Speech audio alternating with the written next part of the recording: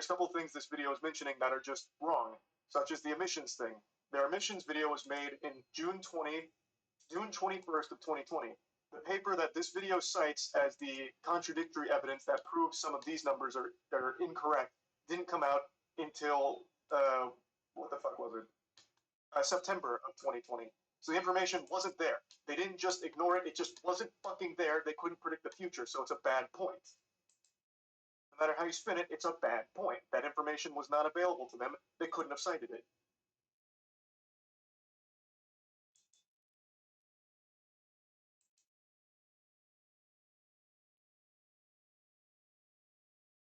It's just that simple.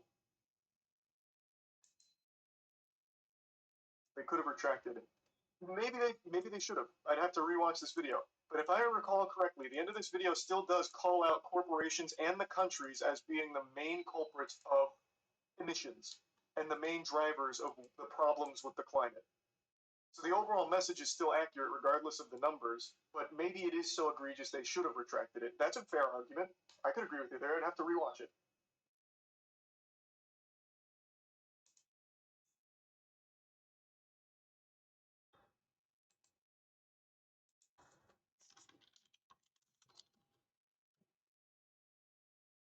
I wonder if the bits explain nuclear energy and carbon capture.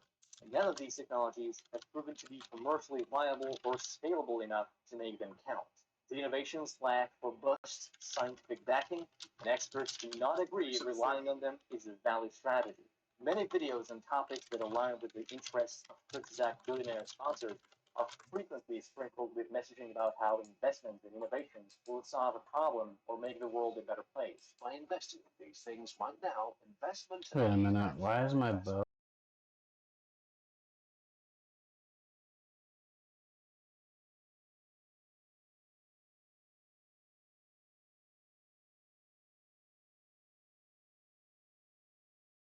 Okay. Unofficial meeting in. Again, I don't feel like there's anything wrong with just mentioning innovation. If he's calling to action to invest in these things, obviously that's a problem. But just mentioning things that are innovating in the fields to hopefully make it better is once again just optimism.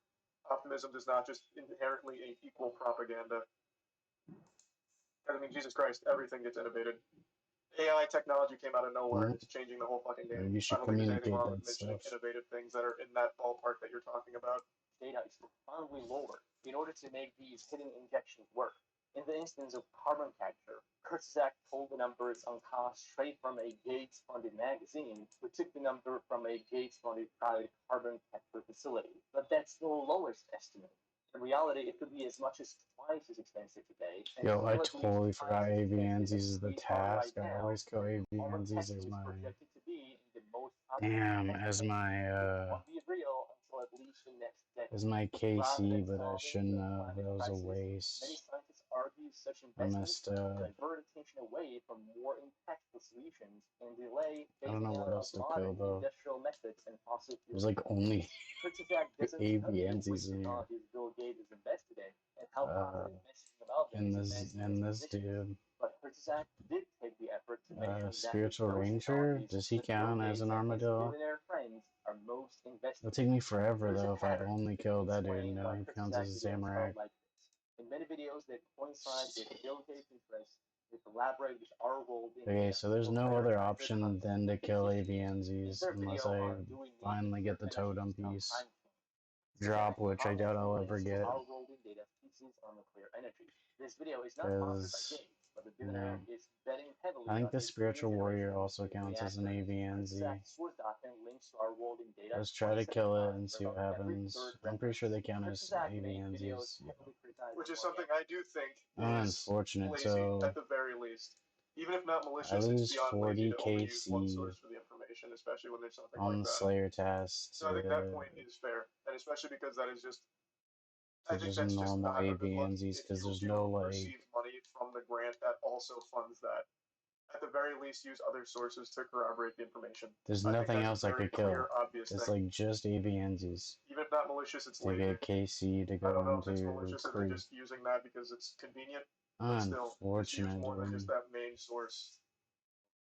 This is another topic of measuring investment from Gates, who thinks industrialized agriculture with pesticides and GMOs is the best approach to solving world hunger, which it hasn't solved so far. In all four cases where Kritizan draws verdict on organic food, our rolling data is cited as reference. This video is also not sponsored by Gates. The most generous billionaire is one of the earliest backers of organizations owning major positions this is becoming like a big part of the video. Protein companies. Kritizak has made a series of videos on meat, all with a strong. There's no way around that either. Bad for you and the environment.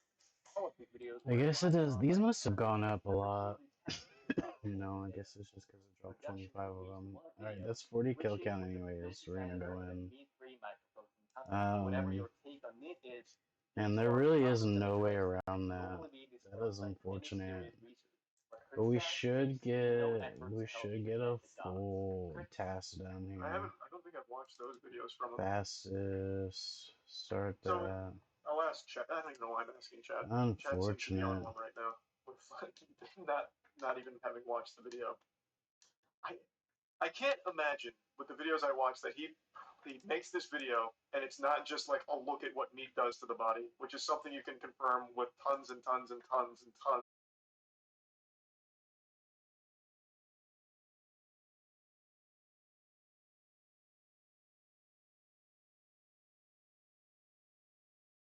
Dude. I can't imagine there's anything that he's saying that's like we need to invest in Impossible Meat at the moment, but maybe he does.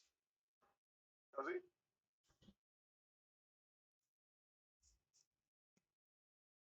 Okay.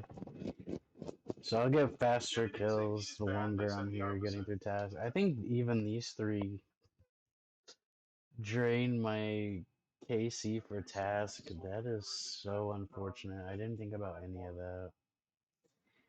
Man, that is lame. Painful. I've got some breaking news for you. Nutritional science is such a fickle and ever-changing thing. Oh, Whatever's accepted as truth last year is probably outdated by this year. I studied so much nutrition in college and fucking all of it's worthless now. The main takeaway. Man, I forgot to watch back the other day's stream to see how bad that was on the encoding. I don't think it's gonna be too bad though. But on the whole, it's constantly changing. One thing that doesn't change though is the current agricultural industry is just in a bad spot. Just in a genuinely bad spot. So I don't know. Hopefully we can get pet. It's the only thing I need for collection log. Conclusions he draws there, but I imagine if he's talking about it's the only freaking. I imagine it is painted in a bad light because no matter how you spin it, the way that it's run right now is just a net bad thing for the planet, everyone, consumers. Is it Prime short kick?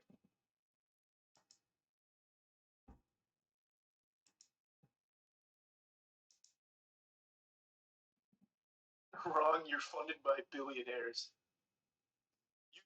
Honestly, not wrong. I am on Twitch. That's Amazon owned. I need to break this down. It says these give components to warp.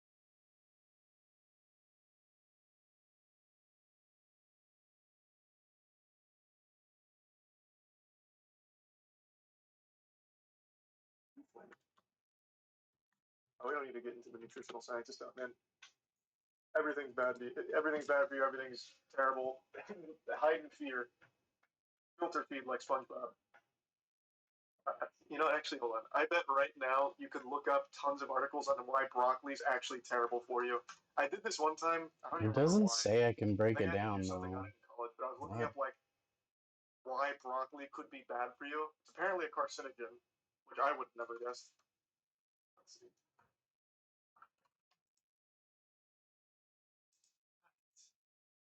Broccoli sprouts are inducers of carcinogen. I gotta make sure to come back so that I can Oh, and here's this one's completely saying the opposite. Attack him properly. I guess we'll pop that and then do 2 of these. That's the fucking problem with and let me nutritional switch science, tabs man. again You can and go find back to 1,000 things saying one thing this. and I 1,000 don't things think you saying the can. exact opposite. So there's a lot here about I'm pretty sure broccoli this is and the how it only. can actually help fight cancer, like be good against it. And then I can also find here it being a carcinogen. Well, not. I guess it's not just broccoli. This is talking about which vegetables are Yeah. carcinogen-like. I guess so. It's not just targeting broccoli. Broccoli loaded with formaldehyde, natural product of oxidation, which is known to cause cancer. Oh, I should have brought my seed aside. I totally forgot. Source of exactly where. Source. This one's Thinking Nutrition AU. And I keep spending That's the one freaking about Slayer points on task preparation, preferred task, and like stuff like that. I wish I could always just The point like I was get making it is to target nutritional him science is so first, but it fucking is what it is. volatile. That's fine. I just need to. Dude said that like you could break down Agreed. the generals. Here we go.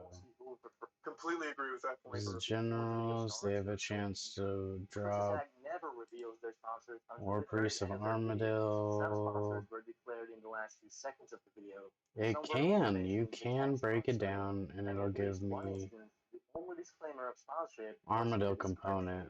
This is a low Nice. bar Okay. even for YouTube.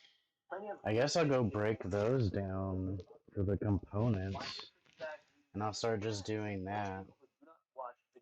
I was keeping them for a set or whatever, but I think the components are better to have in the sets.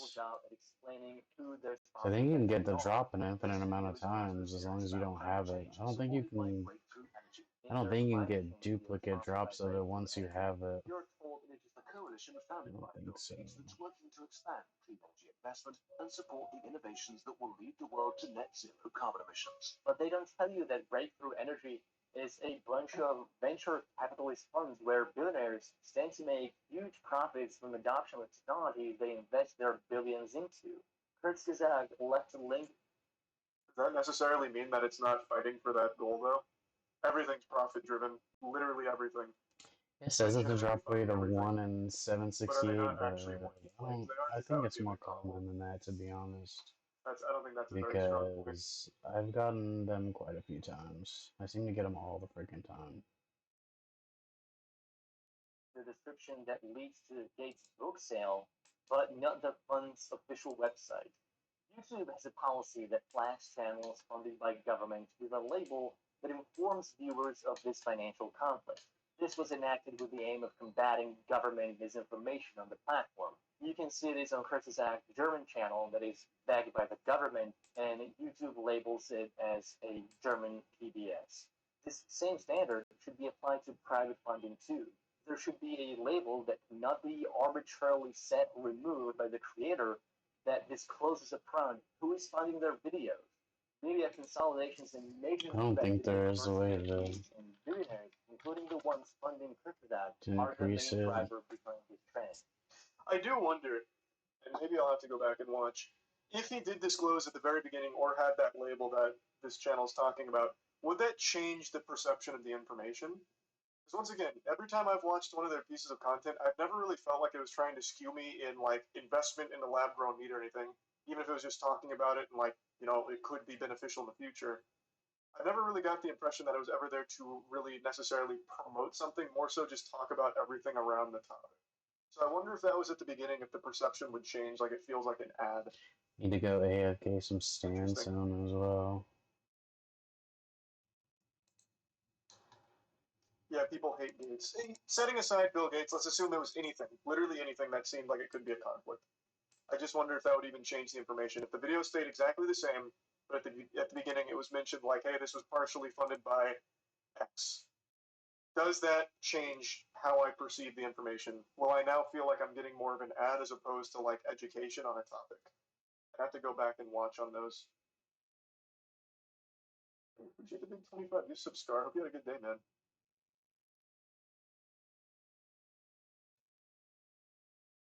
Appreciate that. Thank you, Star. Recent Torn and Soda and Sport.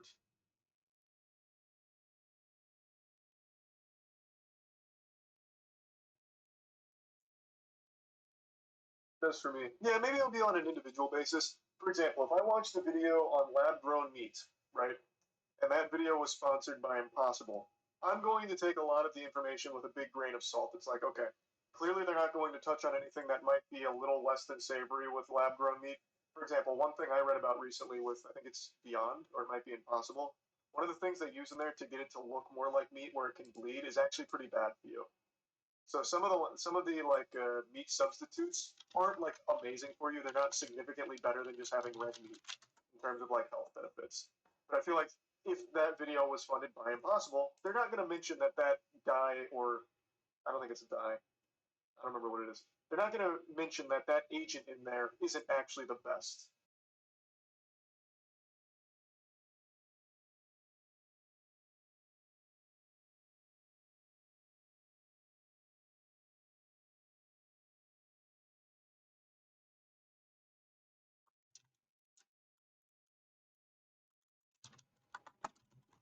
The use of toxic mica in tier 1 Okaric.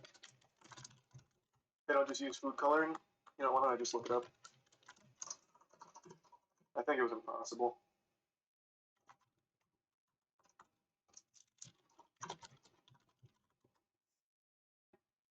The ingredient is referred to as genetically engineered heme soy leg hemoglobin. It's the color additive Impossible Foods uses to make its plant-based burger appear to bleed as if it were beef. That thing is not good for you. In fact, they are currently in a lawsuit that challenges the FDA approval of that additive. So to tie it back to this, if that channel made a video on, meat substitutes and they're talking about Impossible, they probably won't mention this, though I do think it's something important to mention.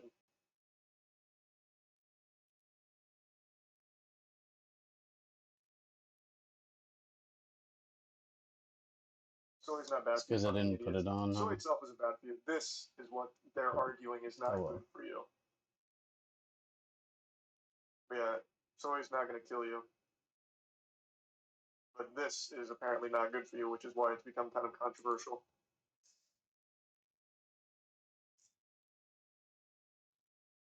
It is not enough to promise editorial independence, because there are multiple ways sponsors can influence content behind the scenes. Kurzgesagt maintains their sponsors never. Look at their response to this video. Oh, they responded? I'd like to see their point, or their stance on all of it as well. So I'll do that after this. Or scientists directly on their sponsors' payrolls. It's a The two disgrace. videos Appreciate that. that made with Max Roser were sponsored by Bill and Melinda Gates Foundation. But Max Roser's Our World in Data received almost $5 million from Bill Gates, so what is exactly the degree of separation here?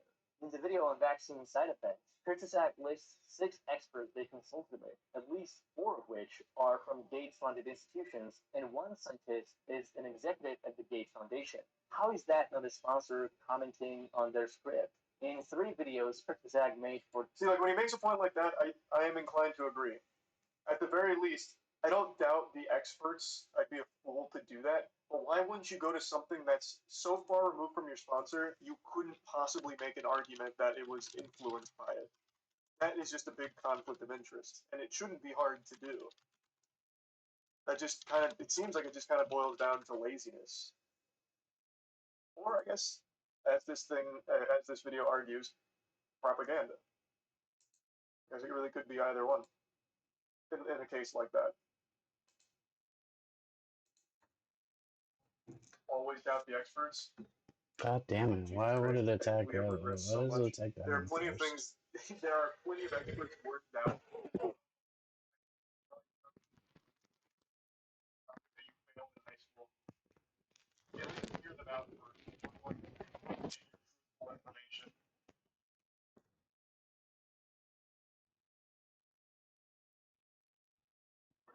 Our world charity. At least 4 out of 6 scientists received direct funding for their research on chemical power. That video on the last human, sponsored by Open Philanthropy, 2 out of 3 scientists are from the Oxford's Future of Humanity Institute. The institute, which received at least £15 million from Open Philanthropy. The one LMU Munich scientist was also at Oxford during the Open Philanthropy grants. There is no disclaimer of any of these associations anywhere in Kurzgesagt material. Another long-termist video, the one on civilizational collapse, was sponsored and researched by William McCaskill, seemingly a random professor from Oxford University. McCaskill is behind the Center of Effective Altruism and a number of other charities that have received funding from Open Philanthropy, and some have funded I all would like a unique drop at least. That'd be this nice. relationship is ever disclosed in Kurtz's source material. Open Philanthropy has given. Does it need to be though? I don't think I've seen that video.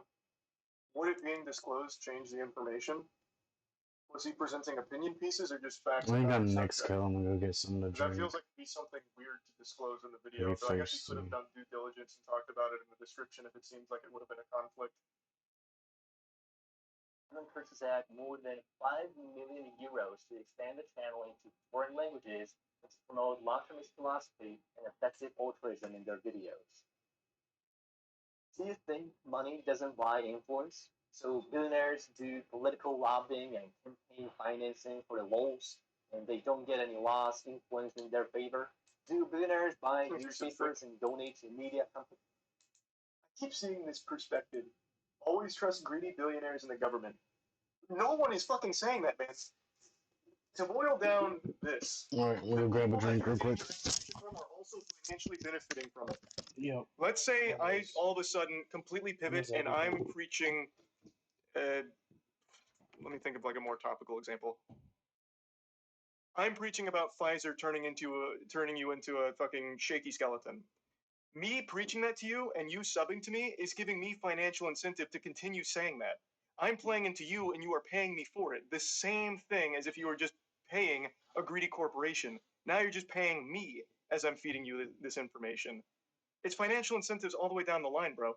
What you need to do is look at all sides of everything and then you form your own conclusions and you form your own stance on it as opposed to blindly following one camp or the other. That's how it should work.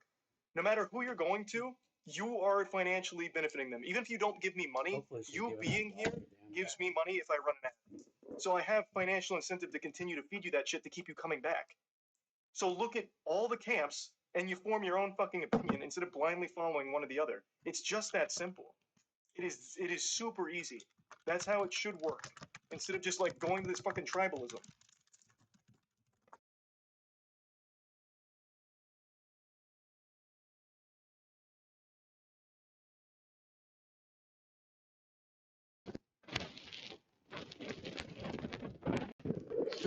Man, I like Moist Critical's videos and stuff, but at the same time, sometimes I'm just like, bro, fix your goddamn mic settings. Like, you're loud as shit in there.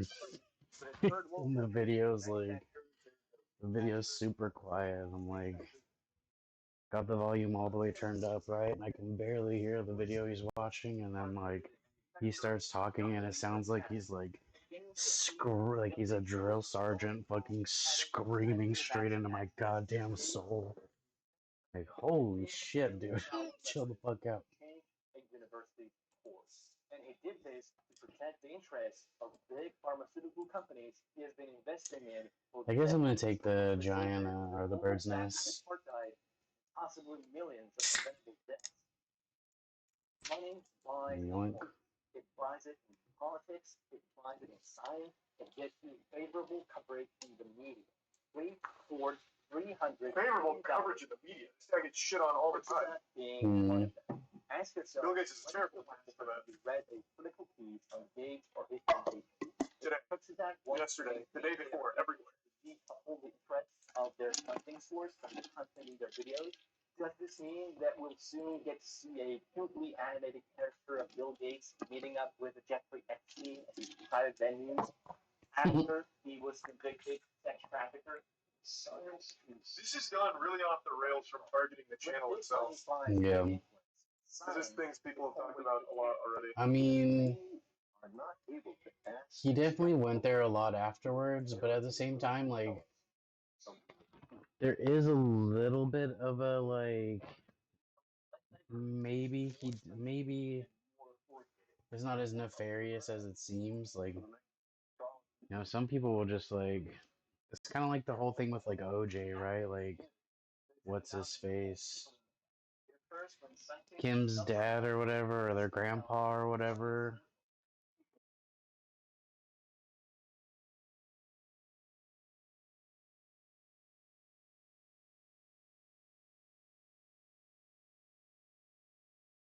Dude stuck by OJ until like more evidence came out, right? And it was like, oh shit, he kinda probably did that shit. And like I can kind of respect a dude that like way.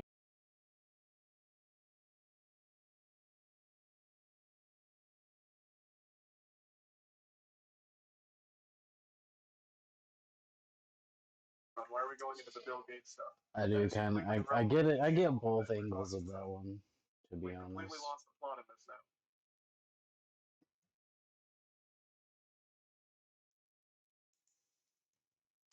And I was hoping to get some fat loot from Kree this task and freaking. I don't know the channel. I couldn't tell you.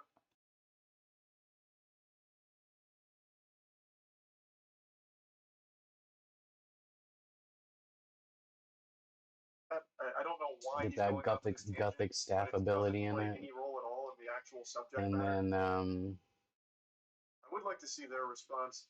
I think they're. I don't know what to do with melee. You know what I mean? Like what I don't know what ability I'm supposed to put in for melee. A video is at least partially funded by a fund, a grant, or a sponsor's the wrong word because it's not like technically a sponsor. The spec but or going that whatever. gray area isn't a good look either. It should be disclosed, video description and the beginning of the video, which is the common accepted, and I'm pretty sure like the only legal way of disclosing sponsorship when it comes to YouTube videos. Otherwise, you're in an actual violation. So it is shady that it's only the last 10, 15, 20 seconds of the video that he mentions that. I think that is a actual very important thing to call out. Because again, like a lot of people mentioned, seeing that kind of stuff makes you kind of question the motive. So you need to be upfront about it. It's obviously going to be up to the individuals on whether or not that skews the data or changes their perspective on the information. But I think it's important Up to 7%, huh? And then It's the other not thing too that he made bad. a good point on is the fact that they keep using the I'm exact pretty sure we same get through all aggregator 81 for of their this sources, task before the hour's which is up. also funded by their grant. That is pure laziness. I'm and pretty at sure. best and at worst, trying to. I might need to do my overload. That controls their money. Oh, They excuse me. should have used more than Yeah, I'm just gonna that throw my source overload so many on. times. And they do use other sources, but that is by far their biggest one, at least from everything we've seen here. Oh, I didn't kill him? Okay, interesting. That's not good.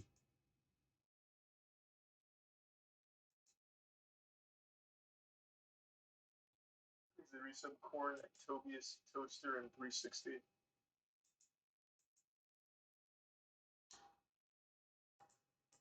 Where's their response You video know to what? it? I don't think this is the right ability. I wish we could talk without worrying about being canceled in a country with free This speech isn't the right constitutional right ability. given by God. Bar. This is the right ability bar. Son of a What are you talking bit. about? What is going You can go on on? Twitter right now and say the most unhinged shit imaginable and find a whole audience based on it. How many people do you know have been thrown in jail in your life for being edgy or saying weird shit or talking about something too controversial? The only one I can think of is Alex Jones. But even he wasn't thrown in jail, but he did get fucking dumped by all his banks and everything because he kept talking about Sandy Hook being a fucking fraud. Action bar binding. Any range Andrew Tate still star has his Twitter should account. be He still 5, runs his right? massive Discord server. In Romania, he's getting fucked with the human trafficking charges. Whether or not those are true, we have no idea yet. I guess we'll see how it all plays out. But he is totally fine. He is posting on Twitter right fucking now. He is still making money too. He's doing totally fine. Now you can talk about like the people canceling him and attacking him, but everyone gets canceled and attacked. Literally everybody. And you only get canceled if you let yourself get canceled. Fucking Logan Paul had every mainstream news outlet talking about him being a scammer, every YouTuber, myself included, talking about his scam. And you know what is happening right now with Logan Paul? His dick is getting sucked all over the place because he had a good WrestleMania or a good WWE Rumble last night. That's probably why right there. You only get canceled if you let yourself get canceled. He put his head down and just ignored it. He gave one apology. Well, one real apology and then one complete miss to mark. And then he went right back to the WWE and won over everyone's favorite because he did a cool thing at WrestleMania.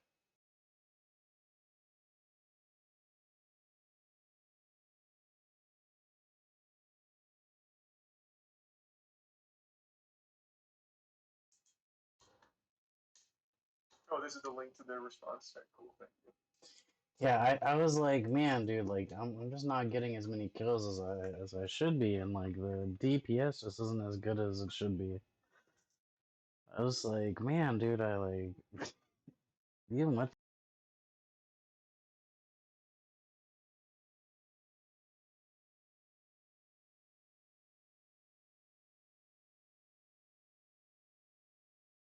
range when we were doing ED3s on stream for 120 range. I probably should have streamed that a little bit more, but honestly, I even got so tired of it. Like, I wanted to kill myself at some point. Like, it was terrible. Citing that 65% comes from Uh-oh. the shop, ad revenue, and The Patreon. application audio isn't So isn't now it's coming still in. independent, not primarily funded by VCs. Let me reset that. Still not coming in. Interesting.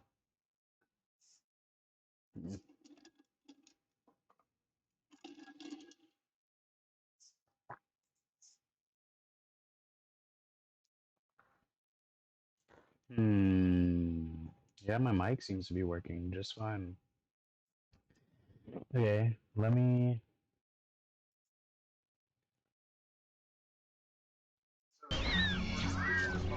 There we go.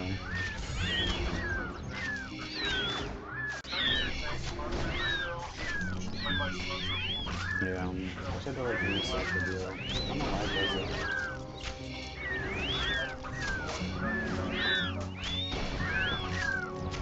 I should pay more attention to stuff like that.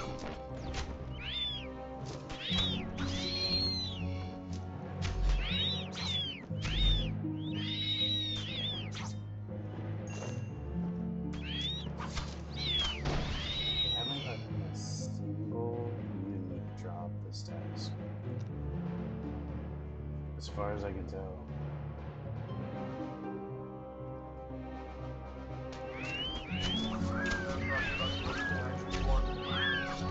Claiming that it was translating videos and creating for TikTok, which I think makes a lot of sense.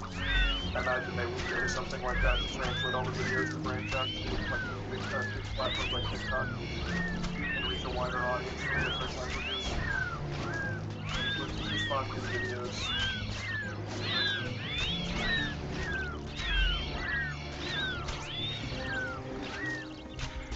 It represents a small amount of their revenue.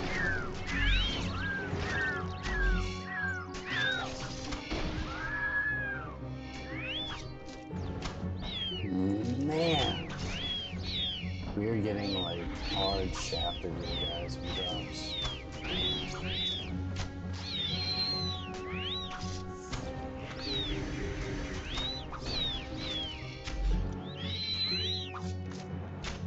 I think this is a fair point, but this is something that a lot of like video game journalists always rely on. For example, like when you get a review copy of a game from a developer you have a good relationship with, you're less likely to give it a harsh review because you don't want to burn that bridge. Right? So that's why people view it as a conflict of interest. If you're being sponsored, at least in part by the Bill and Melinda Gates Foundation, and the topic you're talking about kind of touches on some things they're involved in, you're less likely to be critical of it. That's why people view it more as like a conflict thing. Why it should be disclosed earlier on that this is partly funded by some of that money. Now, of course, I'm not saying they are. I have no way of knowing if they are. That's why it's perceived that way.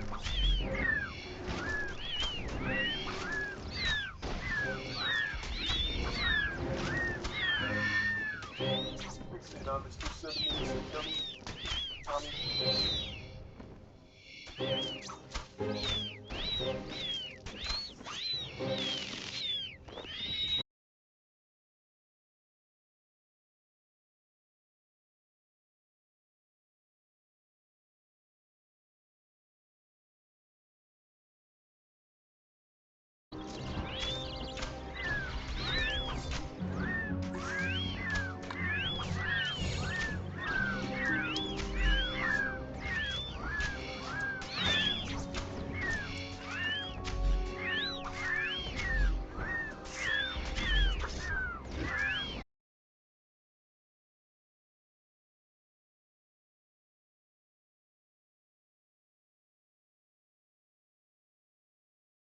for a lot of information. To the very least, I still think for this scale they should be using multiple sources for these things, instead of just relying on the same one. Especially because, as I mentioned, it means receiving funding from the same foundation that they have as well. So at the very least, just for the sake of optics, why not use other sources to corroborate the data? It shouldn't be that hard. I imagine there's plenty of other equally reliable sources for a lot of the topics they want to cover.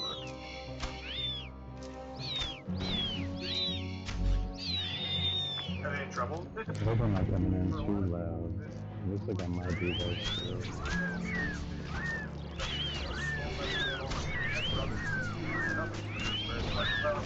This is kind of like, this whole video was just a hit piece for optimism. I'm not saying Yeah, I think you get more than 40 kills.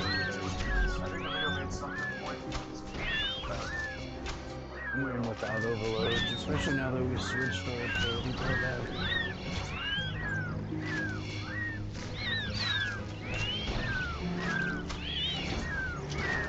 They're even talking about also cite that. I feel like there's nothing wrong with citing that as well, in addition to these, that way it doesn't look like it's just all coming from our world.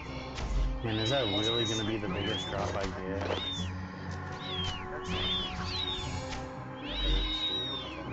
If you're already doing more than just using this, then cite them as well. I feel like that's only fair to them too.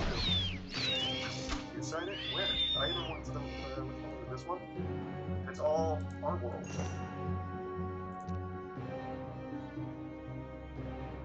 Why not just also drop them?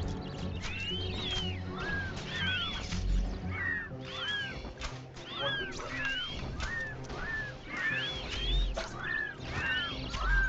Let's go to another one, but even still, I'm assuming they also use their fact checkers for that one, right? Why not just cite them? First link. First link of what? Video is gone. This is where that guy got on the our world. Our world. There's two others. Our world is the one that pops up so often, which is what that whole video was talking about. I think this is the one where there's 81 cited sources and 27 are our world. So why not just also include the other ones that corroborated this data? Is what I'm saying. Why are we not talking about that?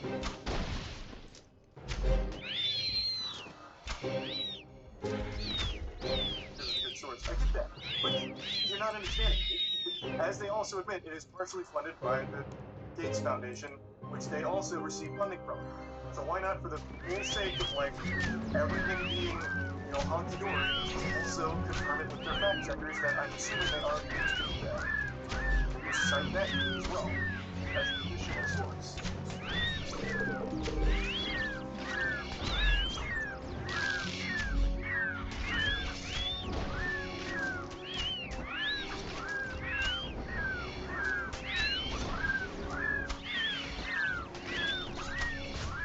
Source, why would they go to a less funded source? Because they are receiving funding from the same source. It is a bad look. If I am making a video about Impossible Beat being great, why am I going to only use Impossible Beat to corroborate my data? It would look bad. Which is what this whole fucking thing stemmed from. And it could have been avoided if they also just cited their fact checkers instead of only using our world for these certain instances.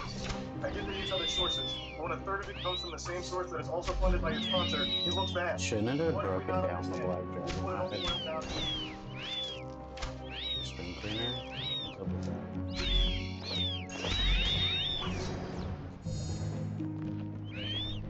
Closer, They agree like a character down. I haven't even finished, but they are literally agreeing.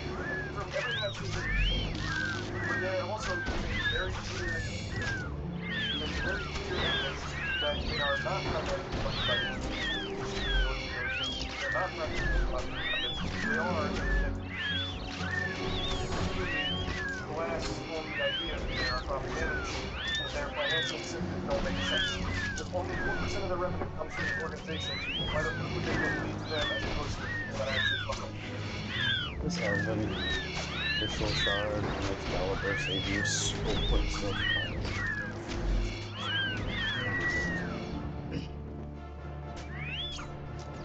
Usually not in the opposite. I Right here, you're right. can't believe We've how been agreeing hard with that. Prius shafting this place out.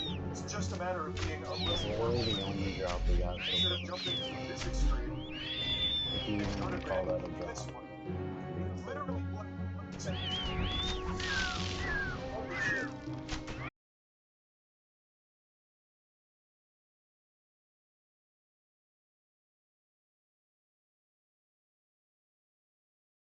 The minions count as wrong, right? I'm pretty sure. Well, yeah, we will.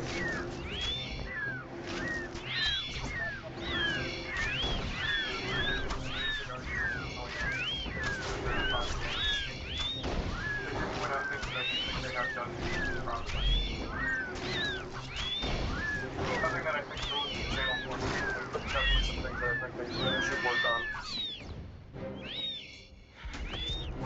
It's 31. This should be 30 after killing that dude. Yeah. Double checking.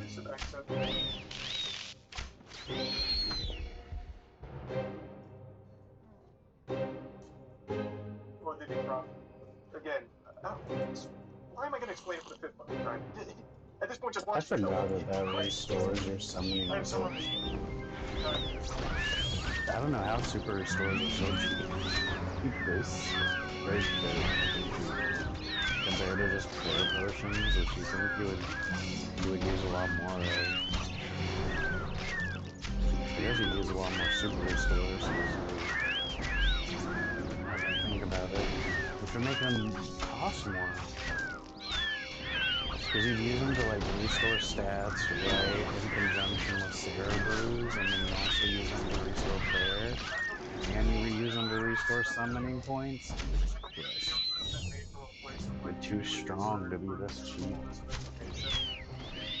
Lost the plot halfway through and started to immediately jump to the conclusion that it must all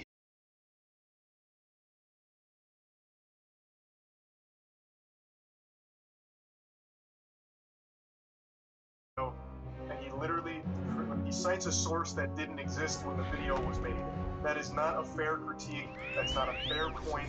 That is just a wrong point. You can't critique a video for something that didn't exist when it was made. There were things in that video that I think were way off mark. And also, I think a couple, I think, very good points about how this channel should be improved in regards to transparency, especially with sponsors and resources.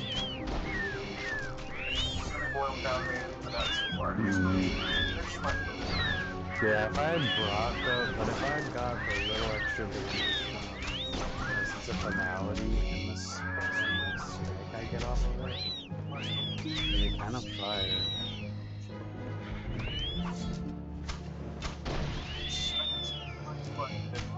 thumbs up, ring the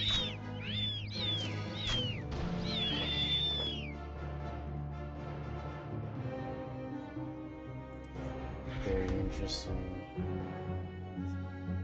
20 kills left in 21 minutes. It's pretty easy. We'll go a little bit over.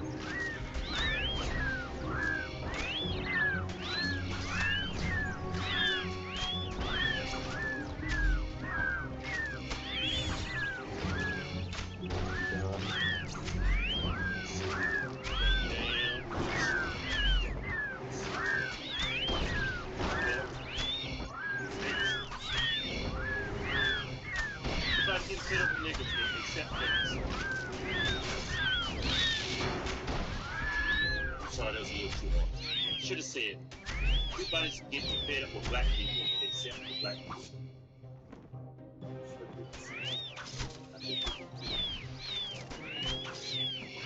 God damn it.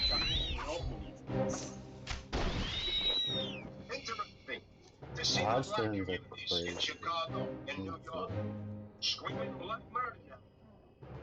These illegal immigrants are coming into your towns, settling into your towns, taking over your shit, taking over your shelters for your homeless, your jobs, everything. So, I want to know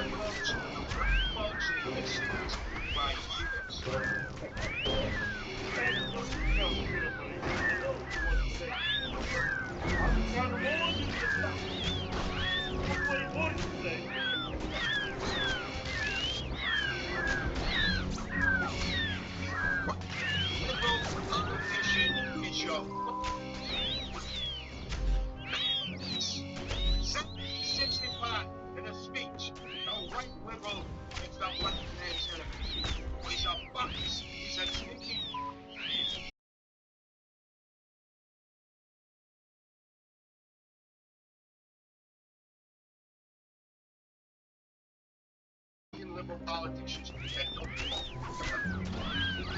hopefully, this wakes your fucking ass.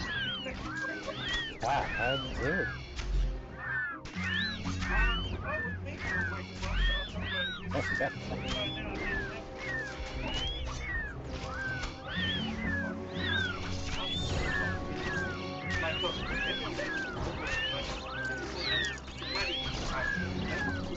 Black folk vote Democrat. And that just drops to 80%. Not only will Republicans win the caucus, they'll get the electoral vote, they'll win in a landslide. Yeah.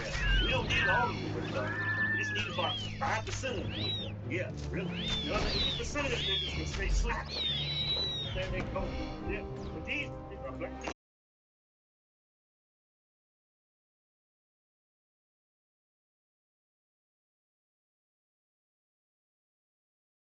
No, my 200 mil, my 120 fletching prime. I don't think I'll ever go for 200 mil. Although I said I'd never go for 120. But at least you get like a crate for 120. I don't think you get anything for 200 mil. Maybe you get like the completionist if you get 200 mil in all of them. I don't know. But that's not worth it. I have more important things to do.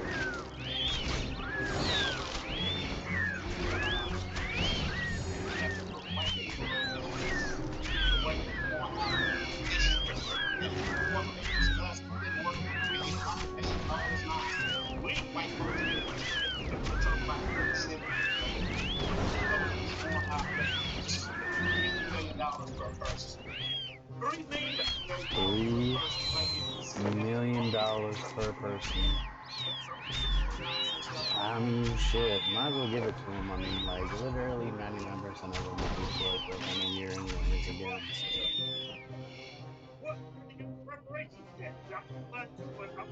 Honestly, the bank would make a killing off of that. They give out the money right, and then almost all the houses would get foreclosed on, like, everything would hit. And blow all the money. It's not just black people though, that's kind of racist to say just black people. Like they did. But I mean like, just in general, dude, you give like people who never really had money before a lot of money all at once. It's really hard to hold on to. You're like, damn, I really just spent, you know, like a couple grand this month. Holy shit. It's just hard to hold on to once you start doing it unless you like actually really focus on it and like try to make smart decisions. You start actually like looking up info on like how to manage money and shit. Cause like that's a huge problem with like, most people who are kind of in the lower middle class, lower class. Like those are stereotypes. Just money management.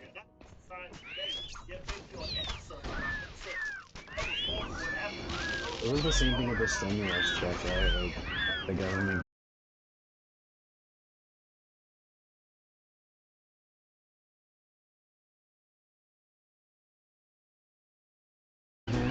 What happened?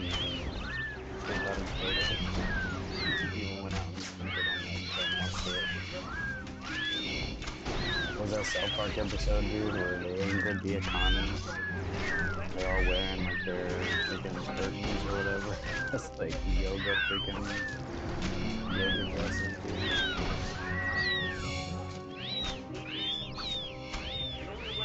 Damn, I'm only getting the 20k drop. This is hurting a little bit.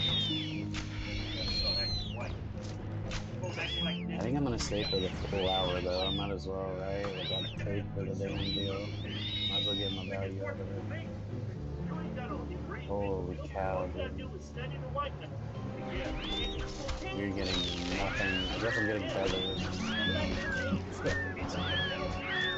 This is the worst hour of free I think I've ever done. I've done a lot of free.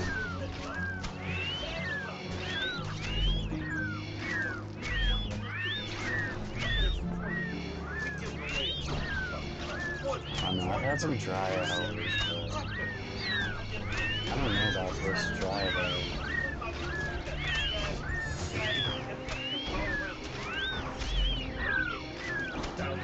1,567 premiums.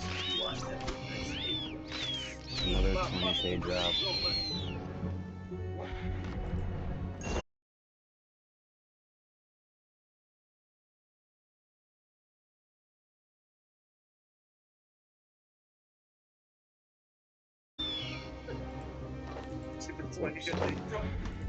Feeling good, God is good. Whoa, what's that? I'm feeling good. Suck on.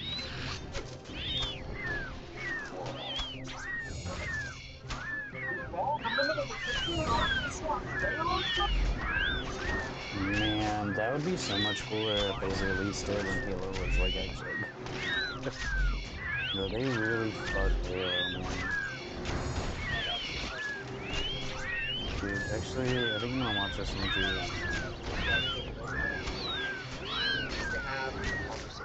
I didn't like Overwatch 2 that much. Like, it's okay, dude, but I think some of the changes were not great. Especially the grind for loot and shit. Like, they should definitely still give you free loot for freaking doing dailies again, you know what I mean? Like, I don't know.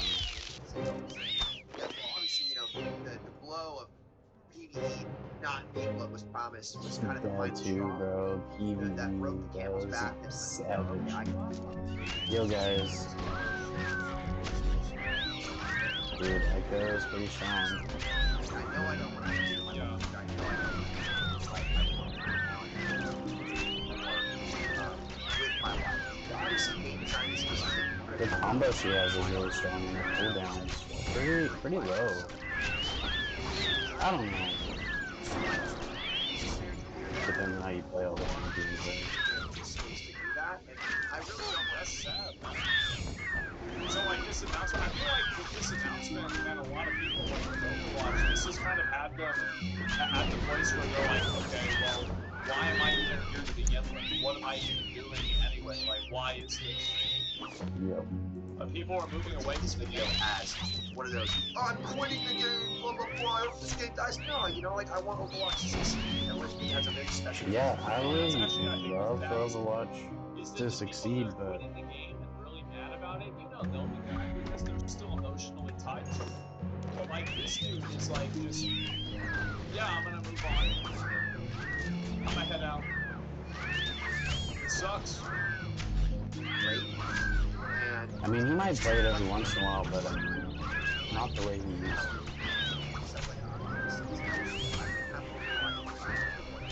So, Yeah. these of Speedo coming on and streaming top 500 ranked every day are no longer going to be the option. So, you know, I want to branch out and do rant style videos about things in general, my attention. Now, are there going to be some days where I'm like, you know what, maybe I kind of want to stream some Overwatch right? Yeah, I'll hop on and I'll stream it. You know, it's not going to like be like I'm abandoning this channel forever. A lot of them try to create an audience with, to create content, and now they're learning their content's being cut, so either keep up with the limited content or look for something new. Yeah, like, I think with saying that the Overwatch PvE isn't gonna happen, it was like pretty much they're That was saying, huge. like, okay, well, alright, well, that's all, folks. You know, Yeah, at the end not of the having the Tunes thing, PvE freaking that's the way it feels to me. is insane, dude. That was the whole reason that they put in Overwatch 2. I was super excited about PvE. PvP's fun in Overwatch, don't get me wrong, but I preferred Overwatch's PvP to Overwatch 2's PvP. On some of the characters. Like, it just didn't feel good. Not as good anyway. I mean, I got wrecked by like that new character over and over again. I had really thought of 666 because, you know, there was no way stuff. Yeah, that's what I'm saying, is a lot of people probably hand-waved a lot of the issues that they had with Overwatch 2, because they were like, oh, this doesn't matter anyway, because Yep. the PvE's gonna come out, and that's what really matters. Yep. For me personally, on a personal note, I just like having more synergy. I like more a higher skill ceiling. Yeah. And that's just kind of what I wanted. And it's just there's just a big sour taste in my mouth towards this franchise right now about just everything. Like Yeah. I was looking forward to Kingdom so much, and it's just not there. This Lame. rating is horrible.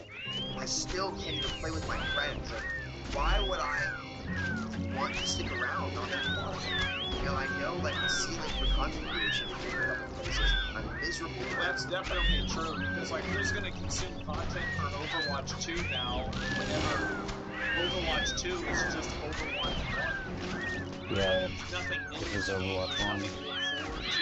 It's Overwatch 1 with less. It's actually less. Low speed is less.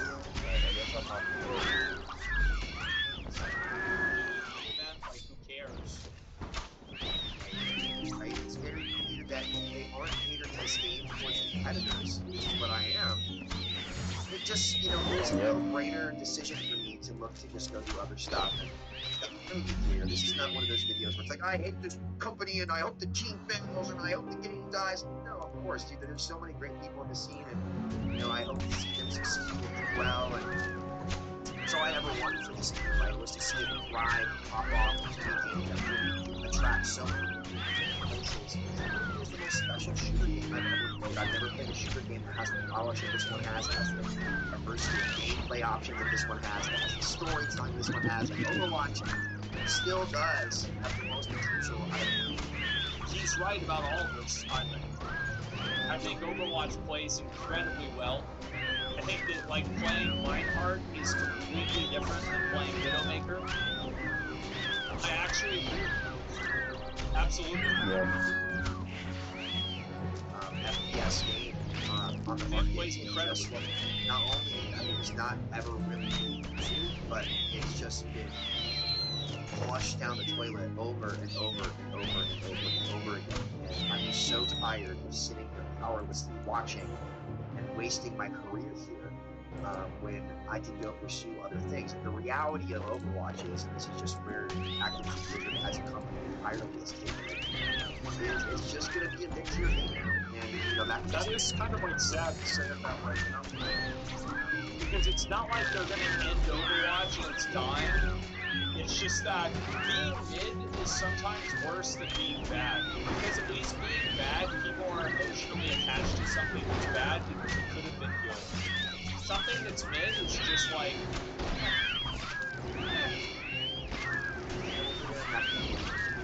great for them, and they can make Like, I get the urge to play Overwatch still. Like, I used to play a lot of Overwatch. I used to be really good at Overwatch. Really into it. When it was Overwatch. When they switched to Overwatch 2, I tried it out, and the combat distance just really good.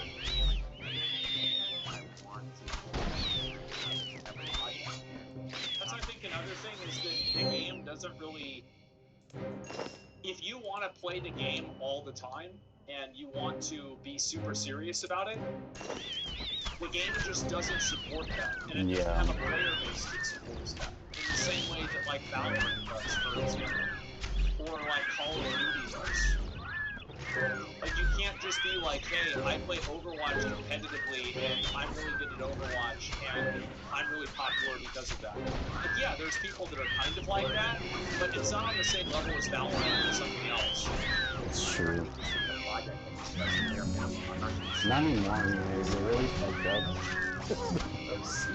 Overwatch overall. They just made it like really terrible to watch in some situations. Like a lot of the playmakers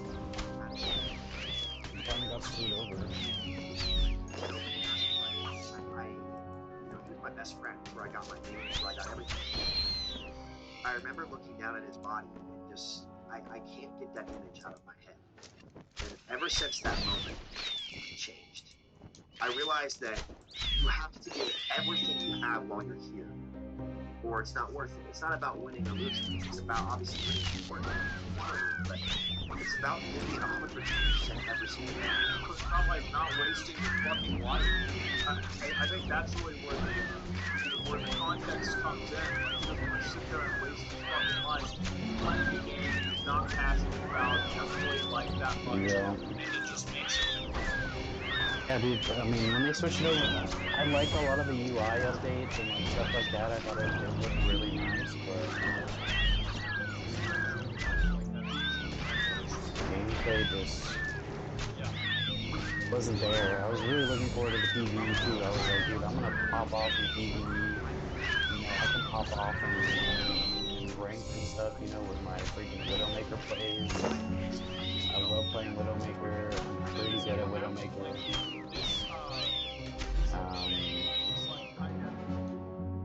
This happened in WoW like maybe 3 years ago or 4 years ago, and you saw a lot of content creators like myself.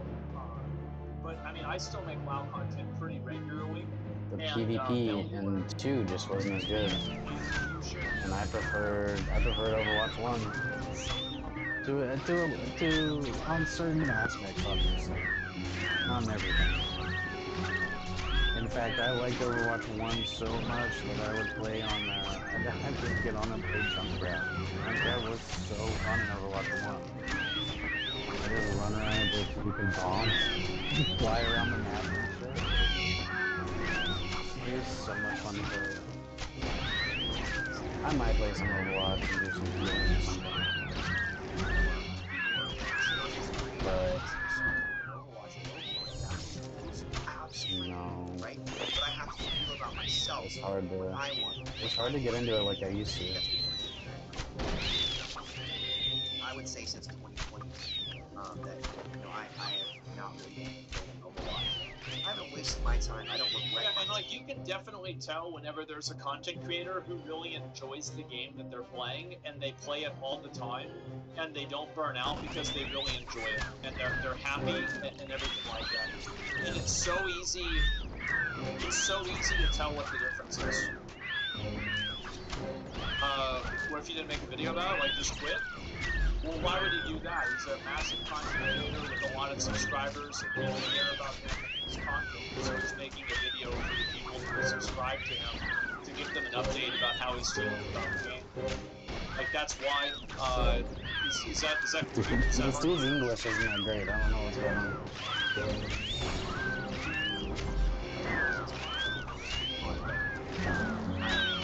I don't know this game. I just don't. No, Overwatch is never going to A even God Sword Shard, dude. That's what they fucking gave me for an hour of this fucking piece of shit, dude. One God Sword Shard. Bro, dude. I love this game, but honestly, I could shoot it in the face right now. You know, you gotta prove it, right? Oh, shit, I got fucked. Jared's actually done a great job of replying to people on Twitter. It's really fun to see this down. I gotta say, Jared, I respect the hell out of that. Keep doing it, and I hope you turn your shit around. Keep it going, keep the ball rolling. Best of luck to you. I hope I encourage my entire community, especially if you're still going to be playing Overwatch every day, to also root for it. It's like, have you guys ever had a girlfriend that you break up with and get back together with a bunch of times? Like I had this happen, and whenever I actually broke up with her, because like all of the previous times, like it would be like I fucking hate you, biggest piece of shit. Like I hope I never talk to you again. I hope that you I don't know what die a in a car Sing Chin crash like bolts. the worst person ever. And then 2 days later, we're back together, right? And whenever we actually broke up, there was none of that. It was very amicable. And so that's what I think makes something like this sad. But yeah, no, for me, it's just like, look, I know that The difference, that this is not the place that's going to be right. I know that in order to be a better man, back like I that I need to go elsewhere, and that's what my plan is. Right? Yeah, I feel that, dude, because like I play RuneScape like, even without making money. I love RuneScape. You shoot way faster at 864. I don't know. That's it, guys. We're not going to do it. It's like,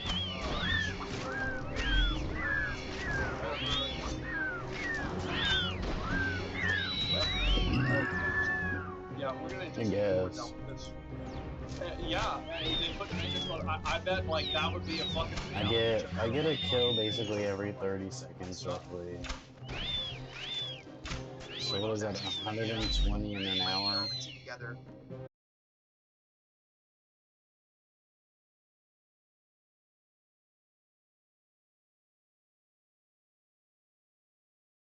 to kill, if not a little bit faster. Give back to the experience that I've gotten, and it's just. I guess the this game of kill Overwatch is faster not- itself, but with respawn and everything, about 30 seconds. It's not what it once was. Yeah, 30 it doesn't have. seconds. It like, when's the next time someone is going to get Hmm. excited about Overwatch again? I don't know. You know? When's the next time somebody's going to be like, oh wow, Overwatch, yes! Now we can watch Overwatch, yes! I don't. I personally, if I was a betting man and I had to bet, I would say it probably wouldn't have been just fine. It still can be sustainable. It can still And it's do like, well. you can say the same thing about WoW to an extent, right? Is that, like, I feel like after Shadowlands BFA, people were like, okay, Dragonflight, cool, we'll see what happens, you know? That's okay. But, you know, it just kind of, people didn't have, like, the same level of excitement for it. I think that you'll get a lot of excitement for, like, a Classic Plus or something like that. But I think for Retail WoW, I don't, because, like, Shadowlands had a tremendous amount of excitement in high school. Soul And you know what? Devours. Like, for its I don't time, think BFA those had are. even more. People were so excited and so happy about BFA. And it just, like, you know, and like Dragonflight, I feel like people were not even remotely as excited about it. Oh, but you know, it's really hard to hit the bar as to what this game was on release because there was nothing like it, and there never will be. That's how special it was, right? Oh, these are elite. It's not Team Fortress 2 is a lot like These are elite Overwatch, but I do think that dungeon Overwatch as monsters a, or something? As a game, there is no one-to-one comparison. Like, I do think that Overwatch is unique in the fact that you can play the game in so many completely different ways, and they fit together very well. I think that Overwatch is fundamentally a very well-designed game in that regard. Like, I do feel like a fucking badass whenever I'm, like, playing Reinhardt, I don't think. and I I'm think I'm swinging gonna. and just clearing people out and killing them. Paladins, I'm sure other people are games that are like Overwatch, sure. But, I mean, I think Overwatch is the biggest one. Honestly, I don't want any. I don't want either of these. We'll just auto assign me the air routes or whatever. Not me saying that you can't be successful in the Overwatch scene because, like, the first launch was just one of the most incredible things in history. It was huge. It definitely got all the Yeah, I just auto did I hope errors. that- I hope it get back there, Why but right now, won't we it gotta give me focus on fucking us. dinos? We gotta Why am I even fucking using this Slayer? Fucking I know. person if it's not gonna give me dinos. Right, I think I've gotten one dino task and now it's like 4 or 5. That's sad. I'm not quitting entirely. I'll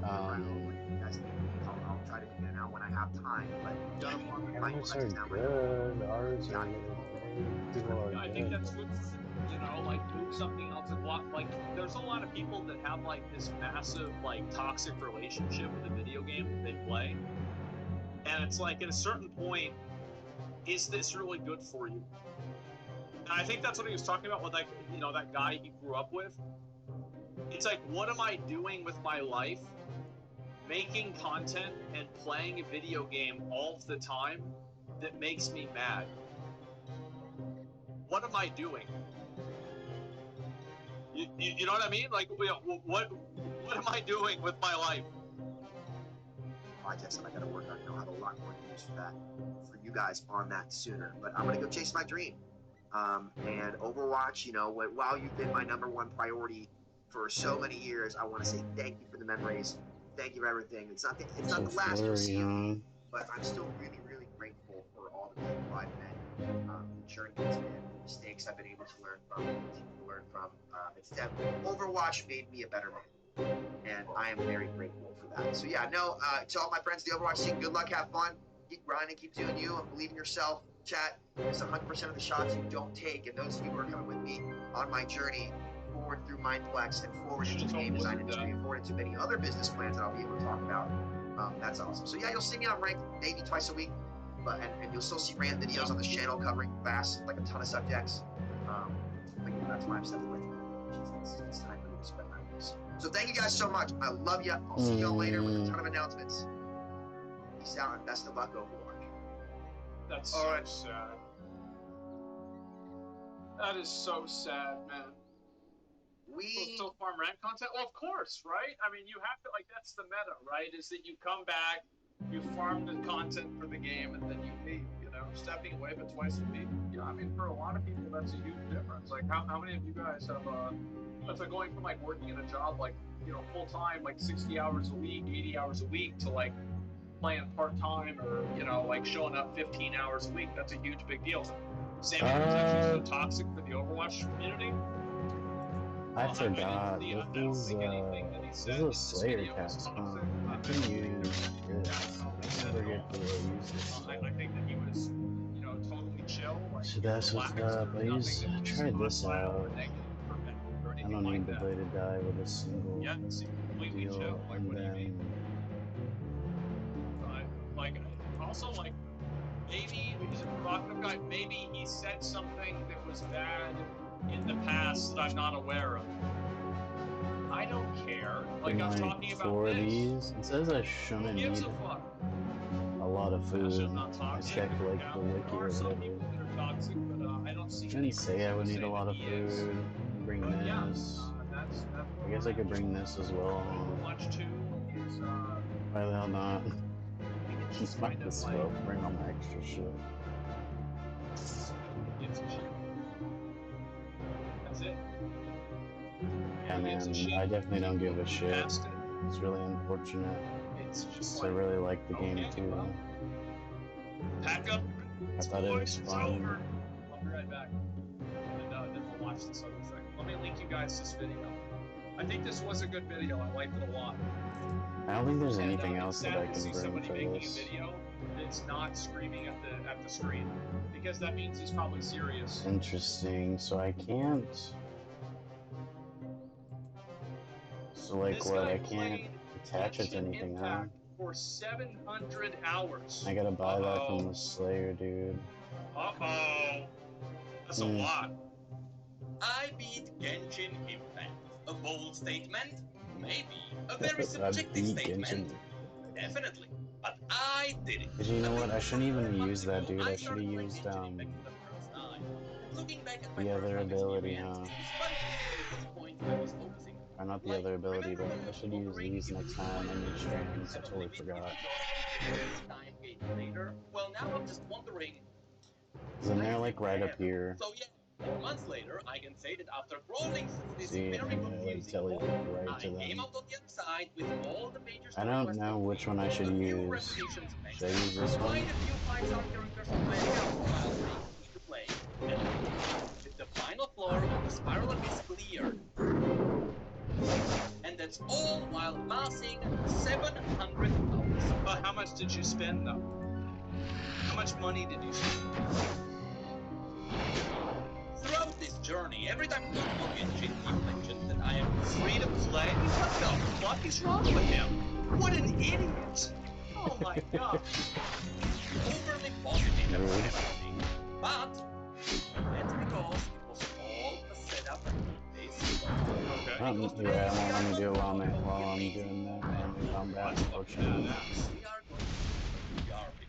And that goes for both the gameplay and the story. It's because it So stood strap up. up and get ready because it's a lot where you can spend bad or Alright, hold on. today gonna be one of those So our days. kills are pretty chill. Just like it goes for every new Genshin player, my journey started with the story. By all Hold on. means, the story is the true raw experience here. If Genshin does anything at all, it is Let telling me stories pull out and that's better. Abraham. Much I'm pretty sure it You might have heard me saying that Genshin has some of it the increases the range at which which is a statement I believe is true. One of some examples I can loot stuff. I don't know where my flurry ability is. It's this one. I don't think I used it soon enough.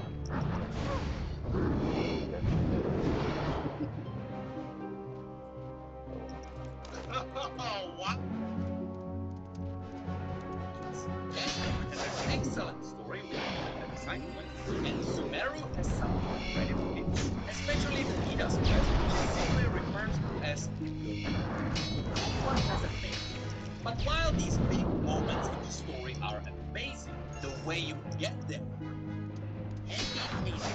The best example is Minatoka. And here, just know that I am going to spoil the very beginning, which, to be honest, as you see, is very well defined. When you arrive in this beautiful region, in order to get to the great parts of the story, you have to run around and get a pass that lets you really walk around. Alright. Get it? You Man, first they're have all to walking run around on their hind legs.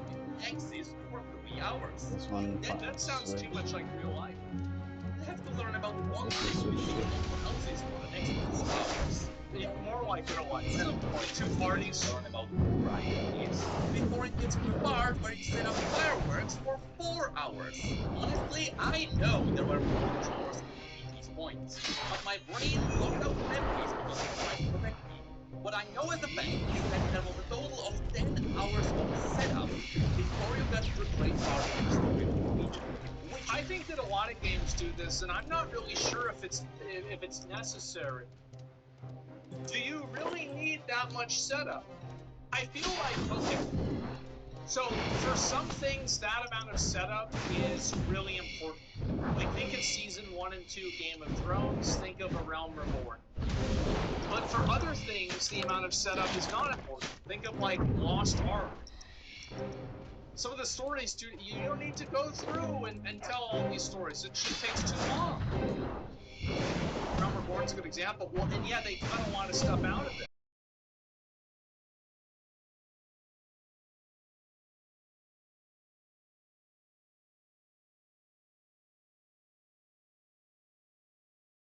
justified 4 hours of setting up fireworks. I know they were important because they were used to distract the guards, but 4 hours?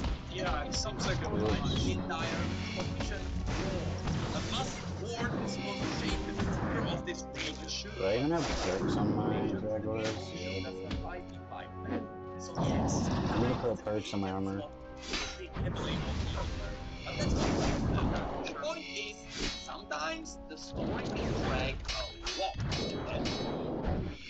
First of all, it relies on their gacha system, which means one thing, they have to promote their characters, which is how a lot of the time you end up with a lot of characters who are forced into a story. Not because they would necessarily enhance the story experience, But because it would make sense to get them. No, I think this is actually a really good point that he's making here. Is that the stories are driven by the monetization.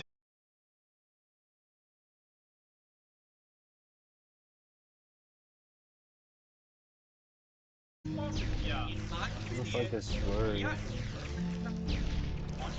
I don't even have it on my ability bar. But Flurry should have been her own character. There was no Okay, hold reason on. to force her into the Archon quest so brutally. And I do believe that might have soured the character for some, which later got saved because she could really good DPS. Thankfully, later, Hoyoverse realized that forcing characters into the story no matter what is not a great idea, and so forth some new characters instead of just forcing them to the main story. Alright, let's see, guys. Which Let's usually do this. or for the first hour they give them the hang of it. But then there is the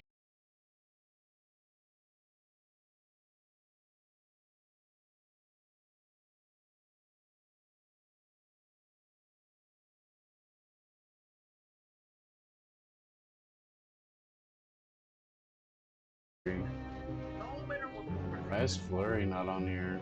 Hold on. Archon quest for a lead up Let me look this shit up real quick. in the vast majority of cases. Let me they say do a action lot. bar, right? I think that's what it was. Action bar. No, revolution bar. There are times when the dialogue just The revolution bar. We're gonna look at recommended This single happens in target. Honkai Star Rail too. Two-handed There's a lot of melee. unnecessary dialogue.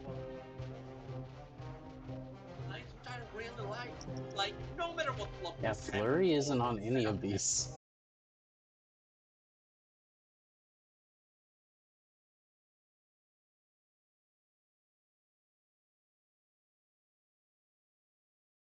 Okay, maybe that's why. Let me look at dual wield better, melee. because it would actually help with the I basic. don't have Dark In Shard of movies Lane and or Dark entertainment media in general, Sliver there of is an Lane. old saying that separates Ring of good Vigor, Impatient and 4, bad and storytelling. Fury of the Small. I don't have any of that shit. The rule You know what's tells the crazy? writers to show people what's Flurry isn't and on here let them again, dude. realize Flurry isn't on here. By doing so, you're That's definitely a good thing, but you've got to keep in mind Genshin Impact What is made going on? for, Okay. for like kids. So like you can't go with some like Dark Souls storytelling shit because people are just not Don't gonna go know there. gonna get it. I mean that's the truth. Yeah, this is with Greater Fury and stuff like that, right? I don't have Greater Fury. So I'm pretty sure I'm using no greater abilities unlocked, blood tendrils unlocked for 58.034% AATPT. It looks really similar. That's why they can't vote. It looks pretty much identical. in Genshin, this It is definitely identical. the window when Paimon appears on screen. Okay, hold on, so Every single tiny detail you might have missed here's with Flurry. very long and complicated I guess we can put sentences. Flurry like Yeah, Paimon out over actually does here. have some working scenes. Get rid of these. I was doing that for One of his performances. And in case whatchamacallit. Paimon is not available, my favorite case of I mean, they say that that's like the best, screen goes black and there's a text that pops up and tells you what's happening, like it's the a silent best thing to movie from the use. 1920s. Apparently. I have to do this They have exception this in quest apparently. Multi-Starman too. Yeah, I don't think What's strange is that there's really anything else that I can do. Okay, let's explain Chaos the Roar? reason why that happens. I don't know if that's worth anything. I mean, Frenzy isn't on here either. This is my Berserker. Increase melee damage by 100% though, yeah, that does make sense. Maybe. That's the real Could be reason wrong. why it goes black. I'll And take their that's the word same for it. reason why in Final Fantasy the screen will go all So white. that's why I wasn't interrupting those abilities. I have to have 50% for it. I can't even use it. This is dumb. That's dumb. Unfortunately, Hey, that's because you see, dumb. while the main story of Genshin literally has Because I'm gonna use like my like 100% adrenaline ability first time every time. With the way that this is set up. I guess it doesn't really matter. I have enough DPS that honestly, even with it's like specs or whatever, it's not really eating me that much. Characters are not, which I think is pretty fair. same kind of long conversation. So should you venture outside of the I mean, if I can catch it, it'll be nice, but if not, it's not the end of the world. For many of you, Titan's problem Is much more evident as a No, wait, streamer hold on. than it is as a player. Because having to stream reading all of that stuff, like I remember whenever I would do Final Fantasy, the whole MSU, oh my god, it was brutal. Dude, my throat would hurt at the end, right? Because it's like I would have to read out everything. And it's like I guess I should go grab a super restore. There's like this board. Oh. Yeah, you get to read it in your head as a player. Sit out loud as like That's it. somebody doing that. literally kills the base.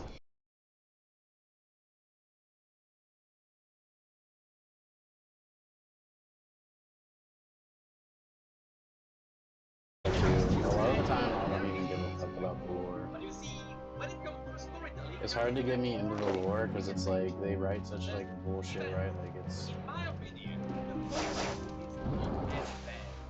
At least that's because Is it less drain? It is less drain. Holy shit. Deflect melee. Maybe I just deflect melee then. It's less drain. And I'll just eat the sharks. Important lore is locked behind these events. If it was That's just fun. a side story, for example, like what happened during the lunar celebrations, then sure, you can. Unfortunately, I gotta use the restroom, dude. And I have to go in here and just go use it real quick.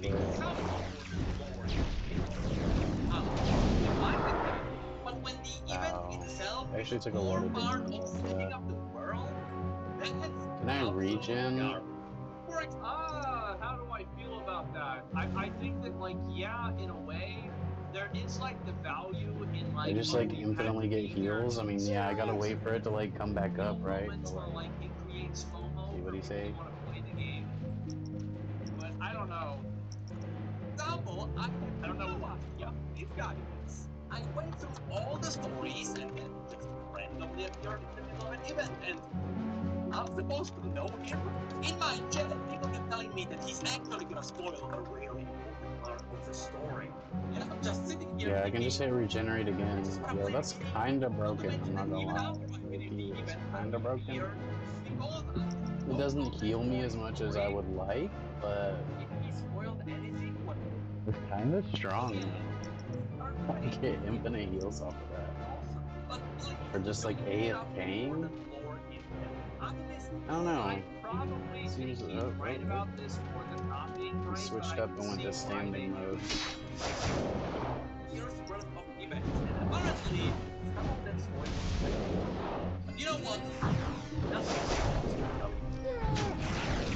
As I continued on my adventure through the story, the game finally introduced the spiral. It's nice when you can pop the Fury off, but it's like super inconsistent. You kinda just like eating most of the damage anyways. So I set it up to be my goal. How much are these even worth? Are they even worth anything? Thank God, 11.8k. That's actually not bad. My viewers were like, I'm pretty happy about that. But unfortunately, I do have to go to the bathroom real quick.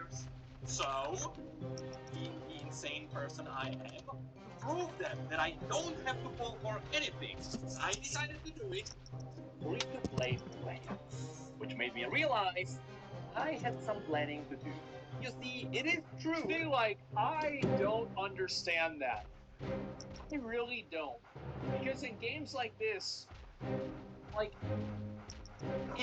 that's part of it is spending the money.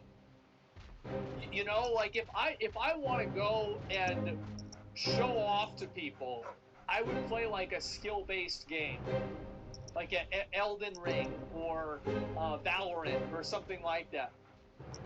Like this is my mindset with any game that has pay to win in it. No accomplishment matters. Nothing matters. It's all just for fun. That at the beginning I got a bit lucky. My first ever pull gave me the loop, whose gameplay I liked very much, so I decided to carry it with me to the end of the challenge.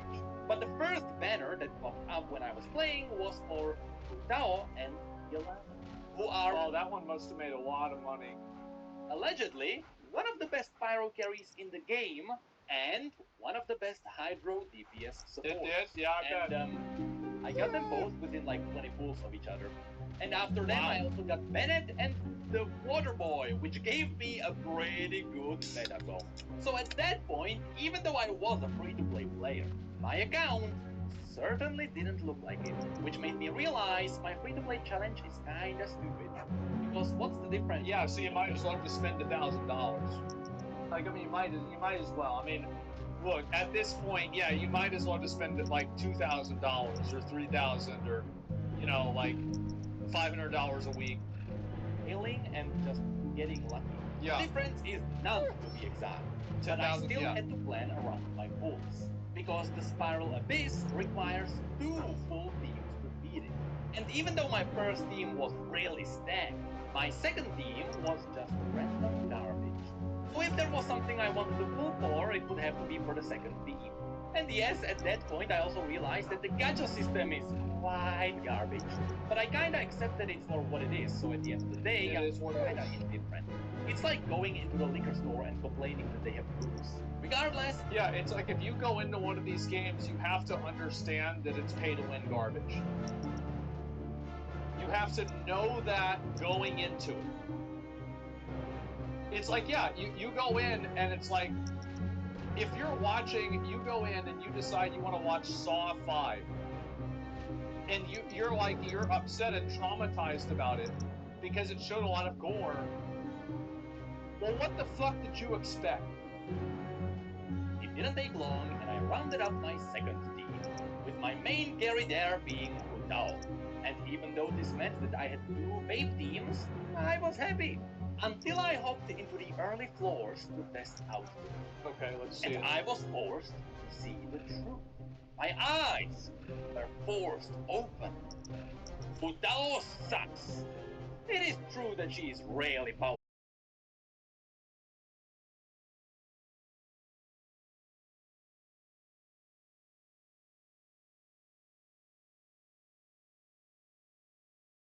But her gameplay sucks. To have optimal DPS, you have to charge attack and jump in the middle of the animation to interrupt it. Over and over and over. That's what you do the whole fight. People kept telling me, you know, it is what it is. To which I say, I think he's doing it wrong. Because if that's the meta, wouldn't you want to knock them together? nay, that is not fun. I don't want to cancel animation my way to hell. And so, we threw Hu Tao into the garbage can, and I... Wow! Waifu deleted. Holy shit! People are going to be really upset about this one. Avenged her indefinitely. Yes, I am aware that I can... Is this the beginning of Necrit's, his, like, Genshin villain arc? I feel like this could be the video that turns the tide. Lucky, and I got her on my first attack. Tectone 2.0. I don't like the gameplay. And if I don't like it, I'm not playing it. Of course, this decision started a bit of an argument. And this argument made me realize that the Genshin community splits into two camps. Those who follow the meta guides and micro-optimize their DPS, and those who actually have free will and they have fun with the tools Genshin gives them. And of course, one of these camps kept telling me that without Hu Tao, there is no way I can do Abyss well. I'll be honest, the way that I play games like this is I just look up and I see what the best characters are and I just play those. Because they're the best. They do the most damage. So I just play the ones that do the most damage. There it is. About that simple. Now again, this entire time I firmly believe that you don't have to pull for anything. I like how the only fat people in the game are the enemies. And you can just really play whatever you want. So, I decided to rise a very stupid but glorious middle finger. I went on the internet and searched for Genshin DPS tier lists. Okay. Something no mortal should ever do. It was one thing to see Diluc lower on all the tier lists. That way, he was perfect for me to play. But I also needed a carry DPS for the second team. Someone quite bad. Even better, someone who was designed to mainly be a support. Which is how my cat... Oh, like, I'm sorry, but like, what is this name? I mean, like... Bro, it's just like... Okay. It's Chinese. Yeah, I get it, but, you know, it's just... you know. My Candy Scary challenge was born. To prove everyone that you should play what you want to play, and to prove that anything works, I decided to beat the game with her. And just like that, my final two teams were locked in place. Oh, wow. But there was one more issue. Leveling up the teams and farming artifacts was relatively simple. But I needed every help I could get, so I needed good weapons. My Diluc was using something... Didn't Tectone spend like $20,000 on a weapon, and he lost the 50-50 so many times, the developers changed the game? It was Staff of Homa, it was like $25,000. Wow. Usable, but candies. Oh my god. That for the first The time, habanero sauce. It's just as spicy coming out. Thankfully, there was one that had one of the best... Can they use that sword in the game? Can you see them like using that? Because that sword looks pretty cool. DPS claymores in the game, but also a really good DPS spear. perfect for my 2 carries. So I started pulling. Oh boy, was it painful. Now, I wouldn't say that the Let's weapons just see real quick. are a scam, which is what most people say. They work on the same formula as pulling for characters, Okay. except instead of getting 5-star characters, F shit's at C or they're back? I don't know what that means.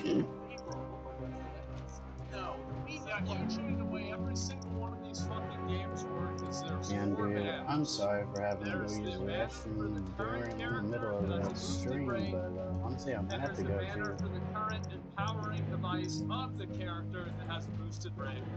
And then there's the third banner, which is the banner for all of the other characters I mean, when that you has gotta the go, you base gotta rate. go. And then there's the banner for all the other weapons that has the base rate. There's 4 of them. And basically every single game that I I've played thought, is the exact same. There's only 3 banners. Oh, really? 3? Okay.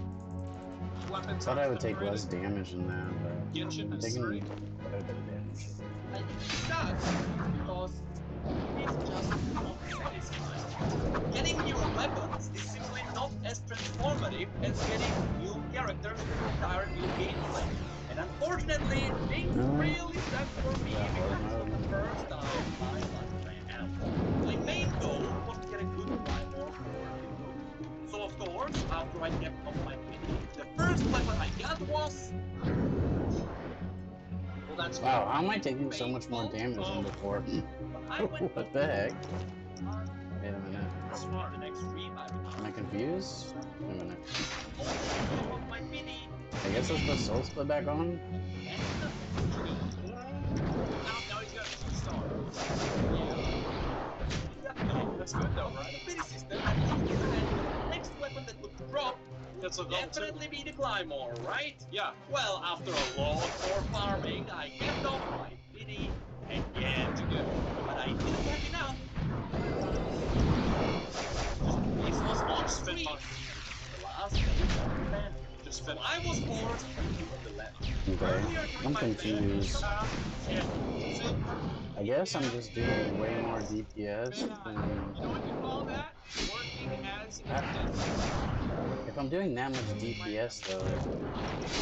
Alright. Shouldn't the deflect be doing more for me? I don't know. Guess not. It's weird. We are gonna have to bank though. I might as well grab some super restores and stuff. I need to hop in the shower here in a little bit though. See, that's the whaler's buff. See, this is what I was talking about.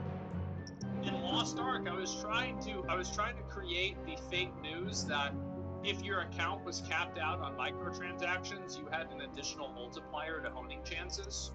Like if you had already spent $400 for the day, it was like I forgot what the number that I invented was, but it was like it's just increased. I called it the whaler's advantage, or something like that. But apparently nobody bought into it. Practically, it is all as if I stayed free to play. Technically, however, I spent $2 to give people content.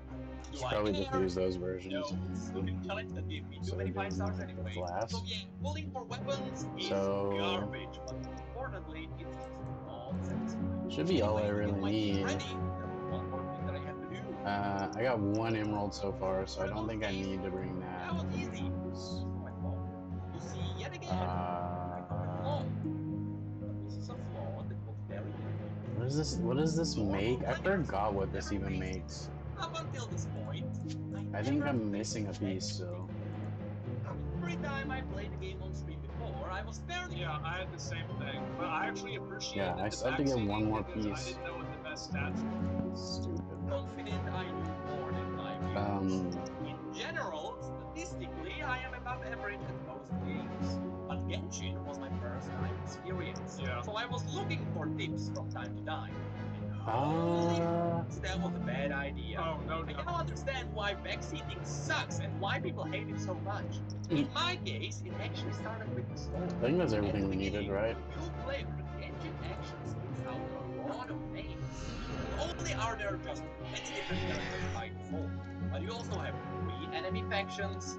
The story that was supposed to be spread out over 2 years just falls on you like an avalanche, and there are also multiple villains with different motives. But throughout all of this, even though I was constantly mixing up the factions, The stream is going good though, so I don't know. still had fun because the story was interesting. It was simply exciting. And that was an issue, because I was consuming Maybe I'll just take a shower while partially the avoiding video my own plays in the experience background by or rushing whatever. the story, even though you can't I rush mean, the it's not gonna story take me in this long, game like unless you skip through dialogue 10 and minutes to take actually a just shower, consume the stuff like story that. at the pace and Wow, actually none of them are on all like, fours, what do you huh? think I'm supposed to do? Sit down That at dude's home on and all think about what fours. I just witnessed I'll after probably every switch by the quest? time I get For over there me though. personally, I mean, I think that's what people would want to see. Bro, get the fuck And out of whenever here. you do that, you spend too Get much the time fuck on it. out of here. People get mad. So they're gonna get mad no matter what. It wasn't until Sumeru that things really took together. But for some people, that was too late. It was the lost cause. Oh, sure. All while I was having a blast. So yeah, I got backseated on how to consume the story of a video game. But that Has this guy played Final Fantasy 14 before? It's not the only kind of backseating. Obviously, there were some people who corrected me on how to play Battlefield. To a certain degree, it was helpful when people pointed out the basics. But later on, some people just shoved facts into my face, which crumbled at the first moment I opened up the internet. And it was proven to me that, yet again, on average, I should be trusting my own instincts. And you know, from time to time, I even like to troll the people who thought I was an absolute idiot. Is it a good one? Or what did I say? What's the catch? Fishing, can I? How long does that one take? Oh, 2 weeks. Less.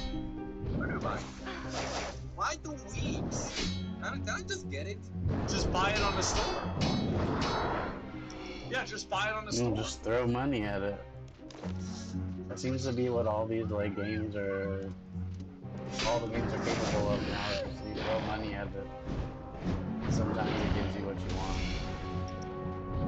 If you throw enough, it gives it to you. Okay, we're getting this stuff. Full combo. Oh, got it.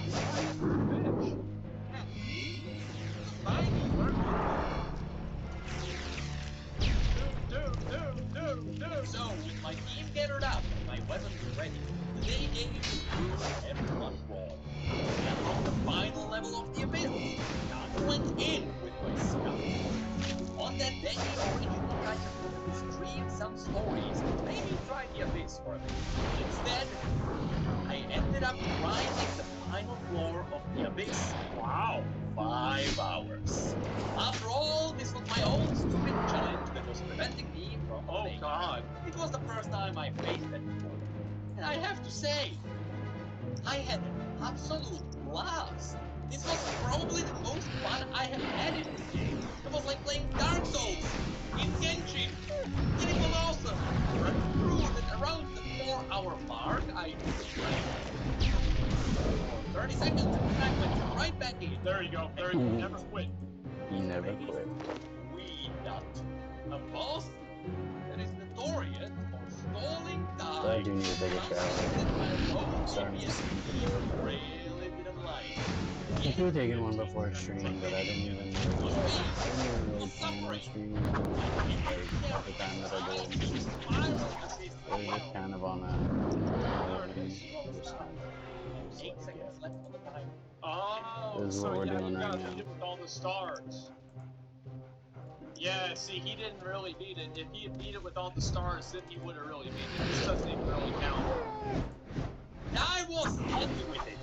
See, this challenge was stupid to begin with. Since all my characters were fully leveled up, I realized that from that point on, the only difference 0 stars and 9 stars are artifacts.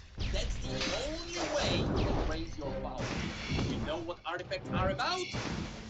But I could have prolonged my challenge to at least some stars. But It's probably not what. So, like, I never played this game, but, like, here, maybe I'm wrong.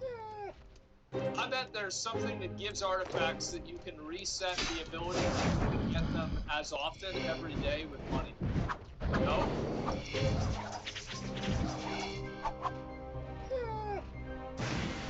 Purchase extra runs? Okay, so it's fine. Yeah, you just spend more money. Yeah, it's easy. Yeah, well, bro, I was worried for a second. Is the same as Star Realm? No, you're not. No, I'm not. Here, flip a coin once. What's it gonna be? Heads? Okay. Flip it 50 times. What's it gonna be? Probably a lot of whatever you want it to be. Roll a dice 10 times? That's one thing. Roll a dice 50 times, you're much more likely to get it. That's just how it is. Limited purchases a day? Okay, but if there's one purchase, you just do it every day. At point on, it's not that much of a skill issue anymore. It's just a case of having enough DPS to do it. Why are you always right? That just lack of damage comes from the artifacts. Speaking of which, my 0-star Abyss achievement became a Damn, I should have kept my damn people checked out what artifacts I had. stupid gym bag. Why can't I add that to my tool belt? What's up with that? What stupid challenge that was? Speaking of artifacts, we are throughout the entire journey, all of this that kept on. What's that? Absolute king of triggering. You see, as someone new, one could argue that I didn't have a lot of artifacts, which meant that there would be a lot of artifacts that were perfect, but which were incredibly costly given the fact that I was right? It would not be unthinkable to comprehend. I didn't have 2 years of time to farm. That was mostly me damaging When I myself, got an I'm pretty artifact sure. with frequent and was enough for me, then it could be one that I could use really well. No, in the eyes of all of you, it was all artifacts are either perfect or mid. Yeah, of course. You're either first or you're last. That's just how it is. Goddamn right, Ricky Bobby. I remember, you know, that chess piece that I got in Honkai Star Rail? Oh, both? That chess piece was so legendary, Lucari and Tectone both knew about it. They knew it happened. Lower with crit rate and 80% roll.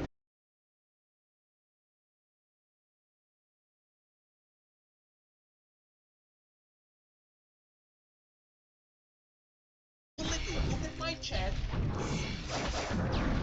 and that just sucked.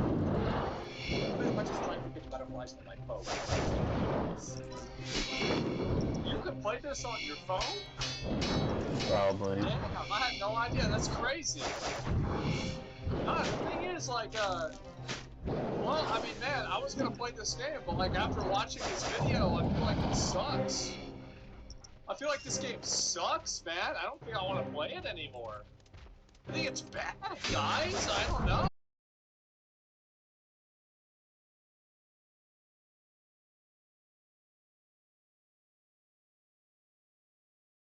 About the game, and it's like, ooh, what should I do?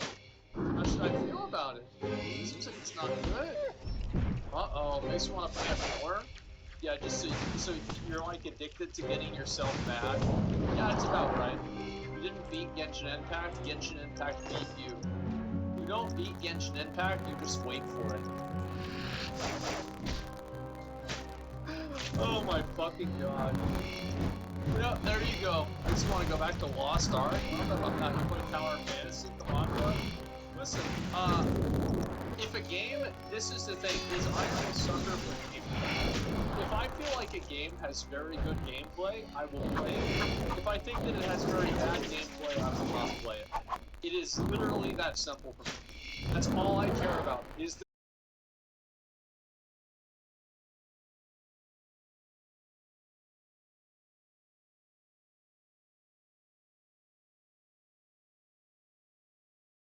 So, I don't know.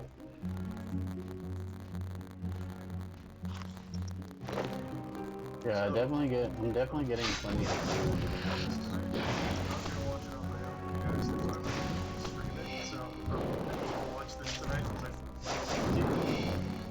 After that, I'll probably dust off the 360 and try and set that up for some classic lasso runs. So I think that's plan. So I don't know anything about Jack Edema. How do you say it? Edema. Those will be like brand new for me. One of the few times I don't know who this is around. Damn, I have so many of these to do. Oh my god. This is ridiculous.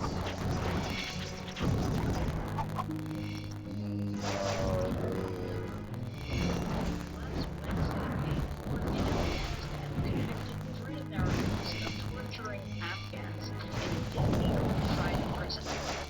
Alleged ring leader of the operation is a former Green Beret named Jonathan Edema. Jack. I halted right before I clicked on Meet Jack. This is Jack in Afghanistan, holding an AK-47 and riding on the back. Here he is on the night of his wedding, flanked by 2 security guards with his bride in his lap. That guy looks so close to Jason Statham, it's unreal. He's just a little too tall. His wedding took place at his Arabian-style house in Mexico, which was inexplicably located right next to a traditional-style Japanese home. To say that Jonathan Keith Idema, aka Jack, was a bizarre eccentric would be an understatement. Over the course of this tale, you'll come to understand exactly what I mean. I'm pretty sure I already have that part of it too. I just need one part of this stupid mask.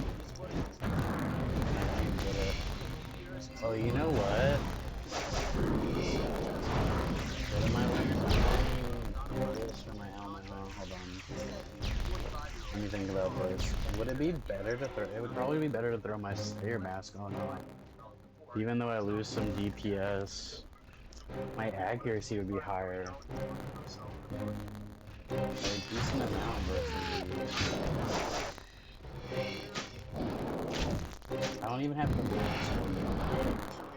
Man, I don't remember that shit at all. It's a crazy time to be alive. Damn. Alright, so Jack was. I don't even know if I need to see the side deal.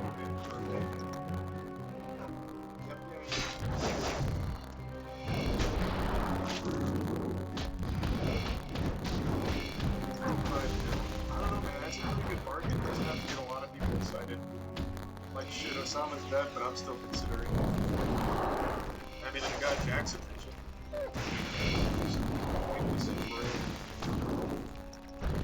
My dad was thinking about going over there for real. $25 million. The fact that he was a civilian did nothing to stop him from traveling to a Muslim country and making a chaotic situation even more screwed. Got an RPG. Stop that car!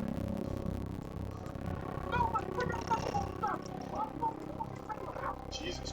In Afghanistan, Jack managed to trick the US government, Afghan officials, and the media into believing that he was an active-duty Special Forces operative working on behalf of the Pentagon. Children are try to make time in 6 months. Well, in 62 days, Kabul was free. I want to press how insane the situation was. Jack just rolled into a war-torn country pretending to be an active-duty. Is that the piece I need? I don't even know if that's the piece I need. It just keeps saying collection log every time I get keys. Even if I already have like 3 of them.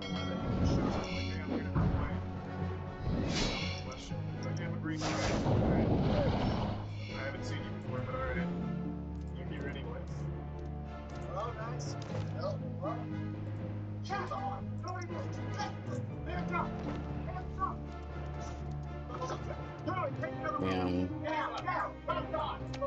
Eventually things went way too far after Jack created a fake paramilitary group called Task Force Saber 7. He turned into a private prison and started torturing Afghans who he suspected to be terrorists. Jack and the rest of Task Force Saber 7 were eventually arrested and charged in Afghan courts. Before I get to that, I want to get down to the essence of who Jack Idema was. He was an actor?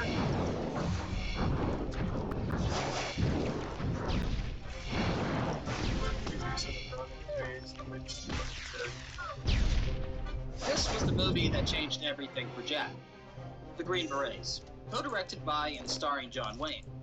Now, this movie was pretty controversial when it came out, since it clashed with growing anti-war sentiments at the time by unabashedly celebrating the United States involvement in the Vietnam War. Protests were held against the movie. Wayne film critic Roger Ebert called it offensive propaganda, and watching it made the 12-year-old Jack Idema decide to become a Green Beret. He enlisted in the Army on February 25th, 1975, when he was 18 years old. Although he achieved his dream of becoming a Green Beret, his military career was turbulent and short-lived. During Phase 1 of the Special Forces qualification course, he was caught stealing. His commanding officer wrote that he had a ridiculous tendency towards violence after he attacked another officer. What the fuck were you stealing, dude? Described him as, quote, without a doubt, the most unbelievable, professional, mature, man that I have ever known. But you have heard of him. That's not bad, actually. Out of all the people that enlisted to be without a doubt the most unmotivated professional leader is actually pretty impressive. Yeah. More so than just being like average in every area. I always find when the pendulum swings even in the opposite direction, extremely like aggressively, so in this case, awful.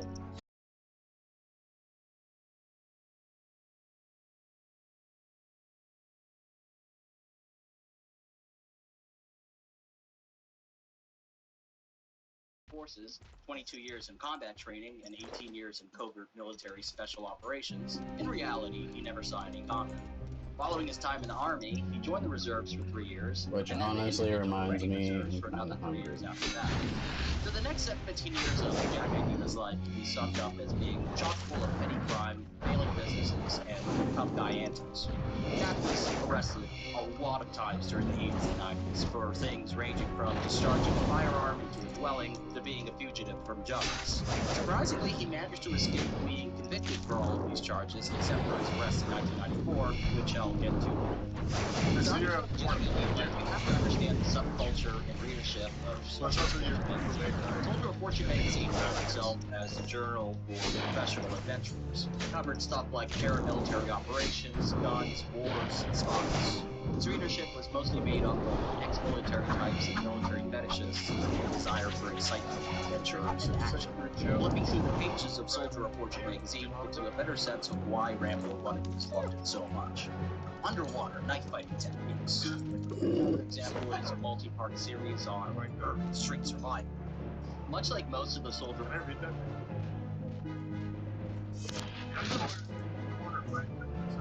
You never know when you might encounter like a rogue Atlantean soldier or something based out of the family pictures.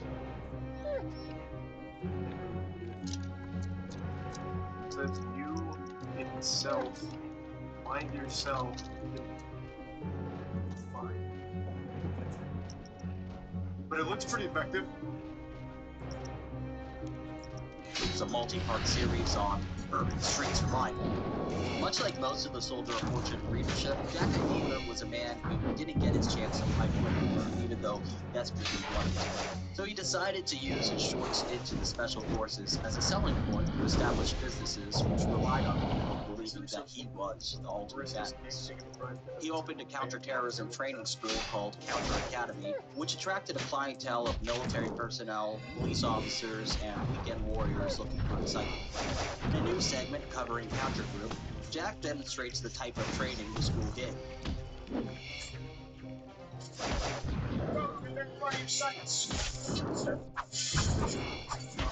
Alright, he's creating a full-blown noise.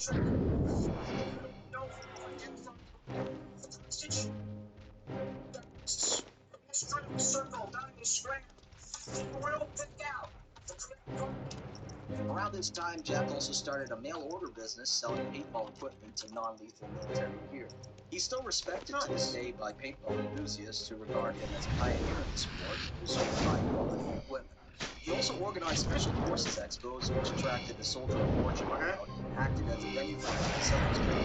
In 1991, he met a subcontractor who offered him a job training police officers in Lithuania. After spending some time in Lithuania, Jack contacted the Pentagon, and the FBI claimed to have unraveled the unreal plot. The Russian mafia, Jack said, was smuggling portable nuclear weapons and backpacks out of the country. The FBI asked Jack for his sources. He refused to reveal them, but appeared that the FBI was compromised by KGB agents. When Jack returned to the United States in 1992, his business, IDEMA Combat Systems, was floundering. In an effort to save his business, he set up a shell company to purchase supplies which he did not pay for. In 1994, he was arrested along with his girlfriend, Patricia Dawn Lawson, for defrauding 60 A companies. shell company does not pay for the supplies. The argument That is so was an FBI former agency carried a vendetta against him because he did not reveal his sources for the information provided to them concerning the Baghdad University operation. The judge presiding over his case said he thought that insanity might be Jack's best.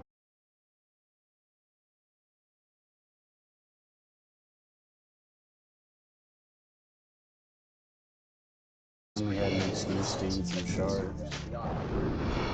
They're so mean. While working on this video, I reached out to everyone during the Jack in real life and asked them about it. And that's how I found Ron Clark. Ron was in prison at the same time as Jack. And he was inside for, well, I'll let Ron tell you. What just happened?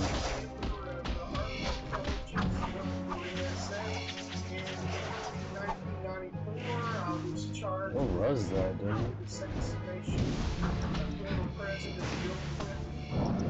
What the fuck? That's weird. 5 years for an assassination plot on the acting president? People get more time for me. Yet, Bill Clinton himself was like, yeah, I'll give him 5 years, he didn't really succeed. Jesus Christ, Ron. Oh my god. And he worked for the NSA too. So I feel like that would have absolutely carried like a hefty charge into all the shit that he must have done for the NSA. I have no idea what's going on, but holy shit, I it's was crazy. 100% expecting a goofy story, like Yes, it works. I don't know, like a gas station holdup for laced with potato chips or something. And it ended up in the same maximum security as Jack. But yeah, this is a lot more intense than I expected. Ron told me that he was hosting a party and that he was secretly recorded while he was drunk, saying, Supposedly I was going to shoot Bill. I was going to get him when he was jogging. I was going to hop over to the White House, run in, grab her, and stop her to go. Not guilty of making threats against the president, he was sent to a prison where he met I Jack. can see. So you told me before on the last time we talked that That makes more sense than alright. that kind of put together in prison. You guys were all filing lawsuits to serve her. I think there were some lawyers. Sorry. Some of the guys there, they were all this legal team who were lawyers back then. Was a former senator from New Jersey, state senator. He was suing everybody. I guess he was living his life. He was just the slight for and being he would put him on, maybe send him to the mess hall, put him on pots and pans, and he would sue the guard that gave him the detail. He made himself very unpopular with the prison administration and the guards, but very popular with the inmates. He only wanted to stand down in the crowd and notice And Ron's right. Jack's life's mission was to be seen as a heroic, larger-than-life badass, which is why between filing numerous... So basically Arnold Schwarzenegger, but like, in real life. Like he actually went to war and shit other than just be, I mean, Arnold Schwarzenegger's life is already fucking crazy.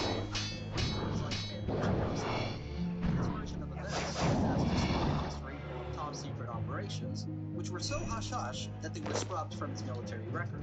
According to him, he was, quote, one of only 24 elite, super-secret, Fall-Rank Doe warriors clandestinely trained at Fort Bragg. What is Fall-Rank Doe? You have to look that martial arts discipline up.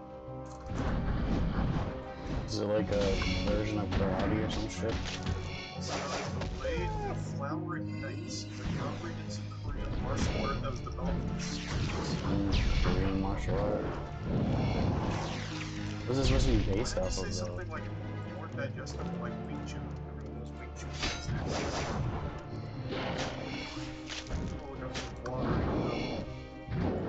Who's to say that he wasn't like an actual lethal weapon of martial arts?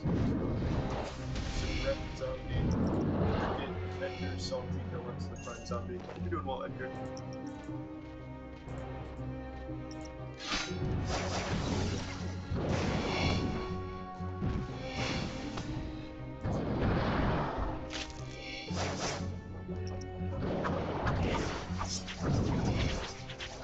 Traumatic intro. That's I like where that.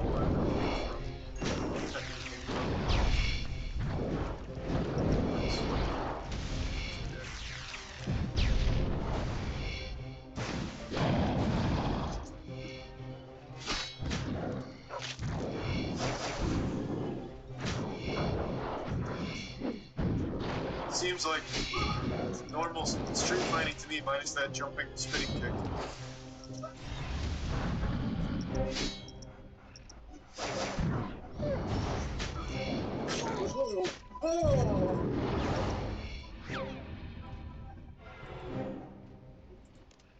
Alright.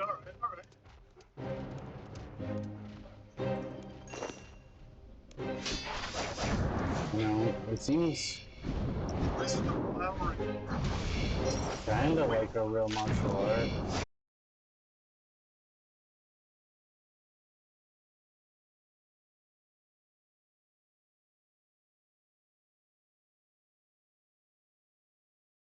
Actually slaughtered for no reason. This just isn't a fair fight. It's like a pit fight.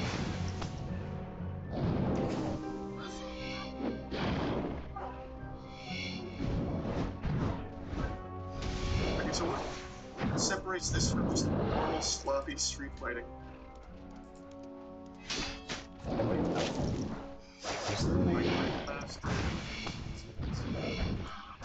Sorry, I just never heard of this before.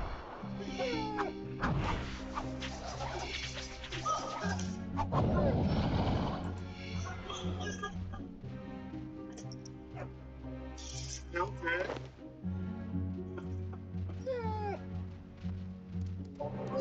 Streets don't have weight classes.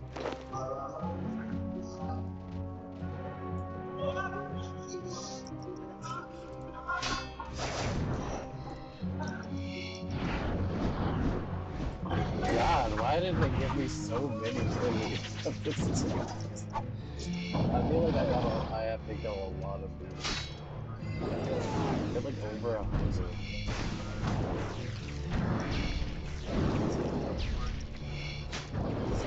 This one ended up being a bit of a grind. These are some fucking shitty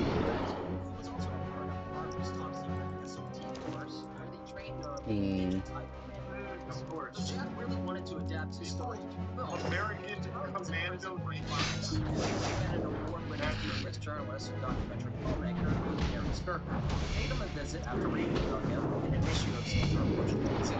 For Gary Skirka, Jack found a documentarian who promised to share his story with the world. This is a story of perseverance and patriotism, friendships and devotion, and treachery at the highest levels of the United States government. Oh no. They said to attack the one that's on all four because they're supposed to be weaker to melee or whatever. After 3 years, Jack I don't know how true that was. September 16, 1997, and he returned to Cumberland It County, kinda seems true. North Carolina.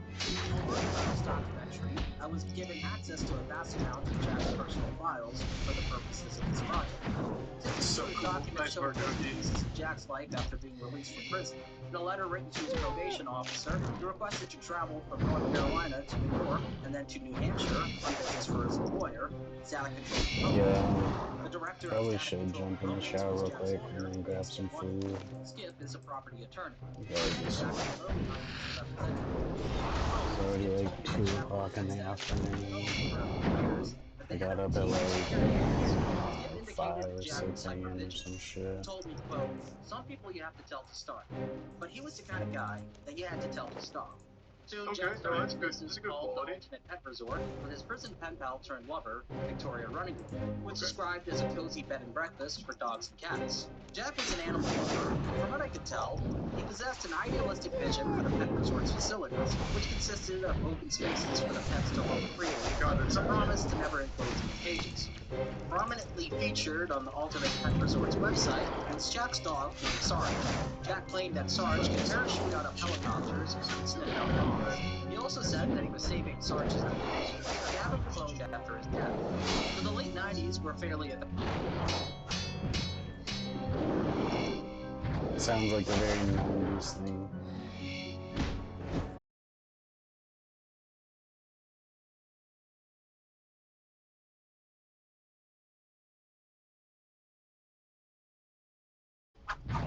The man's just a dumb dog. Higher fake personality back in the day. Probably was, dude. Just not as successful. I mean, you could if you had like Just saying. That's the story of how that one guy proper faked his entire resume when auditioning for James coding Bond, skills, and they just dude. hired him based on absolutely nothing. Can you remember that? Is that his name, Lazenby? I don't remember his name. I just remember from Lazenby. Yeah, I'm gonna go take a shower real quick, guys.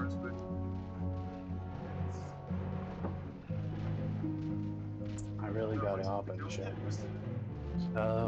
Should I just leave the stream going? Isn't that gonna be about 10-15 minutes max? Just like some AFK.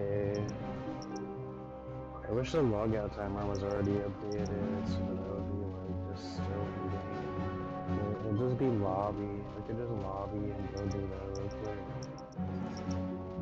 You know, let y'all listen to this crazy ass story while I do that.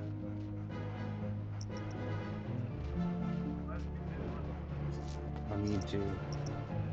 Alright guys, I'll be back here in a second.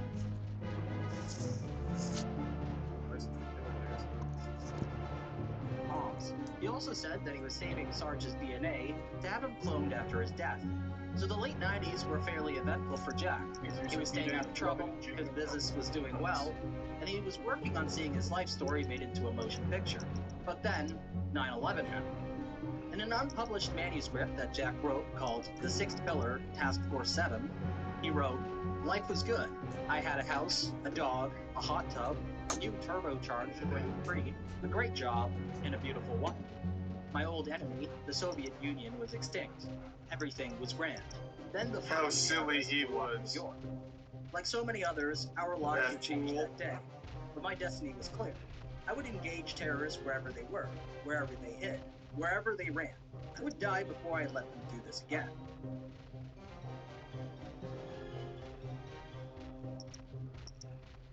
In order to enter Afghanistan, Jack contacted a humanitarian aid worker and Vietnam vet named Ed Artis. And I'm sure he was told Artis ecstatic that to hear Gary his dad. Starka of National Geographic wanted to make a documentary about his humanitarian organization, Knightsbridge International, and their efforts in Afghanistan. In the email, Jack described the idea of the documentary, saying, "You know, ex-military guys doing humanitarian work while bombs fall around them kind of stuff. Coverage is good, but with me, it's mission first. It's not about me." Amen, brother. If you've been paying attention, you know by now that surely was not the case. Of course, Jack planned to make it all about himself. As Robert Pelton writes in his book, I was just talking about that License to movie. Kill, Jack had never been Not to Jack's, but Afghanistan James or Bond. been seriously involved in humanitarian work, but saw an opportunity to use the lens of the documentarian's camera to record for posterity all the heroic deeds he intended to commit, or at least dramatize. It wasn't long before it became obvious to Ed Artis what Jack's intentions for the project were. According to Artis, when he first met Jack announced that he wanted to, quote, "kill every fucking Afghan I see." He recounts that Jack tried very hard to make himself the star of the documentary and said, quote, "He's the dumbest fuck I have ever met." Artis recalled a time when Jack pushed a humanitarian aid worker out of the way so he could pose for a photo op with an expensive EKG machine meant to be delivered to those in need.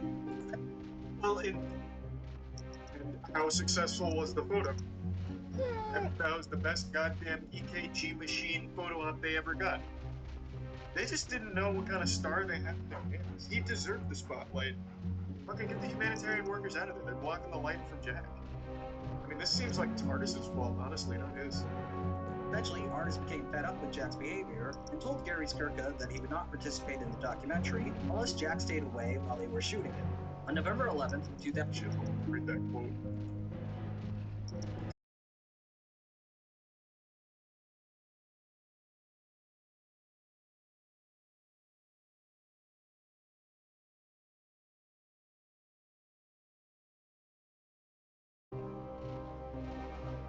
If Edema is needed to make a documentary, then you can take all the tape you shot so far and shove it up your ass.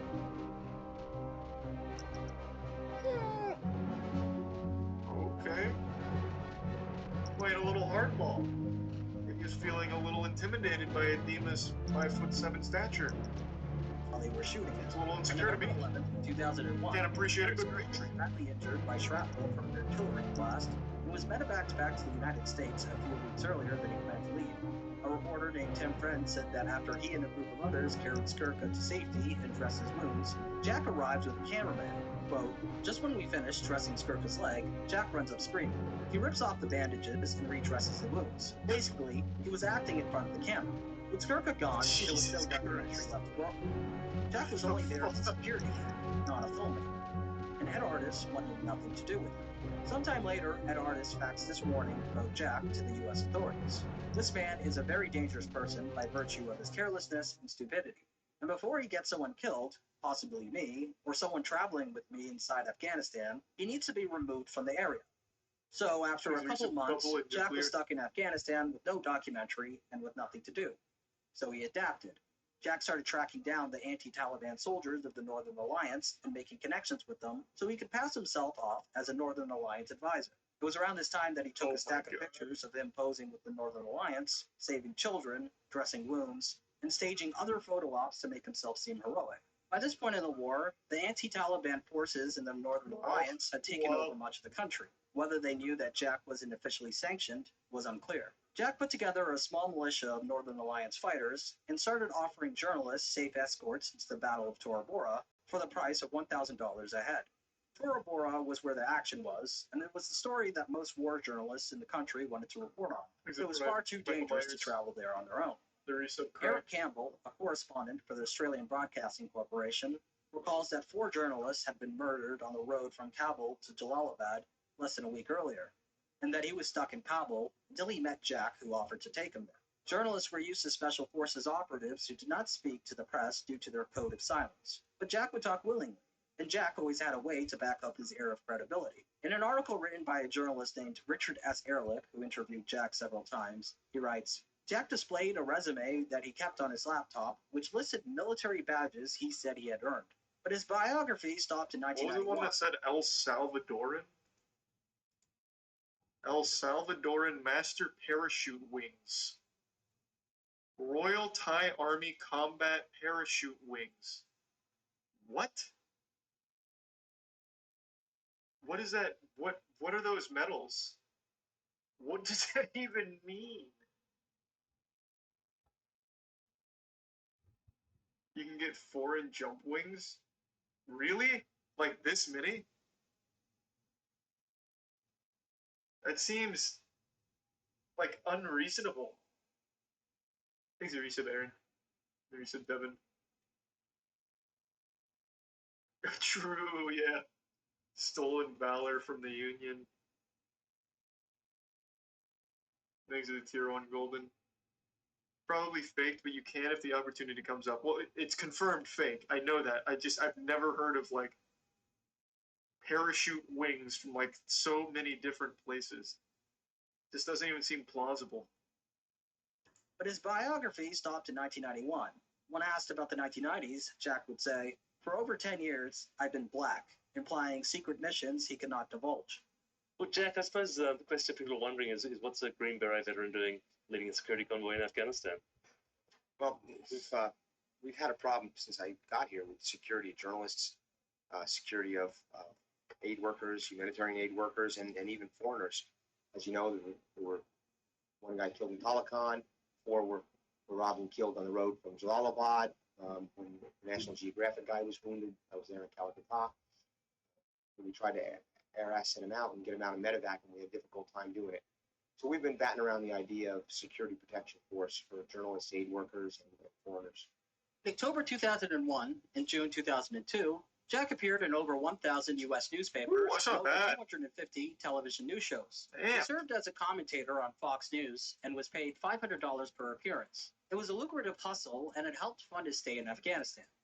On one occasion, he charged a room full of journalists $100 per person to attend a press conference with a local warlord named Hazrat Ali. It was later revealed that he duped the warlord by telling him that the journalists were Pentagon officials. Jack was clearly a bullshit artist of the highest degree, but that's only part of the reason why he was able to trick so many people. The emergence of private military contractors and guns for hire created an environment where it became difficult to distinguish Jack from an officially sanctioned mercenary. Jack looked the part with his dark shades, desert camouflage fatigues, and military haircut. There were hundreds of guys like that in Afghanistan at the time, ex-military types working for PMCs. However, the obvious difference between them and Jack was that they were legit and he was not. As an Afghan That just businessman means told me Jack many has times, no red if tape. you're blonde or a Westerner and you're wearing black He can sunglasses, do whatever he carrying needs a to pistol protect in you. a leg holster, and driving a car without a license plate, nobody would ever question who you are. People just assume you're CIA or special forces or someone dangerous. Yeah, it's like the same thing with like a clipboard.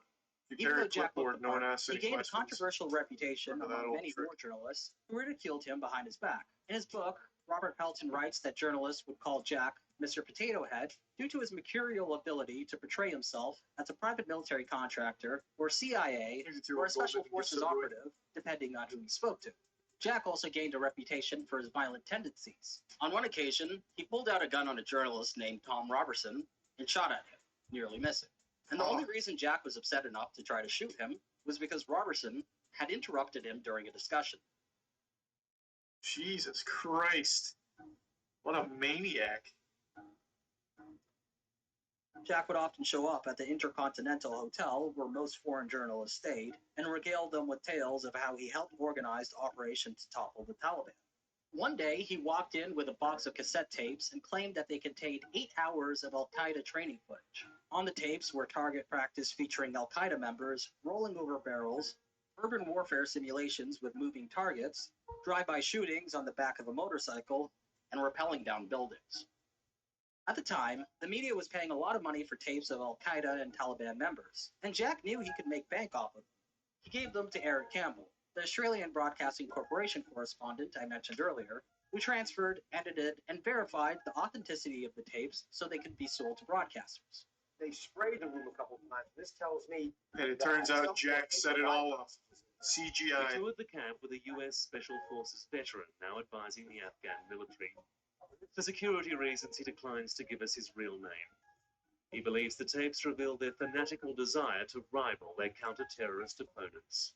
We've seen it in limited situations, but not in this wide range. Not in a wide range of motorcades, close quarter battle, integrated assault, open air assault, your target assault, the whole spectrum of terrorist activities. Northern Alliance. A lot of buzzwords in there. The tapes here shortly after Cyber warfare, fled. intergalactic They conflict put with to the light Reapers. only because Jack bought them from one of his intelligence assets. Videotaping the heavily armed transaction was proof payment. This took weeks to pull off, about a month. It was constant meetings, there were back alley meetings at midnight. It was going to remote places in Afghanistan, in the hills, little houses to meet people, try and convince them to turn all the tapes over. A bidding war began for the rights to be the first network Use a to air Hypno the tapes. Jalen and 60 Ahmed. Minutes won the bid for an undisclosed amount. And legendary newsman Dan Rather traveled to Afghanistan to interview Jack for the program. I'm pleased. Thank you. Thank you. About a half an hour north of downtown Kabul, you come upon this place. A sprawling complex of now battered buildings that once was the heartbeat of Osama bin Laden's training operation. This is where Al-Qaeda created killers. This, what these And the ultimate weapon is this man, What are we? Jack. They're extraordinary tapes. They're extraordinary tapes because of two main reasons. First, they give an insight never before seen into what Al-Qaeda is really about. Al-Qaeda and Taliban have been portrayed as like regular soldiers, like portrayed as a military rather than a total terroristic organization. And these tapes bring that right to light. I mean, they put a different face in Al-Qaeda. They're not terrorists, plain and simple. They're killing people on streets. They're kidnapping people off street corners. They're throwing grenades through windows. They're rocketing cars. They're taking office buildings, killing people in cafeterias. I mean, this is absolutely the basic terror. In June 2002, when Hamid Karzai was picked to lead Afghanistan's transitional government, Jack was packing his bags and heading back to the United States. His mother, Mary B. Versace, had died a couple months earlier, so Jack traveled to Poughkeepsie, New York to mourn. Jack remained in the United States for nearly 2 years before returning to Afghanistan. While he was there, he busied himself by suing a ton of people. First, Jack sued Steven Spielberg and DreamWorks Studios for copyright infringement, with Gary Skirka, Kathy Skirka, and his longtime supporter, Jim Morris, a writer for Soldier of Fortune magazine, as co-complainants. Jack believed that The Peacemaker, a movie released in 1997 starring George Clooney, had a plot which was stolen from an assortment of several manuscripts of his life story. The plot of The Peacemaker does bear some similarities to Jack's story, such as its focus on a backpack nuclear bomb smuggling operation. And although the court noted that there were some similarities between the stories,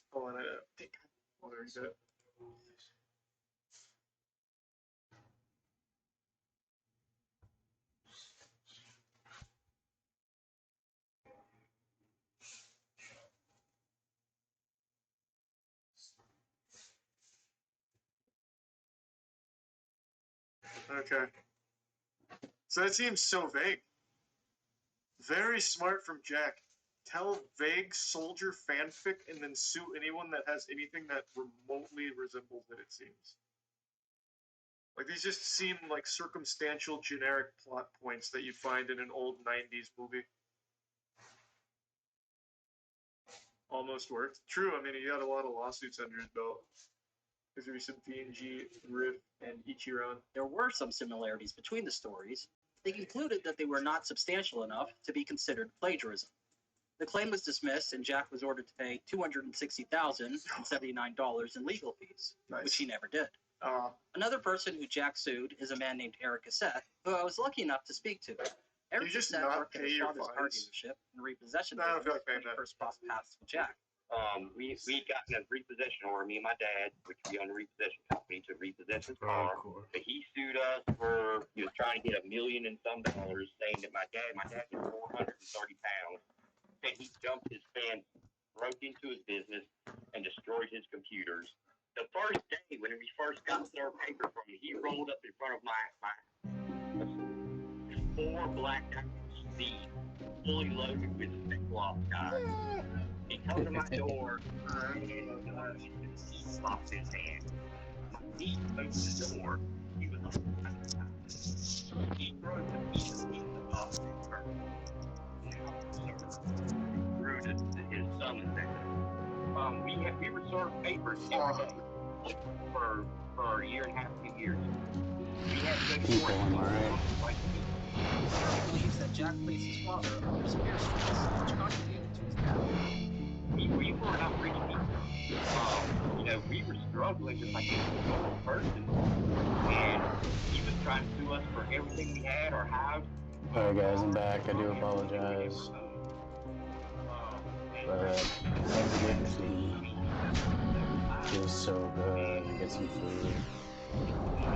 Got some food as well. I'm trying to eat the food, but I got food.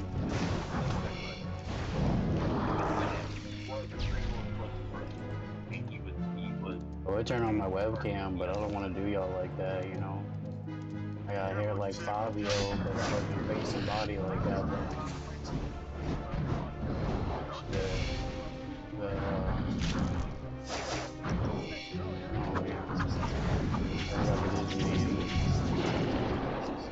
Dude, Quasimodo, bro.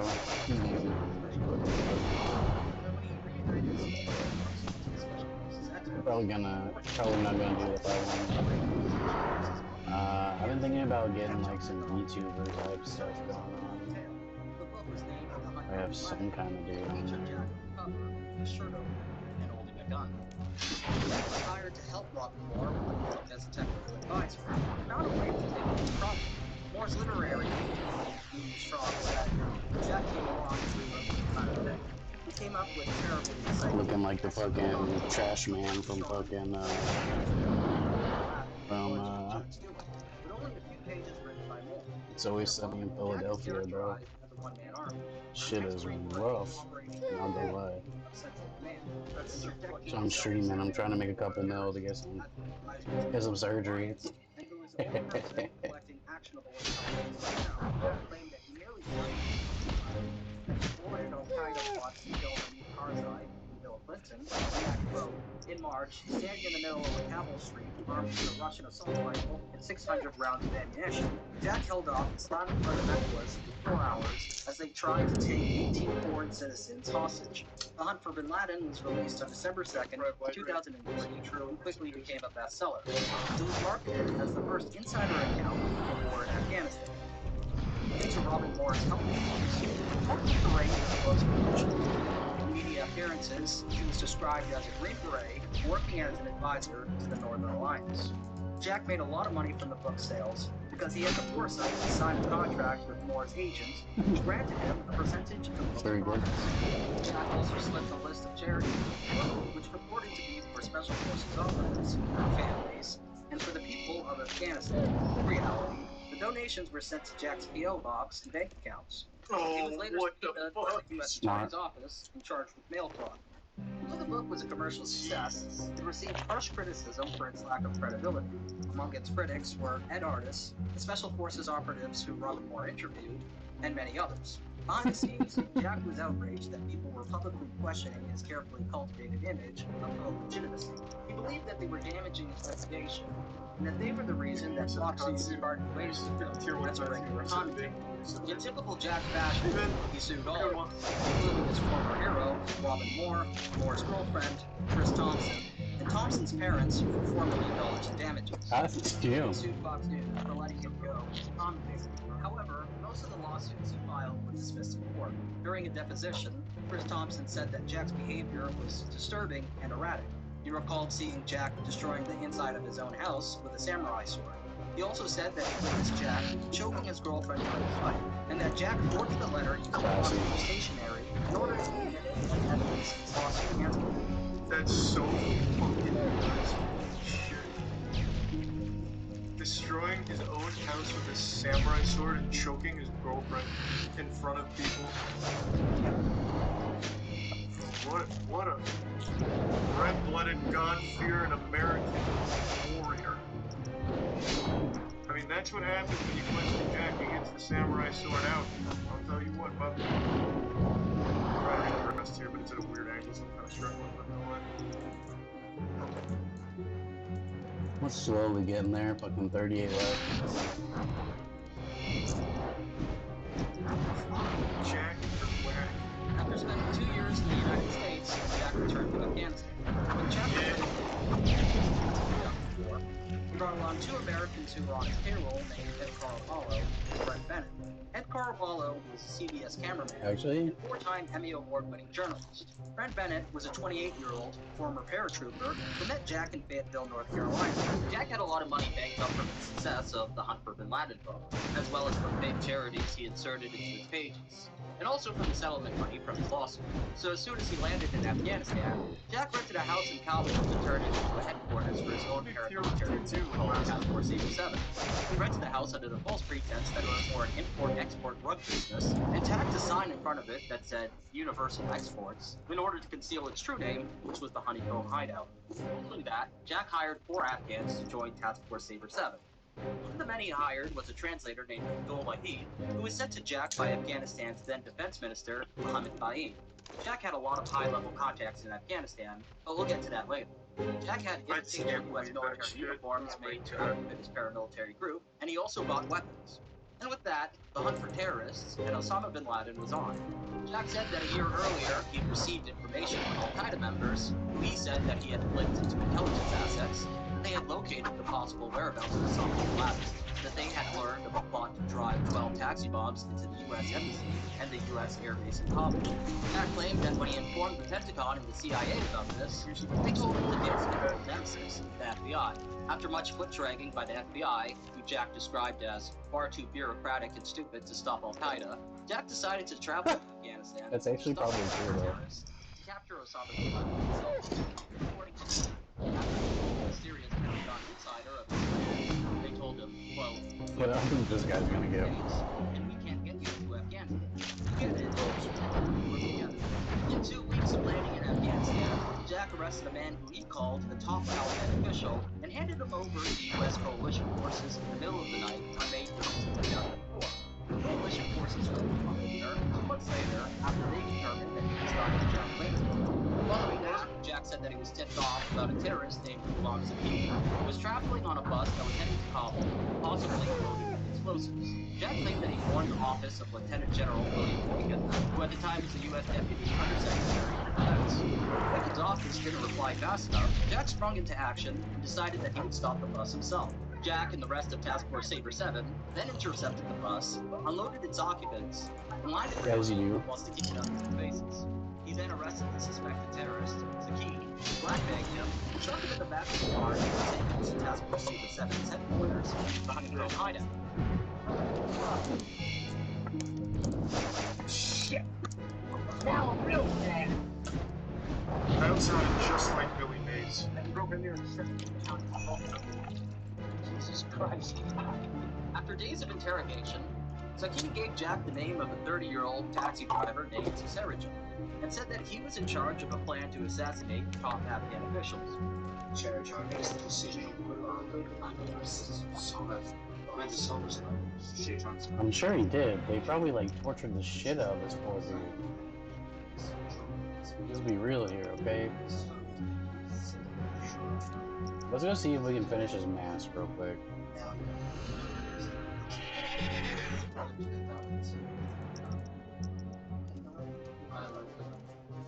I don't think these are any new pieces. This piece is the only new piece. Sarajan's house. Yeah. That's Jack. This is the only new piece.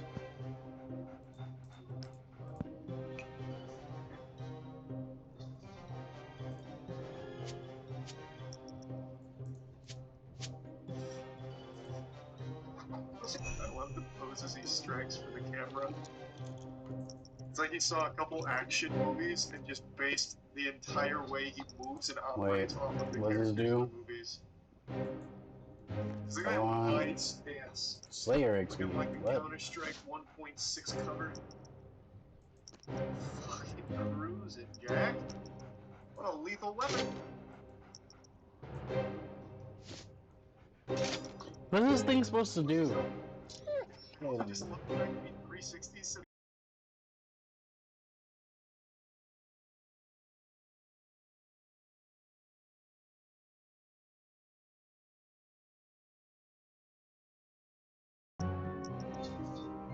man, and people actually took him seriously too, just wild. What's this hiding in your ice bag for? What's that hiding in your ice bag? Нападе бренче за скидомани. Нападе бренче за скидомани. Magazines too. Inside Sarajan's house, they found some traces of explosives and a detonator hidden inside of a rice bag. In the footage, Swedish and German coalition forces inspect Sarajan's house. Later, the bomb disposal team searches Sarajan's taxi, Wow. and they find more explosive residue. Then Jack took Sarajan to Honeycomb Hideout. He said that he just spent 18 to 20 Kinda hours a day dumb. interrogating his 2 prisoners and attending Not happy meetings with with that, Afghan though. security officers and I mean, I government guess I got some free Slayer Jack XP. repeatedly asked his prisoners for targets.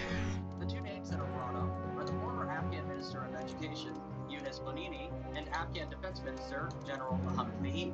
In footage reported by Jack's cameraman, Ed Caraballo, the former Afghan Minister of Education thanks Jack for thwarting the attempt on his life.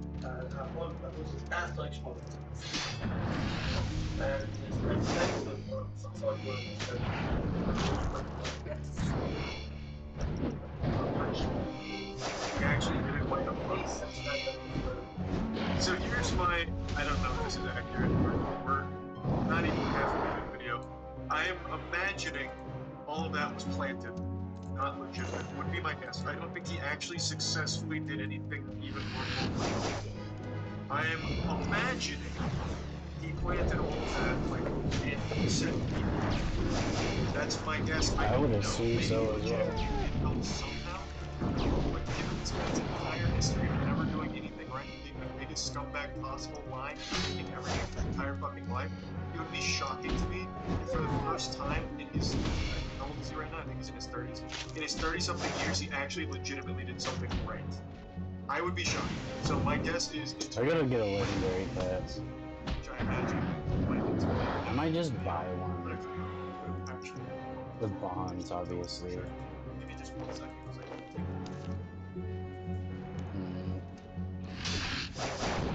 Might just buy a couple bonds, turn them into rune coins or whatever, and like get a legendary pet.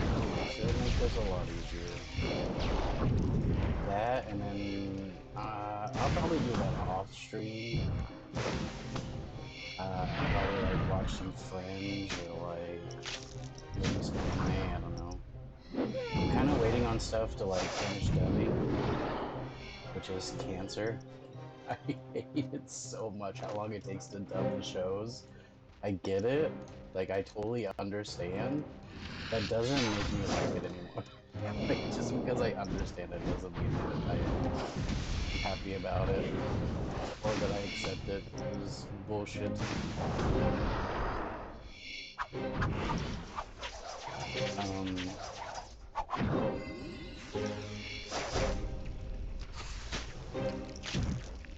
I'm really surprised that they don't like keep those things like on file, like after they do a take, right, and like the voice actor stuff's already out there. I don't get why they don't take certain, like, they don't like clip that shit, right, like, and like have different versions of each of the words, right, and the emotions that they do and the way they say it and stuff, and like have that on a portfolio where they can just like go in and like pick out fucking sayings and shit, like common ones, you know, and like speed that up slightly.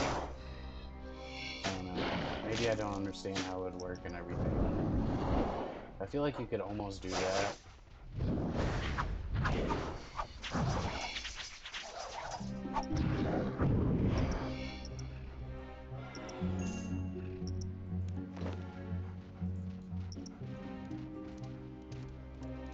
I'm just greedy. I just want more fucking shows to watch.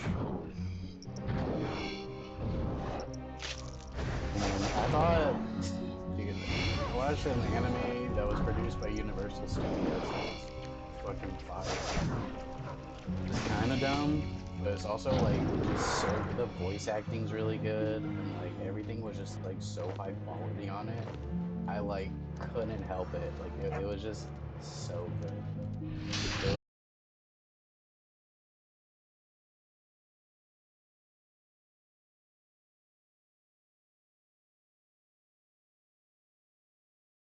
Or some shit like that.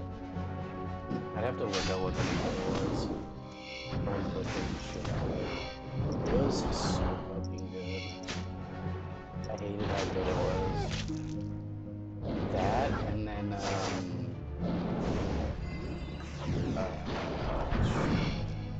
I'm a Spider, like, the one where the chick gets reincarnated, the person gets reincarnated as a spider, and like becomes super OP and shit. I like towards the end they did like some CGI stuff that was like it really wasn't that great looking. But honestly, I don't even care because the voice actor was so good and like the story was pretty good. Like I enjoyed the shit out of it. It's a little hard to rewatch because like they go back through and you know, like they do it from like two different perspectives. Like whole classroom dies or whatever, and they all get reincarnated as different people, and like some people get reincarnated as like different monsters in the world or whatever, and like you know, other people get just like normal bodies again and all that kind of shit. Dude, it was so. I love the voice actor for I'm a Spider Now, So What or whatever. I don't remember the exact name of the anime. Something like that. It is so good. I can watch that spider like every fucking day. It's kind of like a Bo Fury, right? Where it's like the the character is like almost so adorable and like charismatic that it's like I could just watch this shit out of this shit. Regardless of the other things going on. so good. I love both Fury too. They would have made more of them. I can't wait for season 20 fucking Bo Fury. Hopefully, one day. It's so good, Mr. Bunny. No, what have I done? It's like, dude, it feels like a real RPG, like anime, dude. Like it feels like they actually play RPG, actually like had some of that feel in it, you know, where it's just like training her in defense, because like in some games, you know, just having something attack you can like train the skill or whatever. So like trains her defense just from like having the bunny attack her, and then she just accidentally like shield bashes the bunny and murders it. Oh, what a monster. Bubbles up and shit. Oh, I love that anime. And the voice actors are pretty good. Alright, back to this crazy ass war. Afghan Supreme Court judge named Mohammed Sadiq, defeated by German and Swedish coalition forces and Afghan police. Yeah, dude. Asking for an autograph from Jack. Man, just I just cannot believe he got away with it as long as he did. But then again, I guess it's a war zone, right? Like, people aren't really like IDing super hard, I guess. I don't know, dude. I don't know how that would fucking work, dude. I feel like as a war zone, you definitely want to ID motherfuckers. Nice sounding one. What are you using? I'm Jake's bow saw. I don't know what kind of time it is.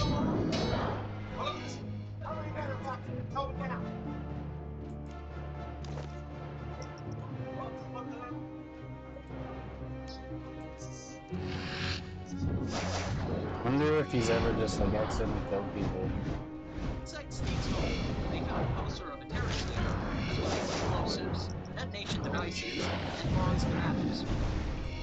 Records, bombs, explosives. After arresting Sadiq, as well as his two brothers and 3 additional men, Jack dined with the Kabul police chief, Baba John, as well as the head of the National Directorate of Security, NDS, which is Afghanistan's intelligence agency, and the Minister of Education's brother. Following that, the Supreme Court Judge Carr was driven out into the desert and inspected by coalition bomb disposal experts, who confirmed that the car tested positive for explosive residue. So the car definitely tested positive? Yes. For what? I don't know if there was a kind of explosive, but I don't know what kind of explosive. We can say, okay, there was explosive in it.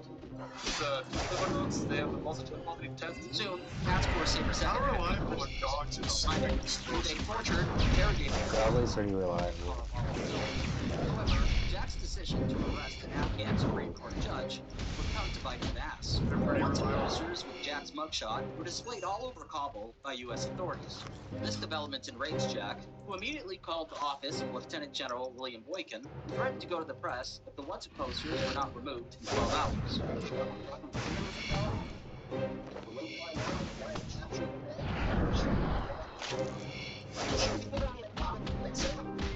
Can we get this man like a blue Yeti or something a little better? Please.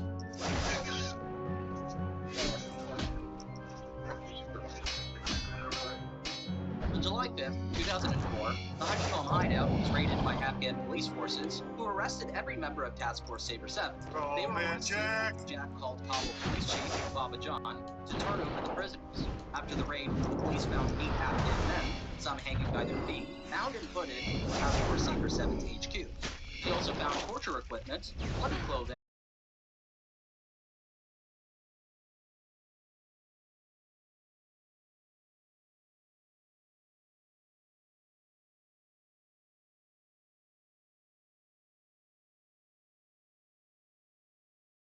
that they were taken to an underground torture chamber and were subsequently tortured by Afghan officials. In court, cameraman Ed Caraballo showed a large bruise on his foot which resembled an injury sustained from the traditional Middle Eastern punishment called halakha, which involves beatings to the bottom of feet. Jack's prisoners were also turned over to the NDS, who questioned them. According to Jack's former prisoners, they were also questioned by the FBI. They were all released after 15 days, while Jack, Bennett, and Caraballo were charged with kidnapping, having a private jail, torture, and entering torturing Afghans and other these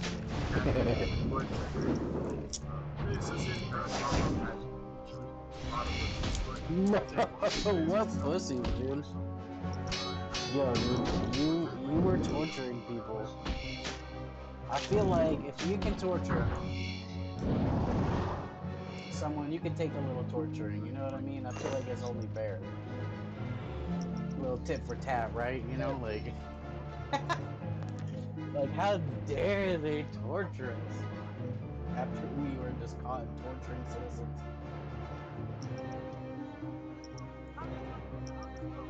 That's crazy, dude. I mean, he.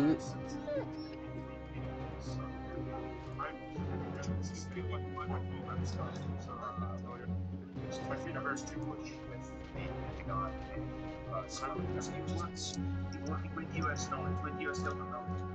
We were in touch with the Pentagon sometimes 5 times a day at the highest level every day.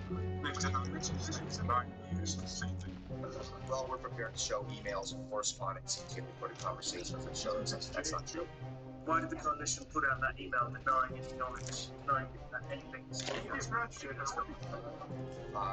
We do not know why that is, but we do know that some of the guys we took were extremely high-level terrorists. How do you feel about this sort of let go by Americans?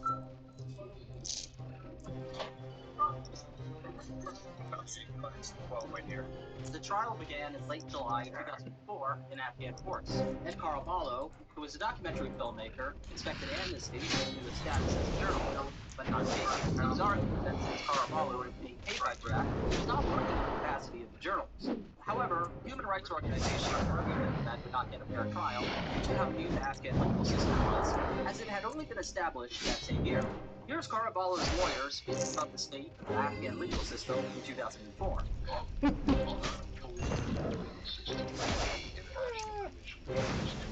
Study Amnesty International has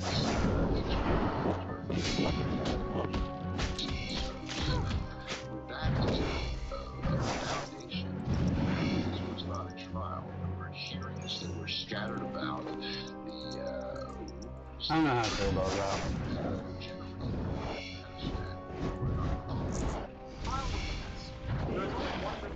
Jack was found in his Smoked cigarettes, made concepts of corruptions, and offered small proceedings by making statements to the press. The judge's behavior was questionable as well. He interrupted the defense team's lawyers, telling them that they could not read their full statements. None of the witnesses were cross-examined. None of the 3 Americans were given copies of their charges in English. Brent Bennett did not have a lawyer, and Jack was not permitted to choose his own translator. During the trial, Jack's former prisoners testified that they were apprehended by gunpoint, forced to wear thick black hoods, held prisoner, and tortured by Jack as task force. They said that they were hung by their feet and doused with extremely hot and cold water, and also starved in waterboarding. One former prisoner pointed to Jack's cameraman, Ed Caraballo, and said that he tried to suffocate him with a plastic bag. A torture victim named Zaki said that Jack and his cohorts beat him before they even questioned him. He said that he repeatedly told Jack that he did not know how to make bombs, and in response, Jack tortured him in the shower with hot water. After they threatened to kill him unless he spoke up, he said that he blurted out the name of Sarah John, who he said he knew since he was a child. It was a sense that the 3 Americans were left out to dry by the U.S. government, which chose to let them be tried under the Afghan legal system instead of extraditing them and let them stand for trial in American courts. The most likely reason for this was that Jack, Task Force Sabre 7, were arrested for detaining and torturing individuals at the worst possible time. A few months earlier, in late April 2004, news broke that Iraqi prisoners at the Abu Ghraib detention facility were being severely tortured by U.S. military personnel, who could be seen in appalling photographs, casually smiling while humiliating and abusing the team. I actually This erupted into a big after the U.S. war on terror. So a few months later, when Jack and Task Force Sabre 7 were accused of running a private prison and torturing Afghans, the U.S. government immediately put out a statement saying, I would treat with a great deal of skepticism any claim by Mr. Demon that he was working for the U.S. government. I can tell you absolutely that he did not work for the coalition. He was not employed at any time.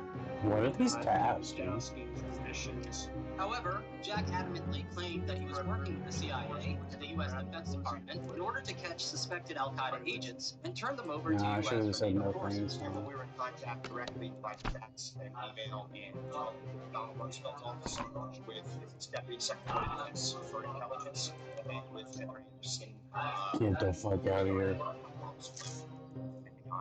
Jack also claimed that the FBI had confiscated hundreds of documents, videotapes, and files, which he could have used as exculpatory evidence. And surprisingly, this was true. The FBI, which, from what I understand, shouldn't have any jurisdiction in Afghanistan, seized all of Jack's materials and held on to them for 21 days. Those are corrupted creatures? Corrupted creatures. These problems were made worse and the integrity of the evidence compromised by the Federal Bureau of Investigation agents removing the evidence and holding it for 2 weeks. There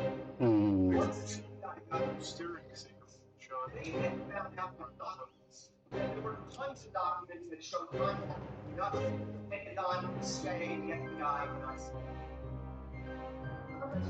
No, I don't really want to do these either. I guess greater demons? There were lots of documents that were us, the CIA, the FBI, and the Department. The FBI eventually returned Jack's material midway through the trial, but he and his defense team claimed that a lot of evidence was missing and or damaged. Jack believed that his arrest and subsequent sentencing was due to the FBI's vendetta against him. After the FBI returned some of his materials, Jack tried to present his case in court that he was in fact working on behalf of the U.S. government by showing tapes and other files. One tape showed that Jack was in contact with the office of Lieutenant General Boykin, former U.S. Deputy Undersecretary for Defense. On the tape, Jack speaks to Lieutenant General Boykin's secretary, George Shim, who promises Jack that someone from the DIA would call him back on his cell phone.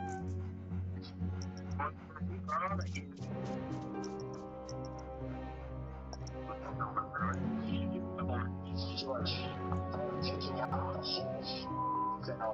You really got to tell me not to believe it. Now I did. I walked from one bomber to the other bomber, pulled off his mask and said, identify.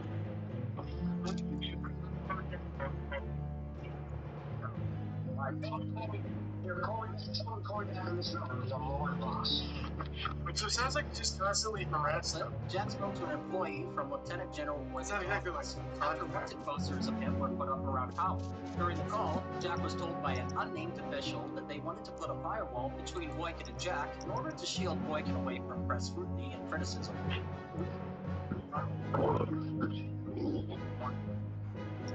Oh, shit, what?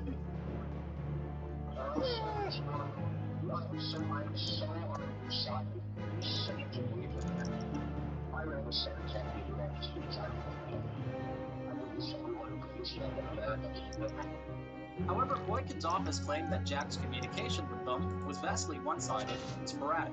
He was trying to establish a relationship with them, which they weren't interested in. It's unclear if He was just the one interested in Jack. Of course, he wasn't officially connected to what he was doing, but it's obvious that the U.S. was aware of Jack's activities well before his arrest, and were at least permissive of his operation until he became a PR disaster. Here's the facts. ISAF denied that they had any connection to Jack for 3 weeks before finally admitting that they accepted a prisoner from him. ISAF assisted Jack on 3 different raids, and Jack called up the Pentagon frequently to tell them what he was up to. Does this mean that Jack was truly a top-secret, covert, special forces big boss working for the Pentagon? No, not at all. Instead, what I'm trying to highlight is the questionable and guarded stance which the U.S. government undertook when shit hit the fan. Although it can't be proven that the U.S. government supported Jack's mission, it is clear that Afghan officials did. Despite being charged with entering the country illegally, there's footage of the 3 Americans landing in Afghanistan and being greeted by Afghan officials. They land in Kabul. Ed, who's doing a documentary, documents the entire thing on video, including handing over passports, filling out disembarkation forms. The head of the airport, a man named Haji Timur, hugging and greeting them. Jack and Dima going up to the huge picture of Masood. He really just should have stuck with Who was assassinated 2 days before September 11th. You can see the poster. Baba John, the chief of the National Police and Kabul Police, remember correctly on the day. On September 15, 2004, the judge returned after 5 minutes of deliberation and sentenced Jack and Bennett to 10 years, Caraballo to 8, and the Afghans assisting them to no more than 5.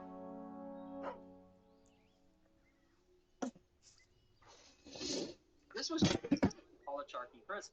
Jack, Bennett, Caraballo, and their Afghan translator were isolated in one wing where they enjoyed a plush prison experience. They had a laptop, a phone, private bedrooms. They went to summer camp. Satellite TV, plenty of alcohol.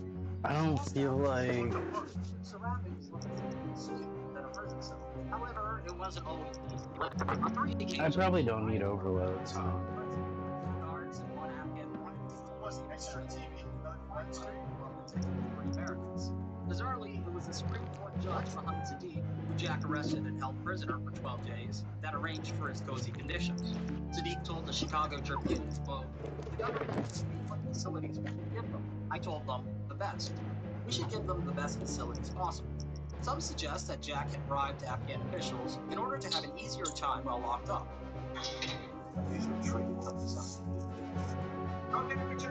I mean, money talks.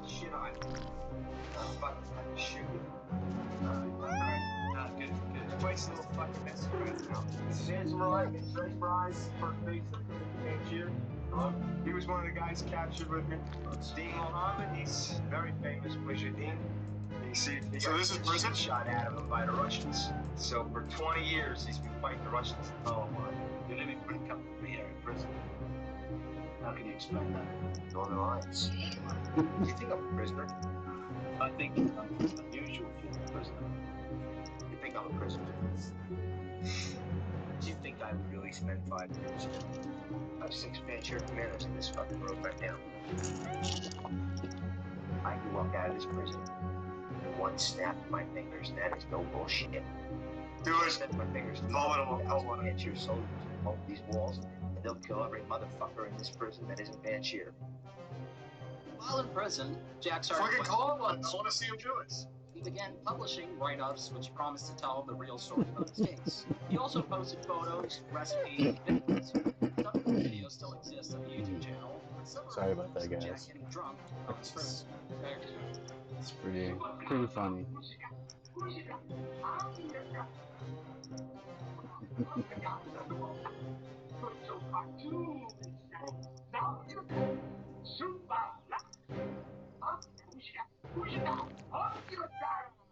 What is happening? What in the fucking is this? What they saw on the Ring VHS tape? During his stay in Yeah, prison, homie beats. Jack predictably occupied much of his time by filing numerous lawsuits and appeals. Quote, Yo, Adima's where the fuck is attorneys this filed cat? a lawsuit There's in a cat Washington here? in 2005 challenging Somebody his underneath detention. me. Adina accused the State Department and FBI Right. of bullying and keeping him in prison in deplorable I want to see Marvel. What was it? What was this channel? Actually, I probably should. Nah, it's not what it does. Alright, What was the channel?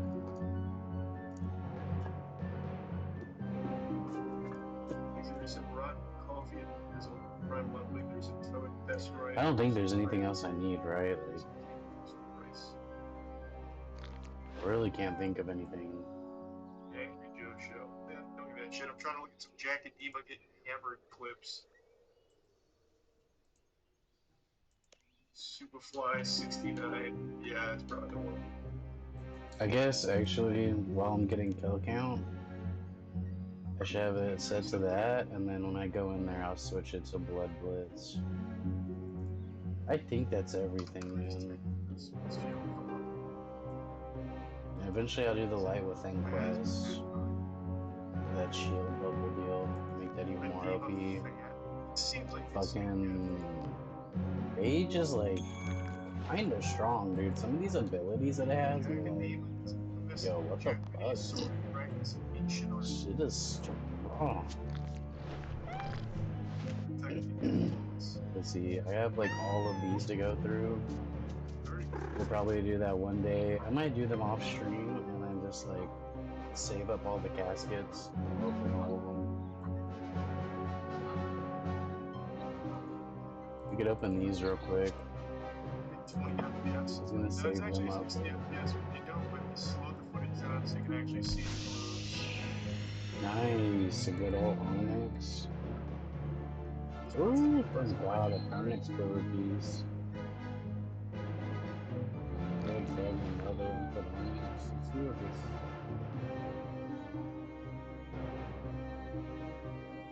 Like a ballerina is great at woodwork. In prison, directing his torture, destroying evidence, and ultimately trying to have him killed. He said he had 2.8 mil, dude. That's kind of crazy. back up his claims.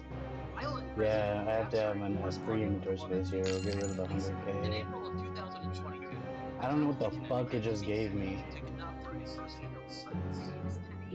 Oh, it gave me another Pernix Quiver piece. Nice. Moving on up in the world. This is too many. Well, actually, I don't know. Use a lot of Sarah Brews at this place. A year later, when she learned that Jack was arrested in Afghanistan, she couldn't believe it. I always find that kind of weird. I guess maybe it's just me, but like that quality of I love this person because they love up my country.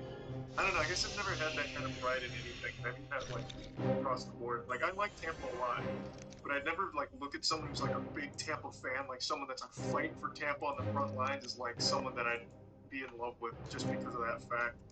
And it just doesn't seem like that important to me. I was devastated because he was a true American. He was being treated unfairly because he was out there doing what the rest of us. I've been doing fucking Slayer so that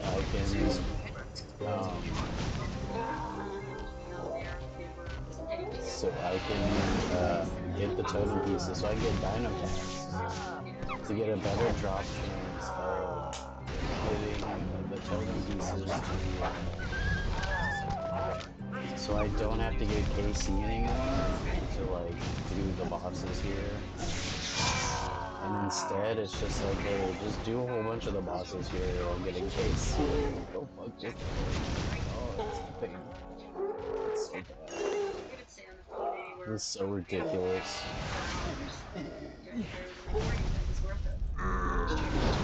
He was funny, he was witty, not really like sexy romantic, just like letting me know that I was going to be the one, and you know, if he ever got out of there, you know, somebody would have great adventures. Only someone would come break me out of this prison. Regularly speaking with each other, they learned that Jack was set to be released from prison. So Jack knew that eventually he would have made his choice of getting out of there, and you know, we started talking more and more about me and him being together, and you know, finding locations. But especially I wanted to find a country that both of us would be happy. Jack was released from prison in 2007 after being pardoned by Afghanistan's former president, Hamid Karzai. However, he refused to leave his cell. He said he didn't leave until he made sure he got everything, and then he started with me. He wanted me to leave with him. And that seemed like a virtual impossibility. How did you get a dog out of Afghanistan? Nina was a dog who Brent Bennett found in prison and took care of. After Bennett and Karamallo were released from prison, Jack decided that he would send Nina to Penny, and he actually managed to pull it off. From his prison cell, he sorted out Nina's vaccinations, travel arrangements, and for her to be microchipped. You know, he asked me if he sent Nina to me, would I take care of her? And of course. The first time I met him, I was so excited. I got there, and it was like dum dum dum dum. All I could see was him. Again, all I could see was him. A bad dye job. He was sweating, and I could see little beads of hair dye. And I thought, oh my goodness, yikes. You know, he's got like hair dye, sweat, and he's shorter than I thought. On the phone, I laughed and joked when he was calling me a turkey about how people would make fun of him because they said he was so short, he never was short. And I thought, he is short. He's really short. So anyway, so I was all excited to see her. I just looked out and he started being loud, obnoxious, showing off. And we had gone to this hotel on the strip in Cancun, and I see him climbing up the building, and I'm like, what's he doing?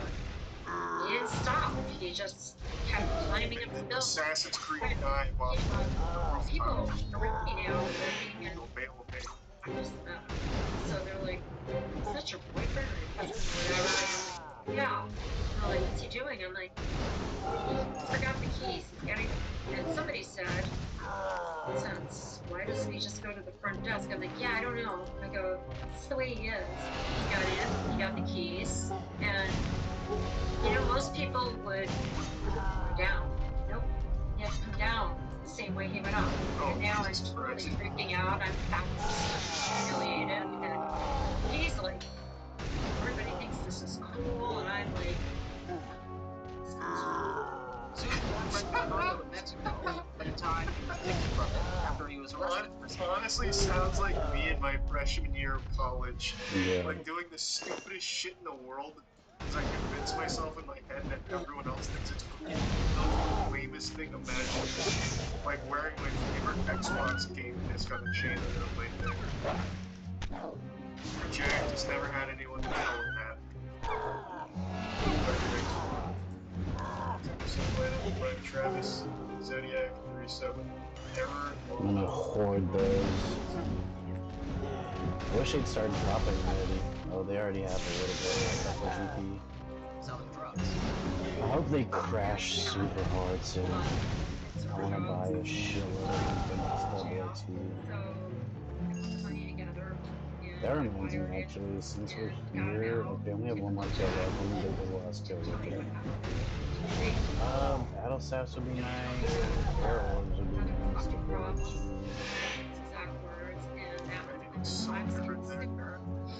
And he decided that I had to have been getting sick of the air conditioning down there. And that's when he decided that he was going to start a lawsuit against the condos. Now, he just got out of jail there at that condo where he just started trouble, and now he's going to sue them because I'm sick. Nothing was making sense. It was insanity. Next thing I knew, he's on the phone telling me, well, I'll have to put that on hold now because now I'm going to get here real quick. They want me out. Look, Bill, I was going to leave anyway, but I'm suing them all. And I'm like, oh my God. What up, fucking?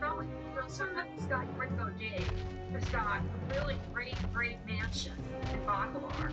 He goes, it's in the jungle. It's still in Mexico. And he goes, yeah. At the time, there was one road in and one road out. And it was a 3-hour drive in each direction. So he went down there and he saw the place, and of course, it needed a lot of repairs, a lot of renovations. Jack worked night and day. He did everything to get that place into the place he made it finally, and it was a lot of work, He put in a complete plumbing system from the way there was maids coming and cleaning it twice a day. There was a housekeeper, there was bodyguards, there was a really good security system. It was great. It was beautiful. And one of the main things that he was obsessed with was keeping us safe. But he wanted to have broken glass on top of those walls with barbed wire and all that because he was always afraid somebody was going to try to nail it, come in and hurt us. We would have drills, but I would never really do either, just to make sure I was prepared. We had to middle of the night, he would come hands like at 2 in the morning, wake me up, say we gotta go. Damn, I forgot to break those down too. Hold on. And he'd be like, we gotta go right away, somebody's coming in, you know, and he had a gun underneath his pillow and wrapped the gun, you know, and it was, we're running down the steps, and of course, What were they called again? and then I realized it was just drills, just to make sure we were prepared, because as the walls got higher, the paranoia grew. No, I don't want to say that. Break down. In a bag, go take a shower. It made any sense. In his mind, it was all perfectly normal. But He looks perpetually like Ron Perlman trying to play like a character. I don't know how to put that. Hopefully I remember what the fuck that even means. After like a bender, like a week long. Like everything about him is so cartoony. I don't know, could I break those down for components? What would they be? No, it's definitely more like Duke Nukem-ish Ron Perlman kind of vibes. Like he actually just looks like a toy soldier. like Small Soldiers, the movie. He's like a little bite-sized Marine guy, but never a Marine. Only a chronic liar.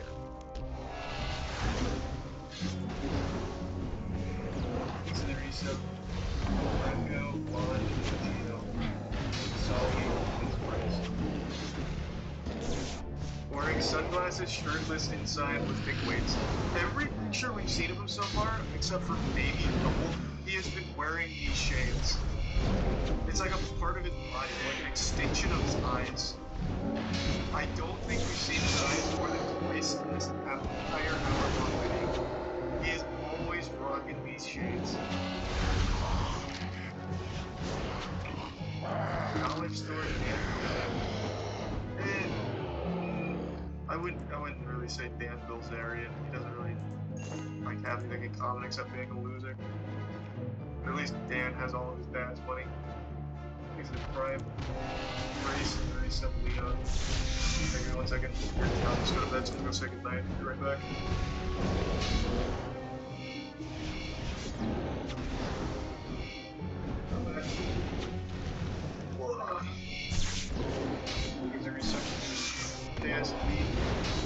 Monica, Big Money, Demon, Morpheus, Mineral, Funky, Turtle, Prime, Crack. Take a shower. Nothing made any sense. In his mind, it was all perfectly normal. But it's just more paranoia. On top of the paranoia. One of the only videos featuring Jack that's publicly available is called Jack Idema Christmas Katana. I just watched that. Played in his backyard. He'd be out there with a sword like that, and if I could play with him, that's what he would say. Come on out and play with me with your sword. Little kids, you get dressed up and you play whatever you, cops and robbers, play swords. Get dressed up in your sword outfit. I would stand out there for a few minutes and play swords.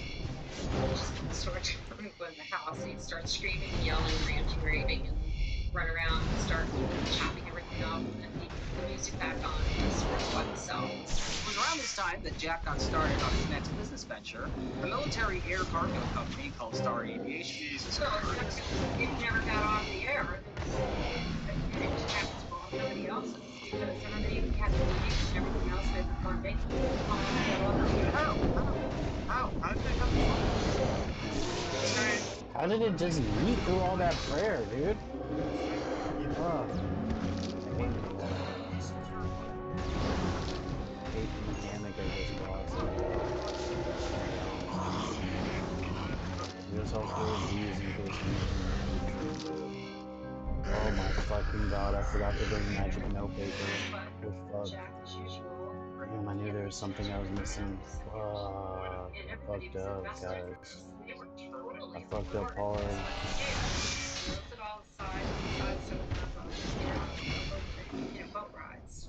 Is this stupid boss drops a shitload of potions? They made a website for the business called potions11mexico.com. The boat, it had to be based on Jack Sparrow. Like an introduction, stand from the mirror, and doing good here. I'm acting like him, am I doing it right? Jack flew a pirate flag over his compound. She's fun. Sons Jack sounding like a set of not to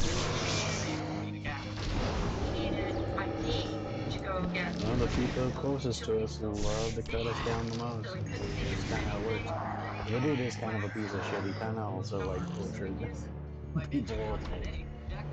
I don't know. I guess if they were building bombs and shit, I guess.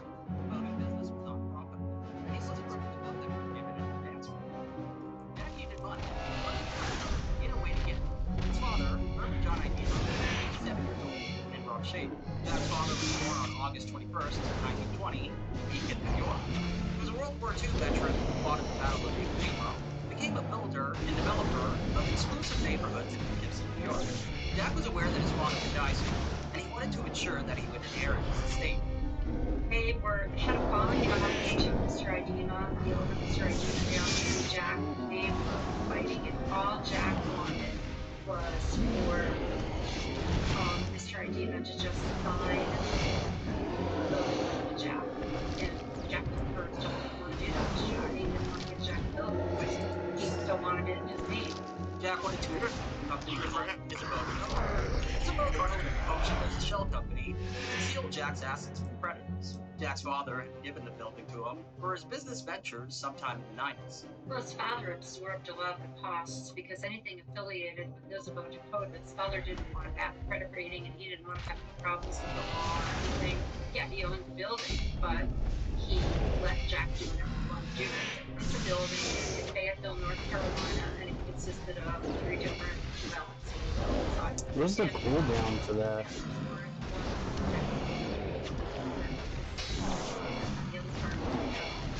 He rented it out to a church, and the plan was the church to renovate the building, pay for everything, do it, and then make that didn't happen in the end. That's One stolen plan to collect his inheritance. There were a few roadblocks which he was compelled, such as his inability to step foot in the United States because of legal troubles. Therefore, Jack decided to get married to Penny in order to put everything in her name and to sidestep any legal issues preventing him from collecting his inheritance. November 21st, 2008, Jack and Penny held a wedding ceremony at their compound in Bacalar.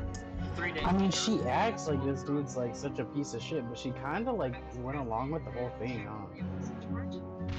It's pretty terrible. Like, she's really throwing him under the bus. And, like, he did fucked up shit to her. She kind of also with all of it. But she's there, she understands what he's doing, right?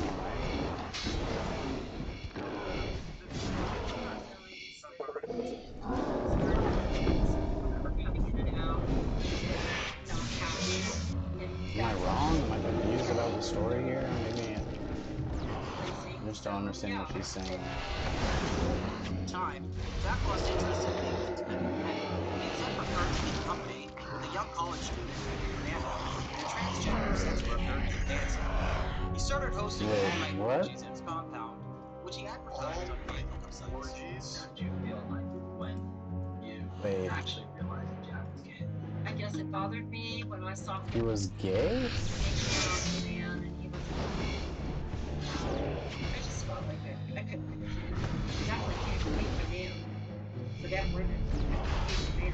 Because I pretty much resigned myself to the fact that this was just a marriage game only, and I had to think about it and decompress when I got back and figure out what Jesus Christ, no. Yeah. He was just over the dude, bro.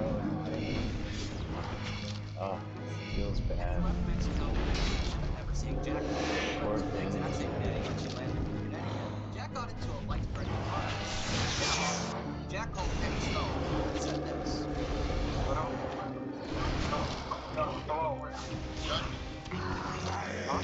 Jack? Shut up. Okay, take the fucking board out. Listen to me. Can you hear me? Yeah, I can. I leave everything to Penny. I need to manage it with her. You do things. I don't know about Nina. She was okay, but she's in the hospital. I really don't want to get kill count again. I mean, I'm probably gonna have to do 2 hours of this again. Like, actually get a full KC Slayer task.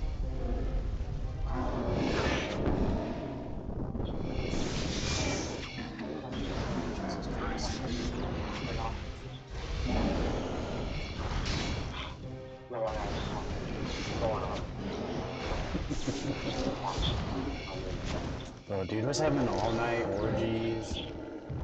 They're gay orgies, right?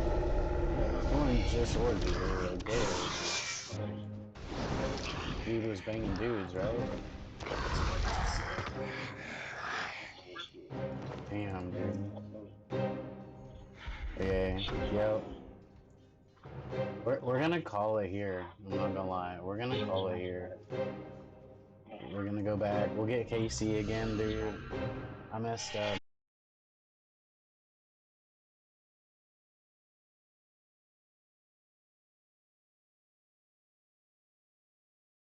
We're trying to get them to move me I don't think I need to bring anything extra. I just need to freaking grab the magic notepaper, dude. That's the only thing I forgot that like makes a huge, like makes all of the difference in this setup, right? Like.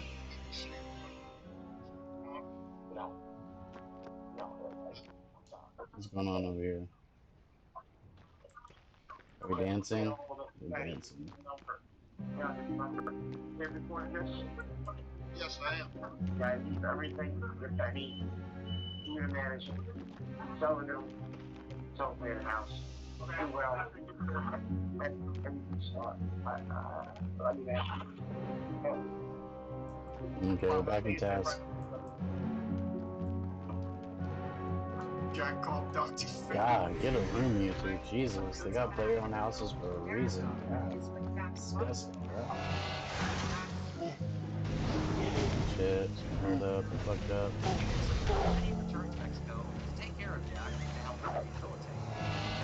Let's put it back on sanguinate there. As well as illegal drugs and alcohol. The situation was grim. Jack was miserable, bitter, unthankful, constantly high, and he was losing patience. And then she started. Man, dude. It's getting sicker. What a pain. And he decided to go be tested for HIV. Man, To my really? surprise, he wanted to see a test. I thought that not. I thought all this was all right. He gave me a message. And the results came back.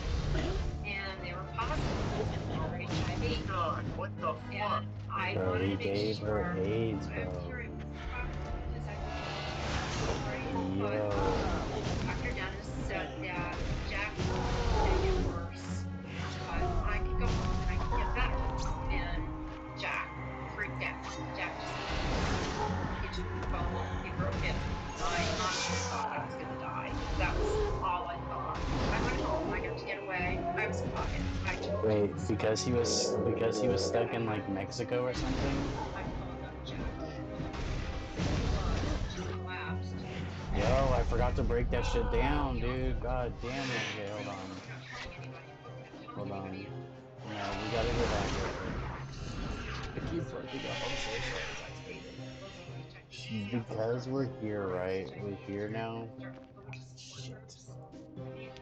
I'm goddamn degenerate fucking retard. Hold on. Armor case. We're doing Zamorak, right? We're gonna withdraw this. He's gonna kill you. Don't go back. Ugh. It took me so long to get it. Nina is the dog that It does give Zanny components. That's crazy. Yo. so July Per piece, dude. Yo, that's fire. everything's different. It wasn't clean like it used to be. It was dead spots What a everywhere. great tip from that dude. Hold on. Everything was dirty. You could smell sweat, alcohol. It was just disgusting. And he just looked at me I might and as well. he was happy to see me. His eyes were just black. He looked like he had been up for days. He reeked of alcohol, cigarettes. Emily, I mean, she was telling me other people were coming too. So everything was Oh, there. delicious, dude. Everything was Delicious. still coming in. That was so good. Constantly worse than ever. Okay. And how many people got this now? My plan is Christ, he just tested positive. Everybody's got HIV now. Everybody who went to that house got HIV, bro. That dude was handing you out like fucking skills.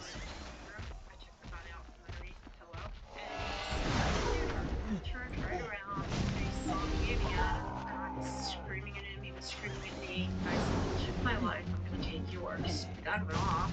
I don't really know what the hell happened, but he grabbed me, and he started hitting my head to the marble stone, whatever the heck the place is. I mean, you did just try to kill the man though, right? Are we just gonna gloss over the fact that you just tried to shoot him?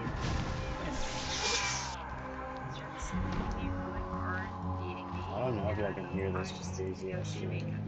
I'm on the office floor. I pick up the phone. I call my girlfriend, and I call her. She picks up the phone, and she's like, "What?" I go, "Jack's trying to kill me. I need you to call the embassy. Call it Carabella." I said, "Call it. I need to get out of I the mean, house." it looks like on my like soundbar that it's coming in, but He throws me into the bedroom. my chair be creaking and shit. Not just one that shot, is two shots. I had the next day, as he said he wanted to play Rambo, so I ice. So he put a couple in the bag, over my head bag, and I fainted. And now I've got like bites on me. My head's still killing me, by the way, from having it slammed, and my eye was so messed up. So I was freaking out. So he took the cuffs off. He started being nice, and he said, "Just tell me who you're working with." She went back for the. I wasn't working with anybody. Okay, again, paranoia was kicking in. Messed up, completely messed up. The Novocaine he was putting in me, he was putting 10 times in himself. Plus, he was doing coke, he was doing everything, he was drinking. He did try to shoot him. The man's already dying. Sometimes people think like if they inspired grape and fucking die on the spot. Meanwhile, this guy is injecting himself with 10x the like necessary dosage of a pretty hardcore substance, as well as doing coke and heroin. It doesn't die. All while having Pretty sure the untreated boss HIV dropped as super well. attack as well. How the fuck is that? Pick that up. That blows my mind. Especially got ghostly essence. Yeah, I know, like tolerance and Yo, everything. I think but you know, my that's so headphones are superhuman. dying. Shit. Fuck me, man. What a crazy I guess it's not even like an unexpected turn for the story. Jack's entire life has just been an absolute tragedy of his own making. Just an absolute. We're gonna go a little bit longer and then call it just an actual piece of shit from top to Damn, I bottom. probably shouldn't even get this kill count. It's 100% on it. That's kind of cool. I kind of want to do this on stream with you guys rather than 100% drugs. I guess so. on my own. There's just more coke. Hopefully I can build up a little bit of a community around this. I would love some more people to play the game with. I have a clan, but they don't really do stuff with me, which kind of sucks. I mean, I'm kind of like a huge ass noob, even though I have like a max character. I've just been playing so long, I guess, that it's just like kind of where we're at, you know, kind of like that anime. I've been killing slimes for like 300 years or some shit, and now I'm max level. They came to check the situation to see if I was there, get me out of the house. So I wanted to tell them, but it's not this house. Don't you say anything, because I'm gonna shoot you in them. He would have, definitely. One was translating. He kept staring at me. He kept asking me, and he goes, "You're alright?" I'm fine. Everything's fine. We just had a fight. You know, we're married. We fight. He goes, "You really alright?" And Jack's like, Yeah, married couples fight, but like, also, people don't just like bash each other's heads and just fight either. Like, yeah, an argument seems kind of normal. Typical of most couples. I was screaming. So we started walking towards the door. The guy that wasn't speaking Spanish, but speaking English to me. He goes over to me. It was really good to meet you. And out. And he put his hand out. I grabbed his hand and I took my fingernails and I stuck into his hand. So he realized what was going on. So he held out in my hand for a minute. Jax, what the fuck's going on? And he just went like this. He was squeezing it back like he knew I was in trouble. He was gonna get me out. How did Galaxy work? Okay. So. I mean, dude, you gotta come up with some shit, right? Like, dude, fucking crazy. He's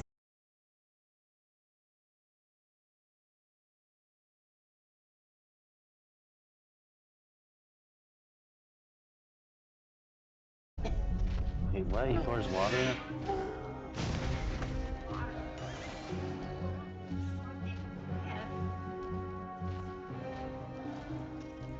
What? I thought he was gonna drown me. He said he wanted to take me out the back, but he was afraid somebody would see. He said he was gonna wait until I died, and then he was gonna drop me in the snow jet. He already told me that. Plus, I already knew because I heard it on the phone. He just kept doing that. And he kept asking me the same questions. Who did I work for? Who sent me there? I kept saying, I don't know what you're talking about because I don't work for any of these people. I don't know these people. Yes, I still can't believe he ever got out of jail to begin with. Yeah, I cannot believe it at all either. Because he was an American overseas in jail, that's why he got out, bro.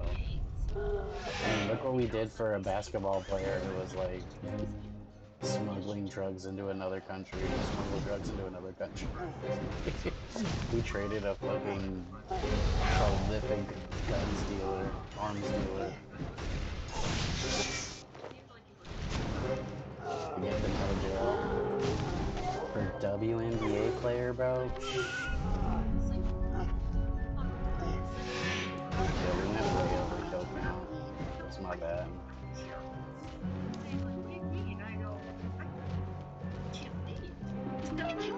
He knew what was going on. He goes, get you out. So this went on, Sunday, Monday, Tuesday, Wednesday, Thursday, Friday morning. He comes back, the door opens and he grabs me. He says, let's go. I go, let me go get Tinka. He goes, no. I go, but Nina and Chica, I came back for them. He goes, I go, come on. He goes, I can't save you if you don't come. So we're running. His helpers are trying to distract Jack. The plumber gets me in his car. He takes me into the middle of Bar. He said, go to the hotel. He goes, use a different name.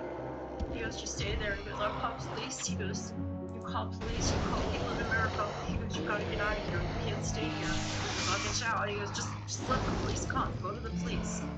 I feel like any minute now that Jack's gonna OD his eye. They asked him That's what you would think, bro. language problem. They finally stripped.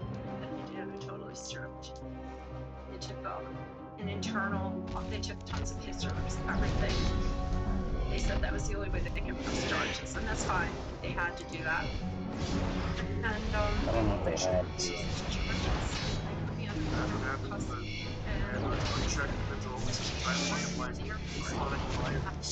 Absolute piece of shit. Should have never got out.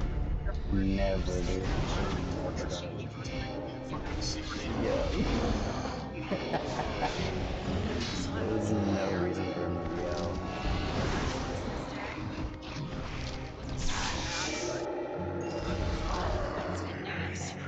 He was furious because they were getting ready to put him under house arrest, and he was over the top. Jackadema is back in the news. No, Son over the indispensable I did not mean to do that. calls our attention to the fact that Jackadema has resurfaced. There's an empty and drop it, dude. According to local news reports, local police in Mexico were very much pleased to talk to him about accusations that he held people in his house against their will. I thought that was a nightmare. I love the title of that story. World's creepiest guy is back. Or returns. So even like during his reign of infamy, he was still. I think I'm autocrossing this winning, right? This man has been eluded his entire life. I guess the DPS is high enough, but I'm feeling it. Use the other one. That'll make this a bit cheaper. Hopefully we get some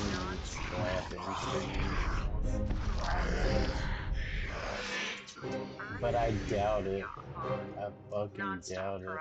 After Penny escaped, she couldn't afford her HIV medication. This was because Jack put credit cards in her name and ran up a lot of debt, which she refused to pay back. Additionally, since she was the president of Isabeau Dakota, the medication she needed was not covered. Therefore, Penny emailed Jack's lawyers, asking them to remove her name from the company for her credit cards to be paid off. She gave them a deadline to fulfill her request. If not met, she threatened to dispose of corporate assets in order to satisfy her debts. In response, Jack wrote, "There is no more vindictive, treacherous bitch than Tyler York." After the deadline passed, Penny sold the key of the Isabeau Dakota building for $10.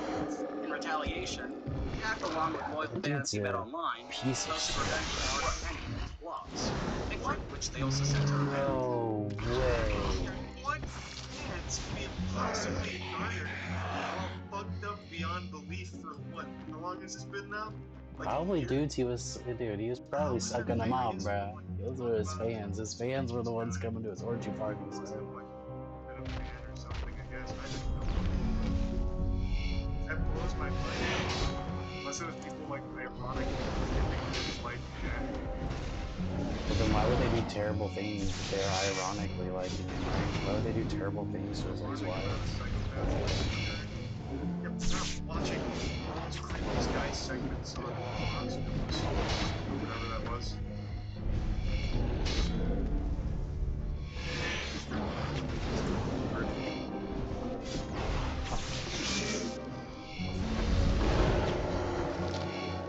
Subatomic he's an American hero, bro.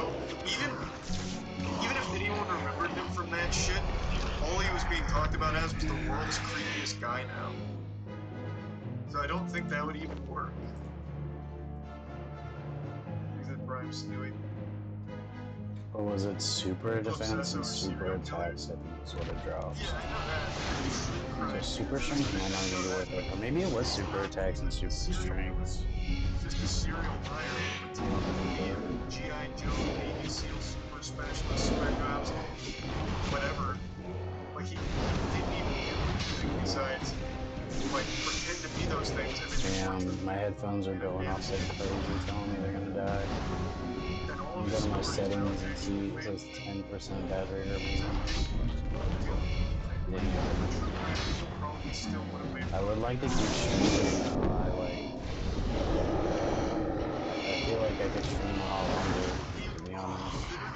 I should have waited to use that. That was my bad. Hey, 200 kills, guys.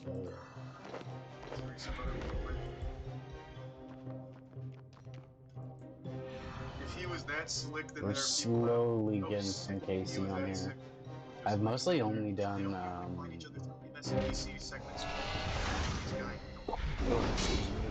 mostly just done Creed. Yo, dude.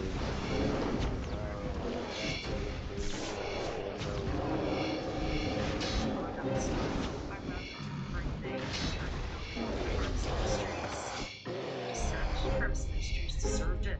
He fixed it up. I wasn't gonna let Jack and them take it from them. I wanted them to do it. I wanted to do the right thing, and I did. In 2012, I recall, while I was talking to Jack honestly back and forth, it was just extremely yelling. And it was like, I guess maybe he thought I would go down. I don't know. Or what. I mean, by then it's just too messed up and everything was out. We were in litigation. And finally, that was it until January of 2012, we talked, and I knew what was coming. We talked on Skype for the last time, and I said, you know what's going to happen, what's going to happen. Probably the last time you used Skype. Saying sorry, in hopes I could forgive him.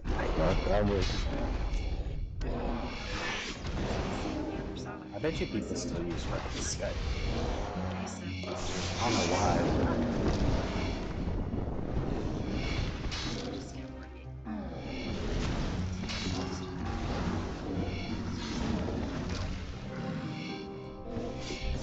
Yeah, it sounds like good news. Sad, relieved. Up until then, now we need him. Now I see that at the time I didn't realize that he messed with the 6 nerve palsy in my eye and killed it. And it just sort of floats into my nose, all like goes over to my nose, and I can't control it. And Jesus I have intense Christ. headaches. And also, as a result of what he did to me, not only the eye problem, but because of that, I also am now on seizure medicine. And I'm also on blood thinner because I had a blood clot go into my brain because of the eyes and the seizures. There you go. So I also wound up with not only this eye problem, seizures that I have to be on medication for the rest of my life on, and warfarin for blood clots for the rest of my life, and HIV medicine, which once you get HIV, you have to go on meds for the rest of your life. So, yeah, that was that. And I'll add that. Started from letters. A collection log. That's something, right? No Zanny Hill still, no gloves, no body, no helm, no ward, no pet. It's gonna be forever from now. Probably not gonna get a pet anytime soon in these videos.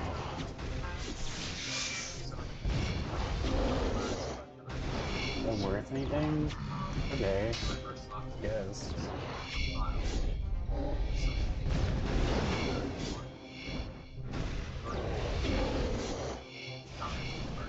I can make like 300K in like 2 months. Maybe less. Birthday video and his last birthday before he had another birthday, but it was the video before the birthday before he died. I wish I could have been there. The reason why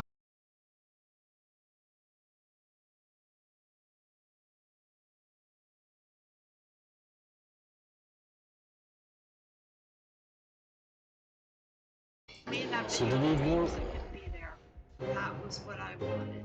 Did he go crazy and do all that terrible shit? Like that was after he got diagnosed with AIDS, right? And then like had to go on medication. He didn't get to go on medication. I don't believe.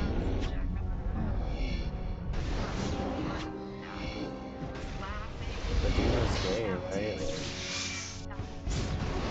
yo, he went to like the most dangerous place in the world for a gay dude. He went to like Afghanistan. Anybody touch him, it's fine if you touch him, you better run because he's gonna kill you. That funny, happy Jack, carefree.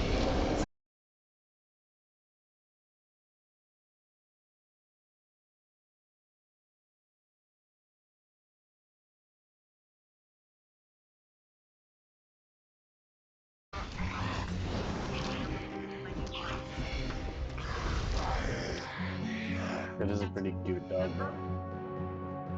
But it's hard with all this bad and what was left. What he left me with and what I remember are two different things. It's a good story.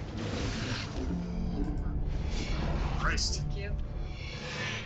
Well, I'll remember Jack as an absolute massive piece of shit. Oh, Yeah, dude. Entire life, I have fanfic about G.I. Joe Super Soldier. And got away with it. He actually got away with it. Low key, dude. Got away with this fanfic. Christ.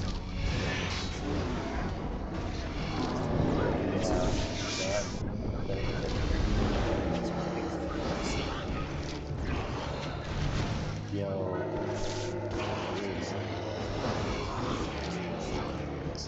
Don't let anyone ever tell you you can't live your dreams, dude. This man wanted to be like special forces so bad and shit.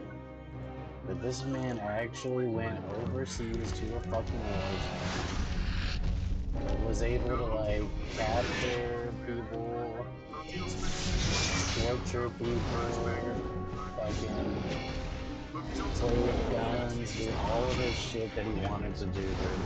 He got to live the dream of being like the G.I. Joe, dude. Without having to join the military. Don't let anyone ever tell you you can't live out your dreams. I think it's really articulate. I think it's a lot of research. It picks up where a lot of magazine articles, the editorials, and all the little tidbits that somebody would say about him on TV, especially after he passed away. I think it just clarifies everything. Remember, you see the depth, the deceit. I think you bring to light the extent of the cons and how the litigation, because see how they say he's a serial litigator, I've said, when you actually look at all the cases in detail, and he was always suing somebody, even when he was incarcerated, he was suing. But unless... I mean, let's be real here. He never was incarcerated at prison because he was like, man. Yeah, dude. I think they're improving it eventually getting better than I was doing earlier.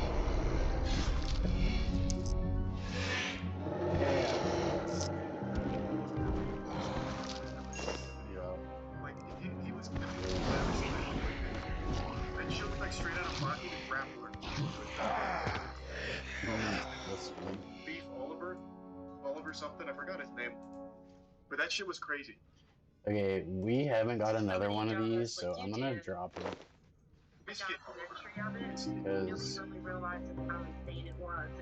it's not really worth it, is it? A couple of months ago, you mentioned some really horrific news. You currently have no trace of HIV in your system. Am I correct?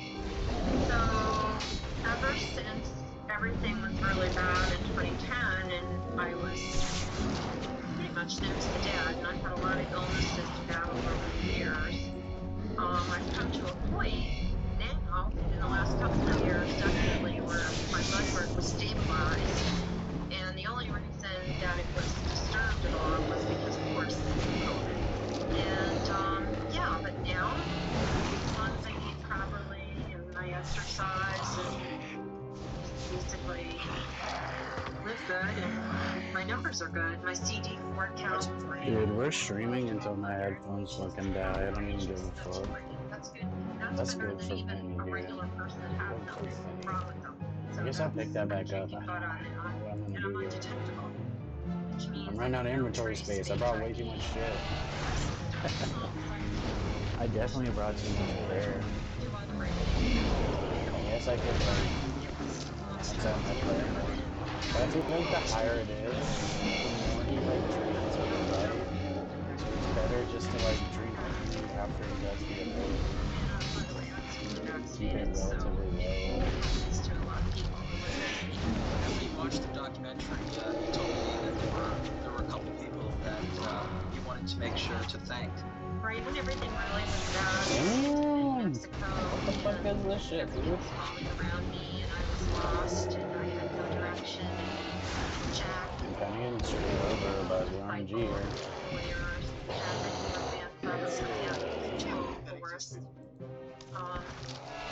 Artists and Robert Pelton reached out to me, and they were just such guiding forces in my life. They kept me together. They worked with me. Bro, shoutouts to Edward Artis. He was the first one in this documentary that immediately called Jack exactly what he was. The serial bullshit artist, the scumbag loser. Artis has dated this man for, this is 2012 she's talking about, so for exactly 10 years now, right? So, I just need the super attack, right? Artis knew right away. Shout out to Artis. I'm not taking enough damage. No, and I got examined spears wrong. What do I do? Yo, what do I do? What the fuck? But the reason why HIV is really hard for me is because my numbers may not be good all the time, and the thing Jack took from me more than anything, yeah, he took all that other stuff, and yeah, whatever, he took that. But the one thing he took from me that I don't want single day of my Bro, is there health? Well, yeah, that too.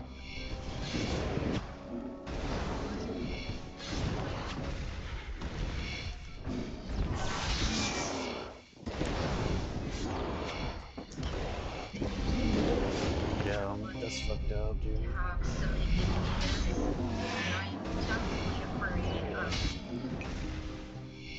It makes you better than most of the population, if I'm being 100% honest. There's a lot of people who, even though they say, even though they're they have AIDS, they still end up getting poisoned and shit.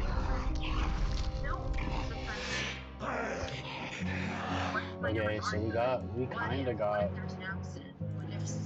good drop, right? Destroyed that. I mean, I just have just definitely afraid of being close to people. I mean, especially, and even trusting people in a relationship, because once you've been hurt, like I've been hurt,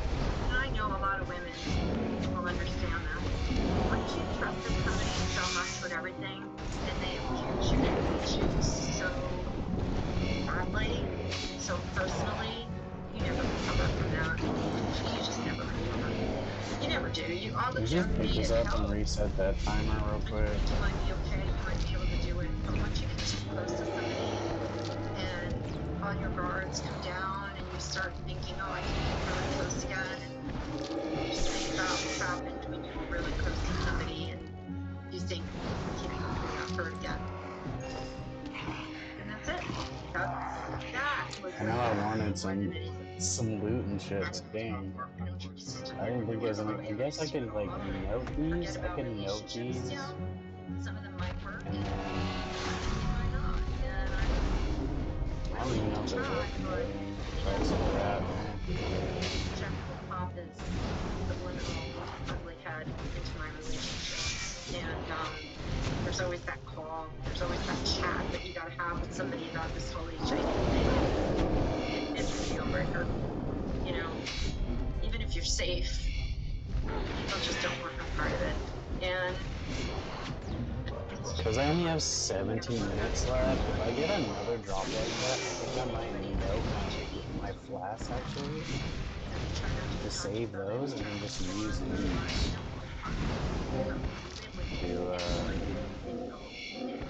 to reach in that.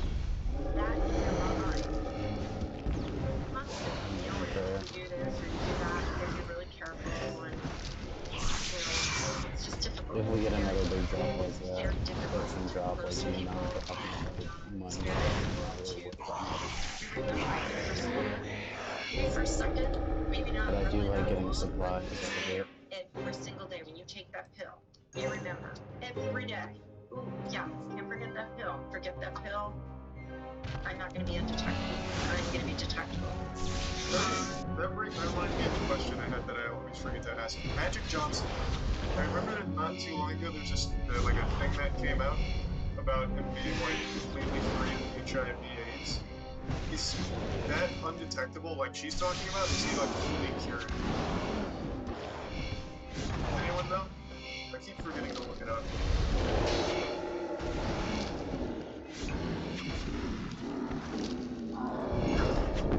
Undetectable. Okay. Can't get fully cured. Alright, that's I didn't know because I remember it being like a really big article, like Magic Johnson in particular.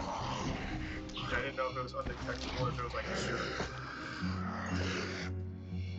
Holy shit, dude. Killing me with this. You're getting close to micromanaging the shit out of this inventory. I would absolutely look at him as like a fucking lookout. This dude's entire life was built around fanfic that he made in his head. But since he was pre-internet era, he was able to convince plenty of people that it was legitimate. So he literally found his way into No, I have less than 500.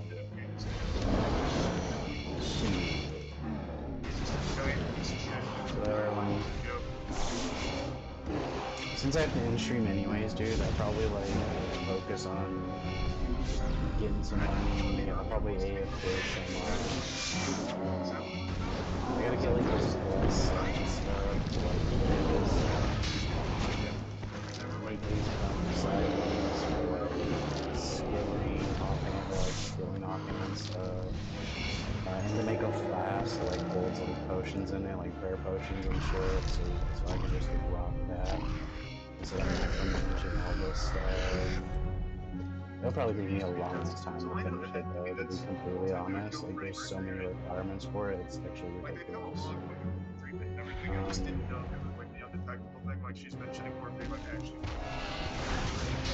It kinda sucks we only got a spear, but we did get the drop log for the steam battle. I've already gotten one of those before, so that didn't go for collection. If we could have got you know, these other ones for the collection would have been nice. I'm assuming the water integration is probably going to be one of the hardest, right, you know, right after the pet.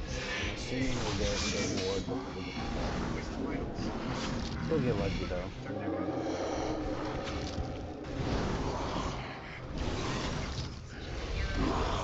And at least I'm getting some levels in my weapons and ammo, which is nice. I like to get them to max so that they proc a whole bunch. Somebody draws like you did. I wish it would just go into my backpack. I feel like it's kind of BS of, Nobody really realizes how you know, autofill in there. you actually spell it out. Thank you to all my patrons who helped make this document. Crazy. I've spent several months and thousands of dollars on this project, and I probably won't even make a quarter of that relying on YouTube ad revenue alone. I love making documentaries. I love taking the time it takes to make them as good as possible, but at this point, it's starting to seem very unsustainable. Therefore, I'm hoping to hit $3,000 a month for Patreon by relying on the good faith of the people who are watching and enjoying my content at this time. So there's perks. You get director's commentary on all my videos, uncut interviews, early access to my videos, early cuts of my projects, your name in each video. It's a pretty good deal. How much is it a month? Oh, that's so good. For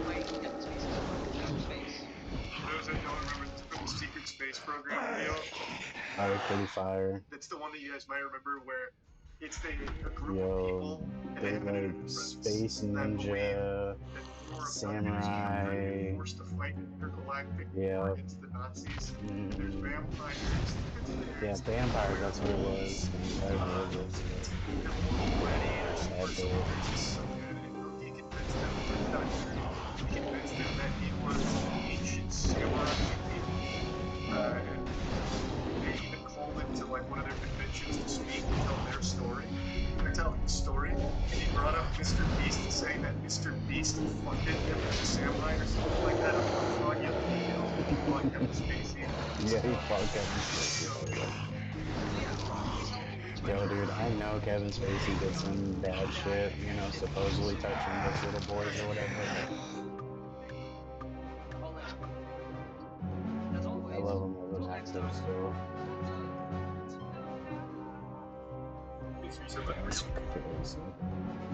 What a wild story that was. I was not ready for that shit.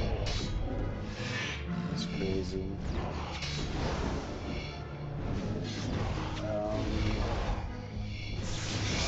Yeah, like I said, we're gonna keep going until this, until my headphones die, which should be any minute now that we keep doing this. Oh, he must have done his stuff early in the rotation. I wonder what's causing me to, like, kill that dude slowly. It's actually a really long kill. Weird. Back to getting no drops. Gotta love it. Gotta love it.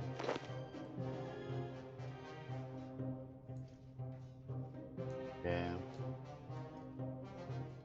We have at least, we'll do it till the end of the 10-minute deal here. We'll do it till the end of this run. We got in a good 4 hours streaming the stream, so that's not too bad. That's about how long the hours last in this video. It starts cranking around 4 hours of charge time. So I can only do like 4-hour streams at a time. It sucks until I get like a wired one, I guess, is what I'm just gonna have to do, is get a wired version. But it is what it's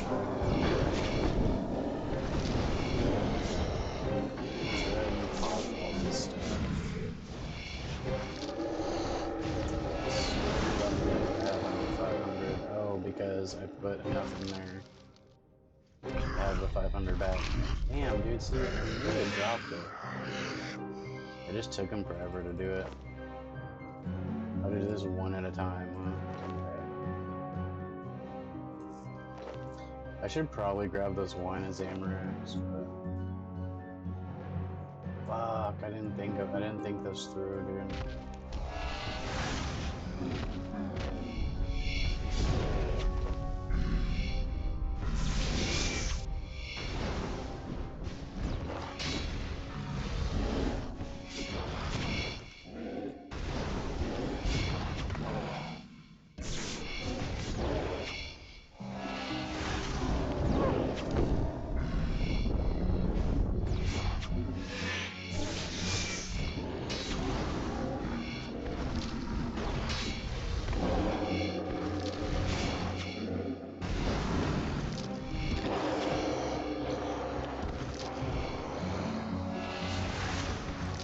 Dude, I'd even be happy with getting like the Zany God Armor stuff that we broke down at the start of the freaking deal. I'd be happy getting like one of those drops to break down. He's getting some Zamu components and stuff. Yeah! Alright guys, give me 1 second.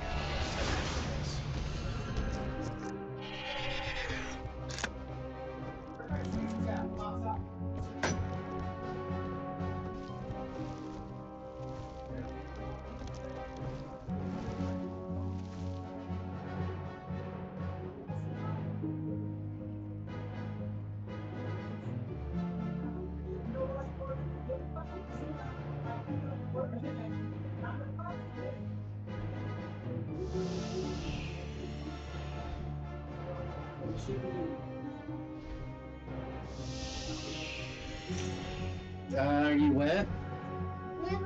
Are you wet? Okay. Okay, you can come in here. Dude, I don't got the tweezers. If I had the tweezers, I'd give him the tweezers, okay? Okay, I'm going back out. Oh, you're gonna go back out? You just came in to look for tweezers?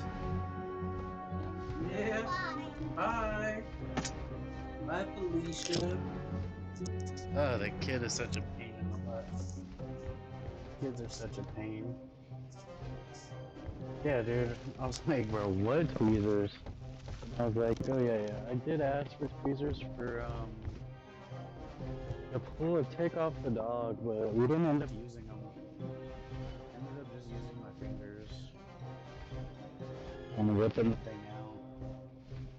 Cause I like stabbed it to death.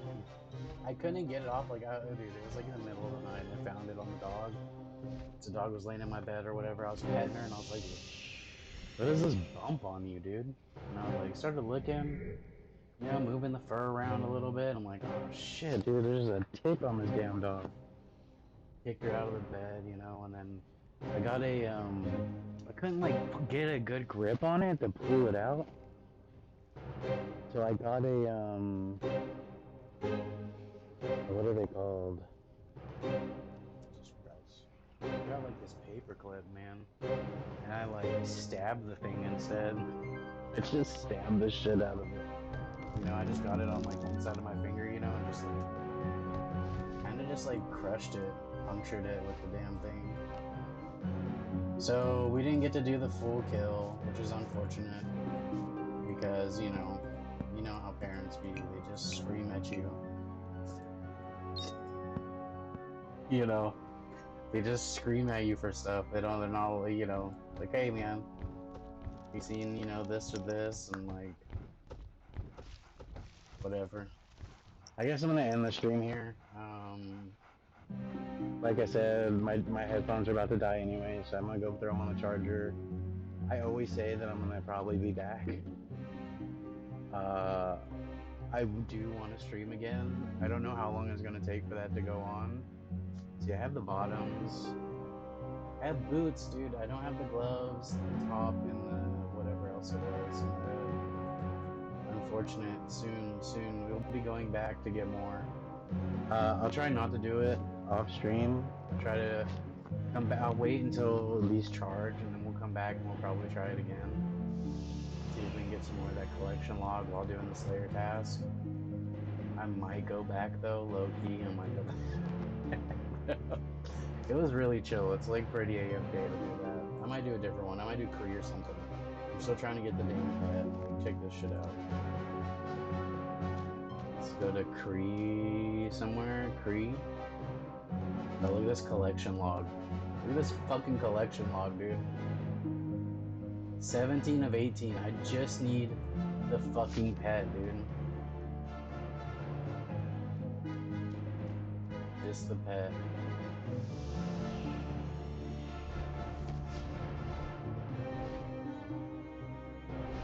I got the bug throw though.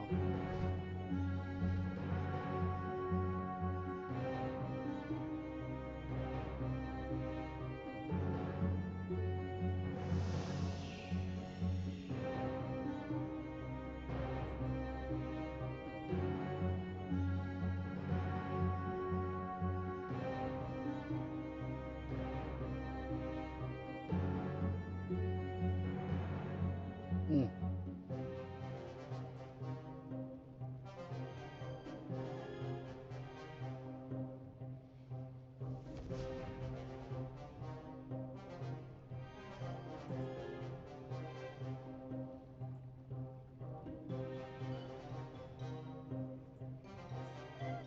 Oh my gosh, that's 3.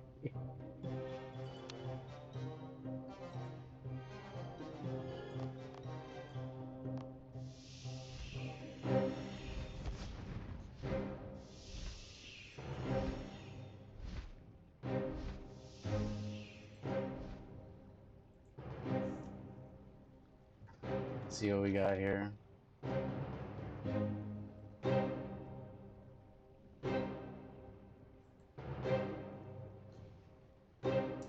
$1,581 KC. I think it's like 1 in 5,000 for the pet drop.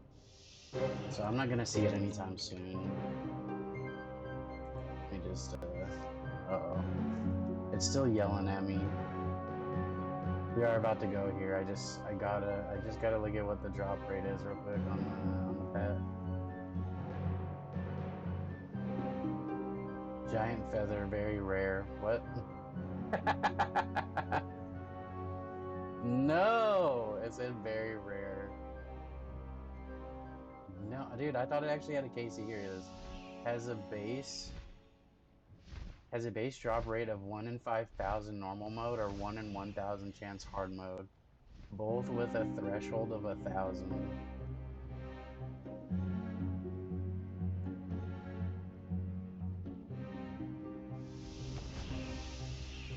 Damn.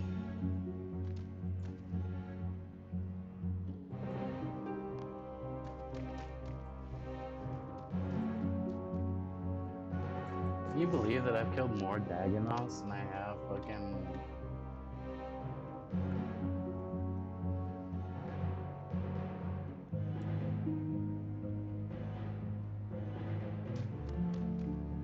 I've killed 2,704 Dagannoths. I got all 3 of the fucking pets, all of the collection log.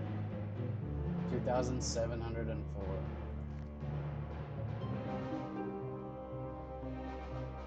Let's go over here to Dagannoth Kings. Sears, let's go to the collection log to see 10 fucking Sears ring, 8 Berserker rings, 5 Warrior rings, 6 Archer rings, 4 Mud Battle.